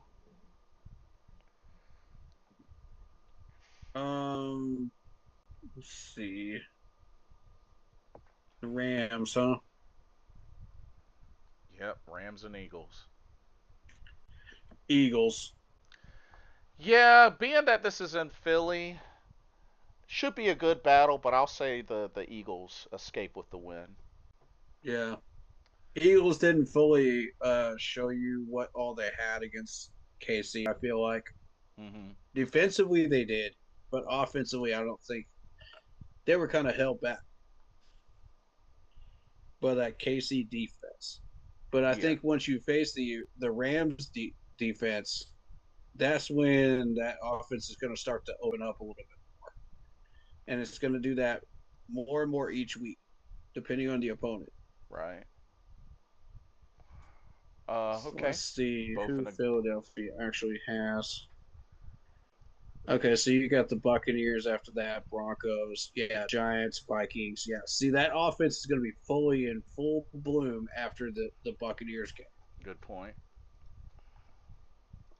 So, But we're both in agreement of the Eagles. yep. All right. Next is Falcons Panthers. You're going Falcons. I'm going Panthers. Uh, Carolina, don't you freaking disappoint me. Um, Green Bay Packers at Cleveland Browns. Packers. Same. I'm really not convinced that Cleveland. Cleveland's trash. Yeah. And Uh, Green Bay has actually played really well in the last couple of games. yep. They're 2-0 right now. They've earned it. This next one should be pretty straightforward. Colts at Titans. Colts. Same. This is a chance for the Colts to go 3-0, right? Yep. Yep. It's actually been really impressive what the Colts have been doing. Yeah, I know. Definitely did not expect them to be on a hot start like they've been. Daniel Jones has been doing the thing. I mean, the Dolphins are trash right now. So I expected the 33-8 score, Uh huh. considering what's going on now. But, in hindsight, but if you told me week one that score would show up, I would have said you're nuts Right. because the Dolphins have too much talent for that to happen. Yes, they do. That should have been a closer game than it was. But you're talking about a win over the Broncos. Okay, cool. Broncos have some talent, but they don't really have much of a defense. So that offense has started to open the door and really start to do something. Because you've got some really good talent on that Colts team. You've got Daniel Jones, who has found his system now. Mm-hmm. Jonathan Taylor's been a beast. Pittman's a beast. Alec Pierce is a beast. Josh Downs is all right. Yeah. You got Tyler Warren, who's an absolute tank at tight end. And the offensive line is actually doing better than expected. Yep. So I thought this was a garbage offensive line at first when you look at it on paper and you look at it from last year. But no, they've actually improved a little bit. So I'm not surprised to see what I'm seeing right now. Colts are for real. Yeah, they are definitely looking that way. Mm-hmm. So, yeah, we're in agreement. Colts over the Titans. Mm-hmm. Now, this next one could get interesting. Mm-hmm. Bengals at Vikings. Now, remember, no Joe Burrow. I think I might have to go Vikings on this one Yeah. because the backup wasn't that exciting for Joe Burrow. Oh, Jake Browning. Yeah. Yeah, he didn't inspire me too much, man. I 31-27 over the Jaguars. The Jaguars have a weak defense. We proved that. Oh, that's right. J.J. McCarthy will be out as well. Yeah. So, wait, who are they going to. Oh, shoot. Their backup is Carson Wentz. Yep. Oh, yeah. Vikings. Vikings. Vikings. Yep. Yeah. Vikings have the offensive line to protect Wentz, Yeah. so I can see that still not losing any ground Yeah. offensively. And it's the Vikings at home. Yeah. Yeah. I'm going Vikings as well. Yeah. I just think no Joe Burrow really, really hurts the Bengals quite a bit. Because I mean, Yeah. you got somebody that was an MVP. So It hurt my fantasy too. yeah. Okay. Good thing I got Patrick Mahomes. Ooh, nice. Um, next up, this ought to be interesting. Steelers at the Patriots. Oh man. I'm gonna say Steelers. I'm gonna say Steelers. I'm leaning towards Steelers, but I want to take a closer look at this one Okay. because it is 50-50 according to ESPN. Oh, huh. Yeah, it's 49%. So if you look at the Patriots, they did beat the Dolphins 33-27. Now here's Ah, the thing: yeah. that 27 points that they gave up on defense against the Dolphins, can't have that. If the Patriots want to be taken seriously, you can't be giving up 27 points to a Dolphins team that is trash. Yeah. Good point. All right, so they barely lost to the Raiders. They put up a good fight, but they lost to the Raiders. Again, if you want to be taken seriously, you cannot be losing to a mediocre team. So, Patriots, you've got to step it up if you want to start winning. Pittsburgh. Let's see. Pittsburgh played a really, really close game with the Jets. That was a fun game to watch, by the way. Yeah. Oh, yeah. But then you took a nosedive against the Seahawks. Yeah, Ouch. that is true. But I mean, the Seahawks aren't a terrible team.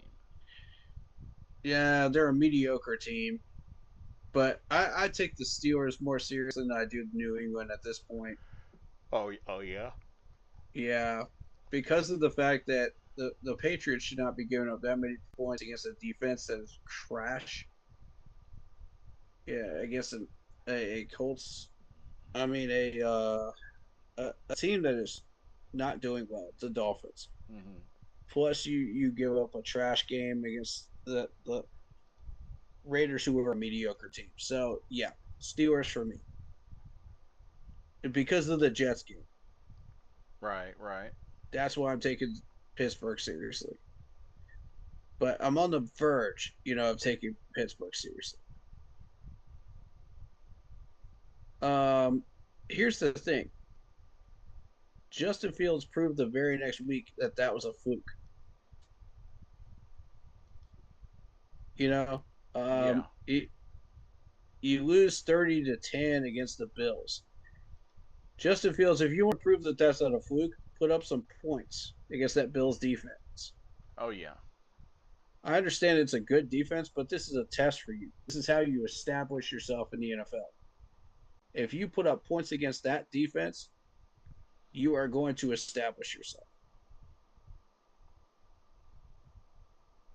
So, yeah. Uh, but back to it, Pittsburgh. That's my pick. I have to agree. Pittsburgh for the win. I think they should have it. Yep. Next up, Jets at Buccaneers. This is going to be a real interesting game. Um, the Bills defense. It's funny we're talking about the Jets Mm-hmm. because the Bills defense is really really good. I've selected them in my fantasy draft for a reason. Uh huh. You know, this is another case of yet again Justin Fields. You have to prove yourself against a veteran defense. If you don't prove yourself against a veteran defense, you will lose. And this will be an 0-3 Jets team. Even though you put up a good fight against the Steelers, it's still not going to help you. That record still says 0-3. Okay.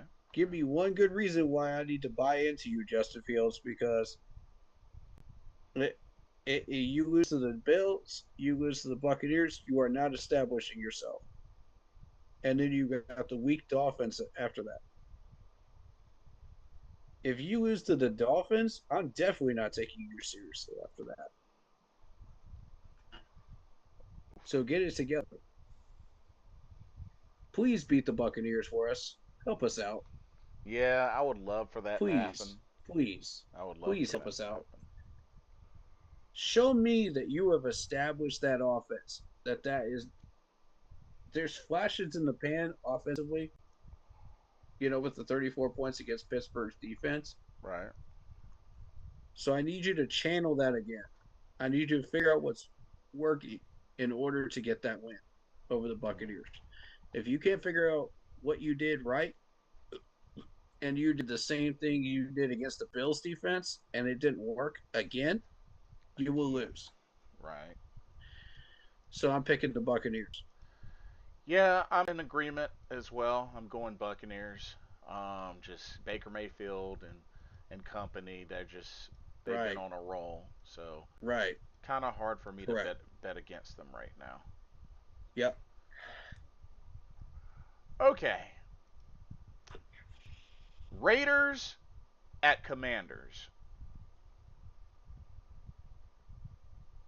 What has Washington been up to lately? I haven't been paying attention to them. Both teams are 1-1. Okay, Washington. But Washington. Let's be real here. You beat the Giants, and then you get absolutely destroyed by the Packers. So which team are you? I'm actually going Commanders as well. Like Geno Smith's been struggling with Las Vegas, but yeah, I got to go with Commanders. It's Washington versus The Raiders. Raiders. My question is, which Commanders team are we getting? Are we getting the Commanders team to beat the Giants, or are we getting the Commanders team that got their butts handed to them by the Packers? Oof. Ouch. It hurts. Because that that's the main question that needs to be asked, in order to determine who's going to win against them versus the Raiders. Now, the Raiders, on the other hand, Raiders, you beat the Patriots. Okay, whoop-de-doo. You're still an average team. You lost to the Chargers, 20-9. That's expected. You're exactly where you should be. You're Right. average. If you can't beat the Commanders, you're going below that average. You're going below that Mendoza line that everyone is expecting you to be at or higher. If you ask Raiders fans, if you ask the Raiders management, they expect you to be much higher than where you are because they have such a high turnover rate of coaches. Here's the thing. You hired Pete Carroll.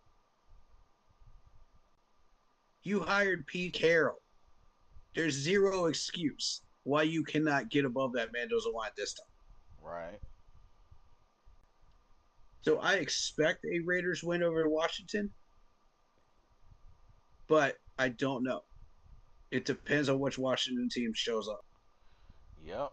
That's what it depends on. If it's the one that showed up against the Giants, that 21-6 is not convincing enough for me. Sorry to say it, but it's not. I'm gonna go Raiders on this one, Ooh, okay. Interesting. and I'm gonna say this is one of those that they really need to pick up. I'm actually Because I'm gonna go Commanders with this one. I'm not buying into Washington. I'm just not. That's not a convincing win over the Giants. Sorry. Okay. Fair enough. Fair enough. Yeah. Alrighty. So Raiders for you, Commanders for me. This next one ought to be very interesting. Texans at Jaguars.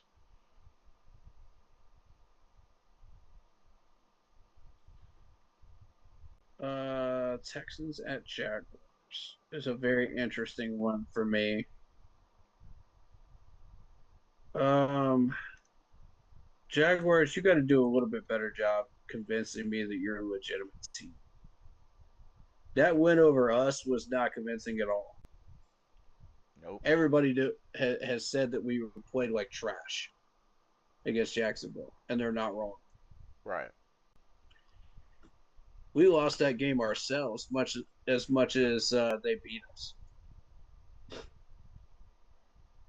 And the fact that Trevor Lawrence himself said that defense was predictable, that's a joke, bro. Yeah, like he was That's not a ashamed joke. in letting them know. He was not ashamed to put Oh that my on full God, blast. man.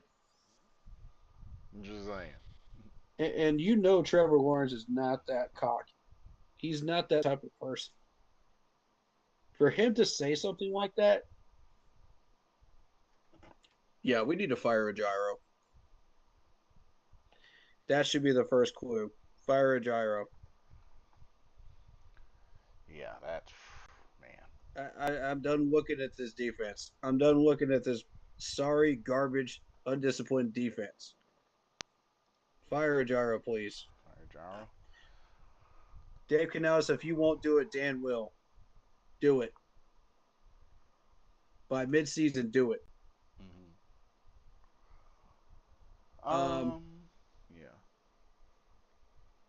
Jaguars then go on to face the Bengals, and they lose 31-27. Okay, now that is a believable score. That I can buy into. That you can buy into. Okay. It's not quite. They're not quite there yet, but I think that's who the Jaguars really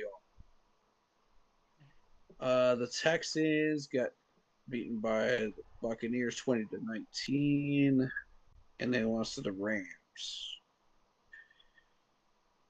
Uh oh. It's gonna get interesting. I want to believe that the Texans are that team that they can compete with a team like the Buccaneers. But let's be real about this. Let's keep it a $1.50.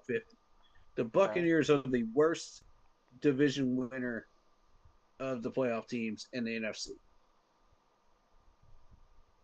Let's keep it. Let's keep it a $1.50 here. That's who they are. So, in order for me to buy in to a game like this against the Buccaneers for the Texans, Mm-hmm. it's got to be a bigger score than this. 20-19. I mean, yeah, you're showing that you have a defense, Houston. That much is clear. You shut the Rams down to 14 points. You shut the Buccaneers down to 20 points. All right, Mm-hmm. that defense is for real. Where's the offense? You scored a total of 28 points in 2 games against the Rams and Buccaneers. Where Mm-hmm. is your offense? In order for me to believe in CJ Stroud and what that Texans offense is doing, you got to show me some offense. There's no excuse for this. You got Jalen Noel, you got Jaden Higgins, who you just drafted, Woody Marks that you just drafted, plus the players that you already have. You have Nick Chubb. You have Christian Kirk. You have Nico Collins. You have Dalton Schultz. Show me something Yep, that they to do. make me believe in you and make me pick you for a winner. Because right now I can't do it. I gotta go Jags. I too am going Jacksonville as well. Yeah, that one's a pretty straightforward one for me. Okay, this next one should be rather interesting. Broncos at Chargers. Broncos at Chargers. Shout out David Screws. He said, uh,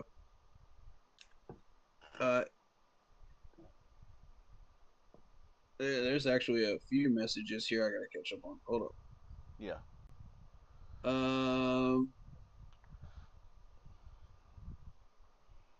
Here. While you do that, Bryce is football I'm smart. gonna take a bathroom break. I'll be right back. But yeah. Sure. Okay. Bryce is football smart. I think he can handle it. Calling the plays off no huddle. I don't know, man. I don't know. I wasn't really buying it when he tried to do that last year because some of the play calls were still a little shaky.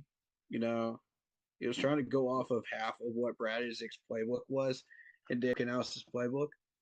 So I don't know if I buy into it.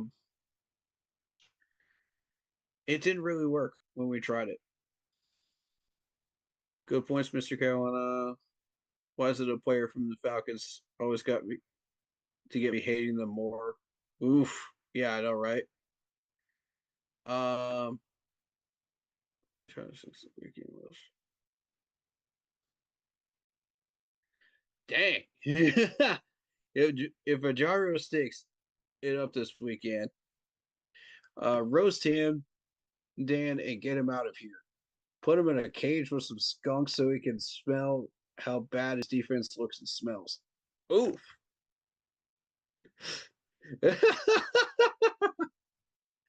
That's a good one. I like that comment. Uh Felt good to say that. Frustration. Beavis and Butthead impersonation. Love it, Corey. Hopefully they're bringing energy to game day Sunday. Night Corey and Blitz. I'm exhausted. Great stream, fellas. Keep pounding. Yeah, man. Sleep well, David. I'll talk to you tomorrow. On the phone. And shout out Jeffrey Stamper. How you doing, man? Sorry I haven't been in touch, bud. It has been a minute, but I got to catch up with you and talk some Panthers football with you. But I'm glad you're checking out the streams and hearing what we got to say, man. Appreciate you. Much love to you. And whoever was hitting that heart button, man, thank you. Much love back to you. Appreciate you. So back to it. Broncos, right? Broncos and Chargers.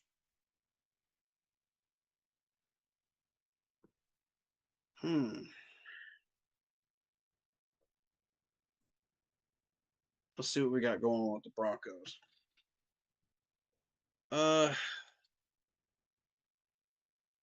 This is kind of one of those flip-floppy teams for me again. It is the Broncos. You got to win over the Titans, but it was not a convincing win. You see what I'm saying? Like they're above the Mendoza one, but they're not convincing. 20-12. I'm not buying it. But the following week, you put up 28 points against the Colts. So here's what I think, Indianapolis. How convincing is your defense? Is it legitimate or is it not? Because the Colts gave up. The Colts give up 29 points. No. The Colts defense is either convincing or it is not. Here's my reasoning for that. You allow the Dolphins to get 8 points in the first game, and then you allow the Broncos to score 28 on them. Now, which defense are you? And you take that into the Broncos game, right? That's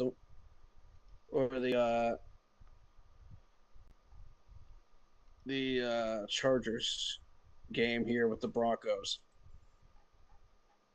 and you say, what are we doing with here with the Broncos? Because I'm not buying into this Titans score. I'm not.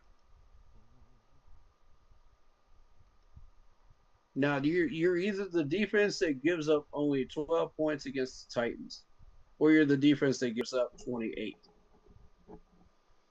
or 29 points. Which one are you? Broncos. You're not. You're defensively. You're not selling. Offensively, sure, you put up 20 and then you put up 28 points. Okay, I'm sold on the offense. Where's the defense?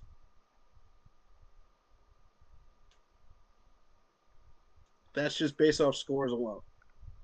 Now, I'm sure there's a lot going on there that we don't know about. There's a lot of intangible stuff like that.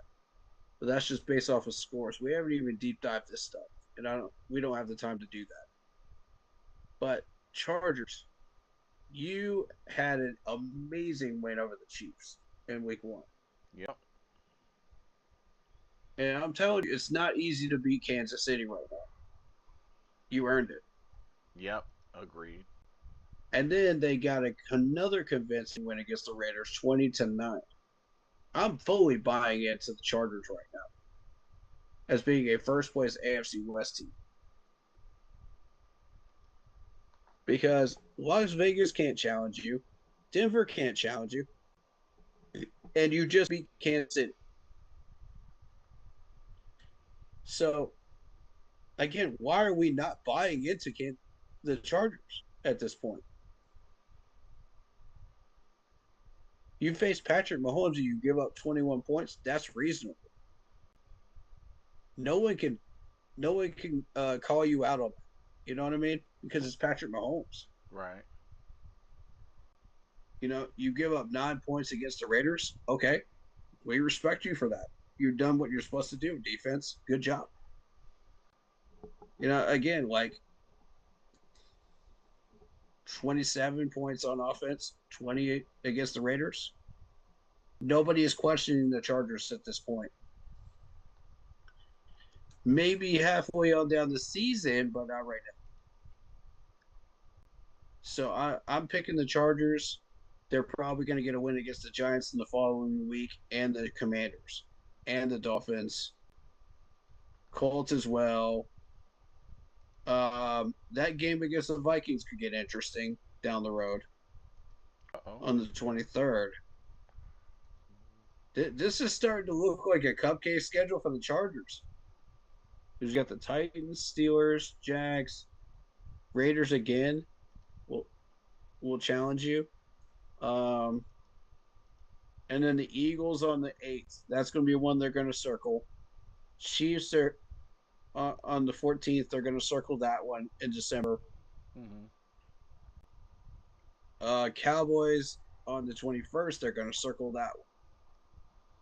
And then 2 cupcake games at the end. You know, Texans and Broncos. They're not even worried about those 2 teams. So this is going to be a very, very high record Chargers team. Is it enough to win the division, though? Chiefs have a tough schedule. Yep. Is it enough? Well, we shall. Firepower wise, I'd say you have enough to really compete. So it's going to be that Chiefs game on the 14th. That's going to be the one. Okay. That's going to be the one that determines the division winner. That's definitely. Can the Chiefs bounce back enough to compete with them? I think so. So it's got to be the one that we keep an eye out for. Yeah. But we're both in agreement. Chargers. Yeah. 3-0. Okay. Next up, Saints at Seahawks.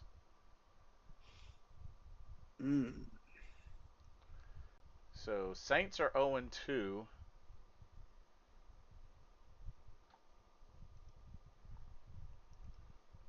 Let's take a look at this one. Saints, what are you doing? You lost to the Cardinals 20-13, which, I mean, there's been a few people talking some good things about the Cardinals team. You know, they've got some talent. But so I can kind of see that win right there over the Cardinals. But they could not get it. Cardinals beat them. You got the 49ers. I mean, Spencer Rattler went down at this one. Yeah, So, would he have made a difference? I don't think so, personally. As far as trying to win that game? I think it should be I mean, being that they're playing in Seattle, it should be a win for Seattle. I'm not confident that the Saints will pull away with that one. I'm looking at the Seahawks as well. Let me see the Seahawks. They got a convincing win over the Steelers, and they lost a convincing game against the 49ers 17-13. I mean, you know, I buy into this. I buy into this. This is what they should be doing. Right. Realistically. They'll go in and play the Saints at home. This is in Seattle. Yeah, I got to go Seattle. Okay. Both in agreement. Okay, this next one. Cowboys at Bears. I'm gonna go ahead and say it now. I'm not picking the Bears. I got burned. I will never pick the Bears. I got burned twice in a row. I'm going Cowboys. Cowboys. Yeah. That's an easy one for me. Because I tried to be kind and understanding, and you know, I got burned twice picking the Bears. So no. I'm done being nice to the Bears, man. Let me see what Dallas is up to. Because Dallas is 1-1. Yes. Dallas, you lost to the Eagles 24-20. That's convincing. But then you lost to the Giants. Oof. The Giants hung 40 points on you. Ouch. That's not good for your defense. You got to get that under control if you want to be taken seriously, Dallas. Yeah. This has got to get fixed. And everybody's blaming it on the fact that Michael Parsons got traded and Jerry Jones, looking like a clown right now. Yeah. And I can't really disagree with that. And I saw like clips of all three teams fans reacting to it, and the Giants fans are the guy was just going nuts. He was just like, this shouldn't happen, blah blah blah blah blah blah blah blah. I don't even know what this dude is mad at. Okay, first of all, it's two division rivals that both kick your butt routinely. Yep. You're not accomplishing anything. Secondly, Green Bay just gave up the house to get Micah Parsons. Yeah, that they did. If anything, that's going to set them back financially and draft pick wise for the next 2 years. So if I'm a Giants fan, I'm celebrating this move because Jerry Jones just screwed himself. Because he's not going to do anything with those 2 first-round picks anyway. Let's be real. So if I'm a Giants fan, why are you outraged? It makes no sense. Both these teams are going to kick your butt. Why does this make sense? And if anything, they actually just beat them. The Giants just beat them. So again, why are you outraged? Oof. Like, why? I don't get it. I don't get it. That's my ice up son for the week right there. By the way. Nah. Oh man, that's totally funny. Understandable. Yep. So. All right. Anyway, I had to get that out of the way. Let's go. Nah, you good. All right. This ought to be interesting. Mm-hmm. Cardinals at 49ers. I'm going to say Niners. And here's why. If you look at the Niners games this year, they are very, very convincing. I got to find them on here. Hold up. Niners, Seahawks and Saints. Yeah. Niners. Where are you? Where are you on this list? There you are. Okay. The Niners had 2 convincing wins. They had one over the Seahawks in their own division, 17-13. Those games always get brutal defensively. And that's been a history with those 2 teams. With the Saints, convincing win. Niners still need to fix that defense, though. They give up 21 points against the Saints, so you got to fix that. But right now, I would be very happy with that success, too, if I was Brock Purdy. And he's like, we'll see for week 3. Yeah, I feel that right there. I feel that energy. If you're Brock Purdy coming into this game, you're feeling confident.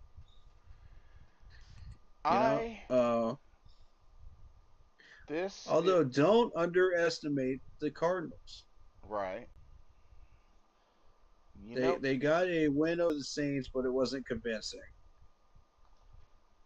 They got a win over us, but again, not convincing. Mm-hmm. Because look how many points we scored in the 4th quarter against them. Right. So Arizona's got a serious defense problem now that we have exposed in the 4th quarter. But their offense didn't do anything in the second half of that game. Right. Did you notice that? They only scored 7 points in that second half. Yep. So what is going on with Arizona's offense in the second half? Now, let me see if that was the same thing that happened against the Saints. I want to see something. Yeah, same pattern. Only 3 points in the second half against the Saints. Interesting. So you put up a 17-10 lead, and then you blow it. Yep. That's a problem, Arizona. You might want to fix that. And that's one San Francisco is going to exploit on you and win the game with. But I'm going Niners. you know something? This is actually going to be my upset pick of the week. I'm going to Cardinals. Interesting. Yeah. So you're saying you think they'll fix that Uh-huh. against the Niners? Yep. Okay. That's why this is my upset pick. This is my upset pick. Okay. Uh, I can buy in a little bit to that. Let's see what happens. Yeah. So, you're Niners, I'm Cardinals, all right? Okay. And then the Monday night game, or not Monday night, the Sunday night game. Wow. I never thought I would imagine this, especially with the record both of them have. Chiefs at Giants. Oh, you know, here's the interesting thing. The Giants put up 40 points against Dallas. Yeah. The offense I buy into. The defense, however, not so much. Because, yeah, you only give up 6 points. Right? You only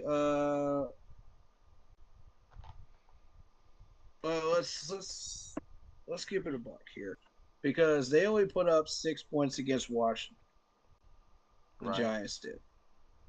Mm-hmm. Okay, and then they come out and they put up 40 against the Cowboys. Which offense do you have, Giants? Which one is it? Got a decision to make. Mm. Which one is it? If you want me to seriously buy into your Giants as a team that's got something, show me another 40-point performance against maybe say the Saints or Broncos down the line. Show me something. I'm not going to buy into it until then because the Chiefs are going to shut a bunch of that down. Right. You look at the Chiefs. Um, Convincing loss against the Chargers, convincing loss against the Eagles. I'm going Chiefs. You're going Chiefs? Yeah, I'm also going Yep. Chiefs as Bounce well. back game right here. But what's interesting is the Chiefs also have the Ravens next week. And then the Jaguars, Lions, Raiders. So it doesn't get any easier until you get to the Raiders game Right. for the Chiefs. So this has got to be a win for KC. If they want to be taken seriously in their Super Bowl run, this has got to be a win. Right. Period. You as the Giants people are going to start asking questions. A lot of questions. So we're both in agreement of Chiefs. mm-hmm. And then we got ourselves quite a Monday night football game here. Lions at Ravens.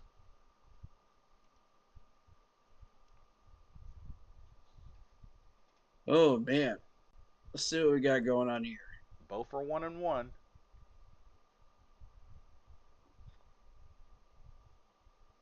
Okay, let's go with the Lions. Let's take a look at them first. I'm a little surprised they lost to the Packers in the first game. Okay. I thought they had more weaponry than the 13 points that they put up. So I didn't really buy into that score last Okay. week, and I still don't buy into it now. Because they just put up 52 points over the Bears. Right. So the Lions have enough talent on offense. So it's not the offense that was the problem. It was the defense. And here's why I say that. They put up they gave up 27 points to Jordan Love and the Packers. Ooh. They gave up 21 points to the Bears the following week. So they have a defensive problem that they've got to solve. And that's not a good thing when you're facing Lamar Jackson. Right, definitely. Because let's keep it a buck here. Lamar Jackson put up 40 points against the Bills defense and a 1-point loss to the Bills. That's legitimate. They put up 41 points against the Browns the following week. So this is a 40-point offense right here. Regardless of what defense they're playing against. They could be playing the Chiefs right now. They still put up 40. Or pretty close to it. Right. I don't think that's going to change for the rest of the year. Look at the schedule. It may change against the Chiefs defense. We'll see. Maybe the Vikings defense, but I don't see it against anybody else. So, for me, this is a very, very scary and potent offense, the Vikings or the Ravens. Uh-huh. And it's going to be enough to get them to win over the Lions. This was a really, really tough one.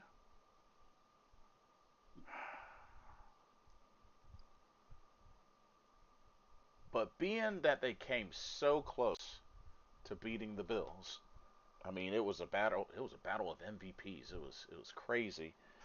Right. I am actually going to say I'm going to say the Ravens. Yeah. I buy into Baltimore at this point. Yeah. That 1-1 score, that 1-1 record, do not let that fool you with Baltimore. They've got so much more talent than this. Well, not to mention, they're not a pretender. I mean, they're real. I mean, they scored back-to-back 40 points. So, it's really kind of hard to bet against them. So, yeah, definitely got to go Ravens. Plus, you got Davenport that's hurt. Jack Campbell's hurt for the Lions. Oh, right. Yeah. For the Ravens, they're not really dealing with too much injury-wise. They got Nate Wiggins, who's questionable. But, I mean, everything I'm seeing is questionable at this point for both sides. So, all of these guys are going to play. I think when you compare Zach Flowers to St. Brown, I mean, it's not even a comparison. It's 218 versus 160 receiving yards. Right. You know, Smith as a linebacker has 25 tackles, which is insane, by the way. Right. That's crazy. So, for 2 games, where does this come from? So, I really like the talent Baltimore has built up. I believe in Baltimore right now. I think that's going to be a legitimate team.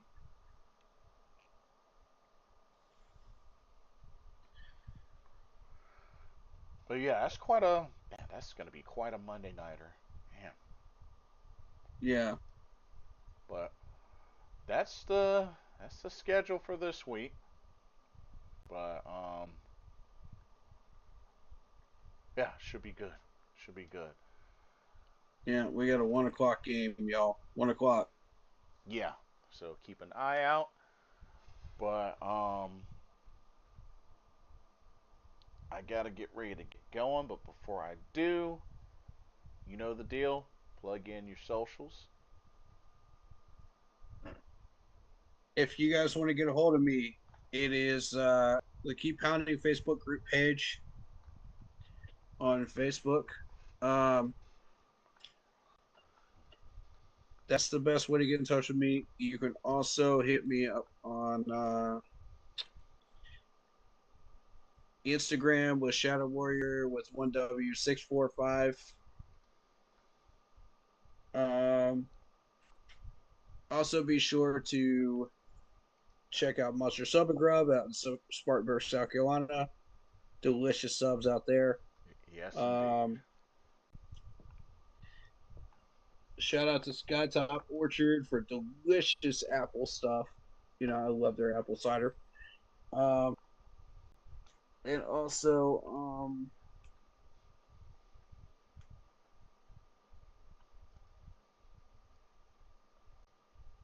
the name of it. I'm going to promote that properly, but I love those two guys that I talked to there, man. They were cool people. And one of them was related to a super fan that had the blue Panthers car. Ah, yeah. Showed up to the parades and stuff. So I didn't even know there were parades up there. I have to go up there for one of those. Right on. And shout out to all the other YouTubers that are doing what they do. Panthers YouTubers. Shout out to 2020. Shout out to Pat Coltrane. Shout out to Shellytron. Shout out to Big Cat. Shout out to PNP. All these people are good people, man, and just go check them out. Go sub to them if you want to. Oh, yes. Spread the love, man. It doesn't just have to be us, But just be good people, man. Be good people. Yeah, absolutely. Stay happy, healthy, and well. And much love to everybody that's commented or not commented today. We tried to get to all the comments today, and I think we were successful in doing so. That doesn't always happen, so. But thank you to all the new subs and followers. We love you. Welcome to the family. Keep pounding. Indeed. Keep pounding. On both our channels. So, and also much love to Mr. Carolina. Yeah. We loved having you in here, man. Appreciate you. It's been a while. Glad we were able to get him in here. Right, man. Right.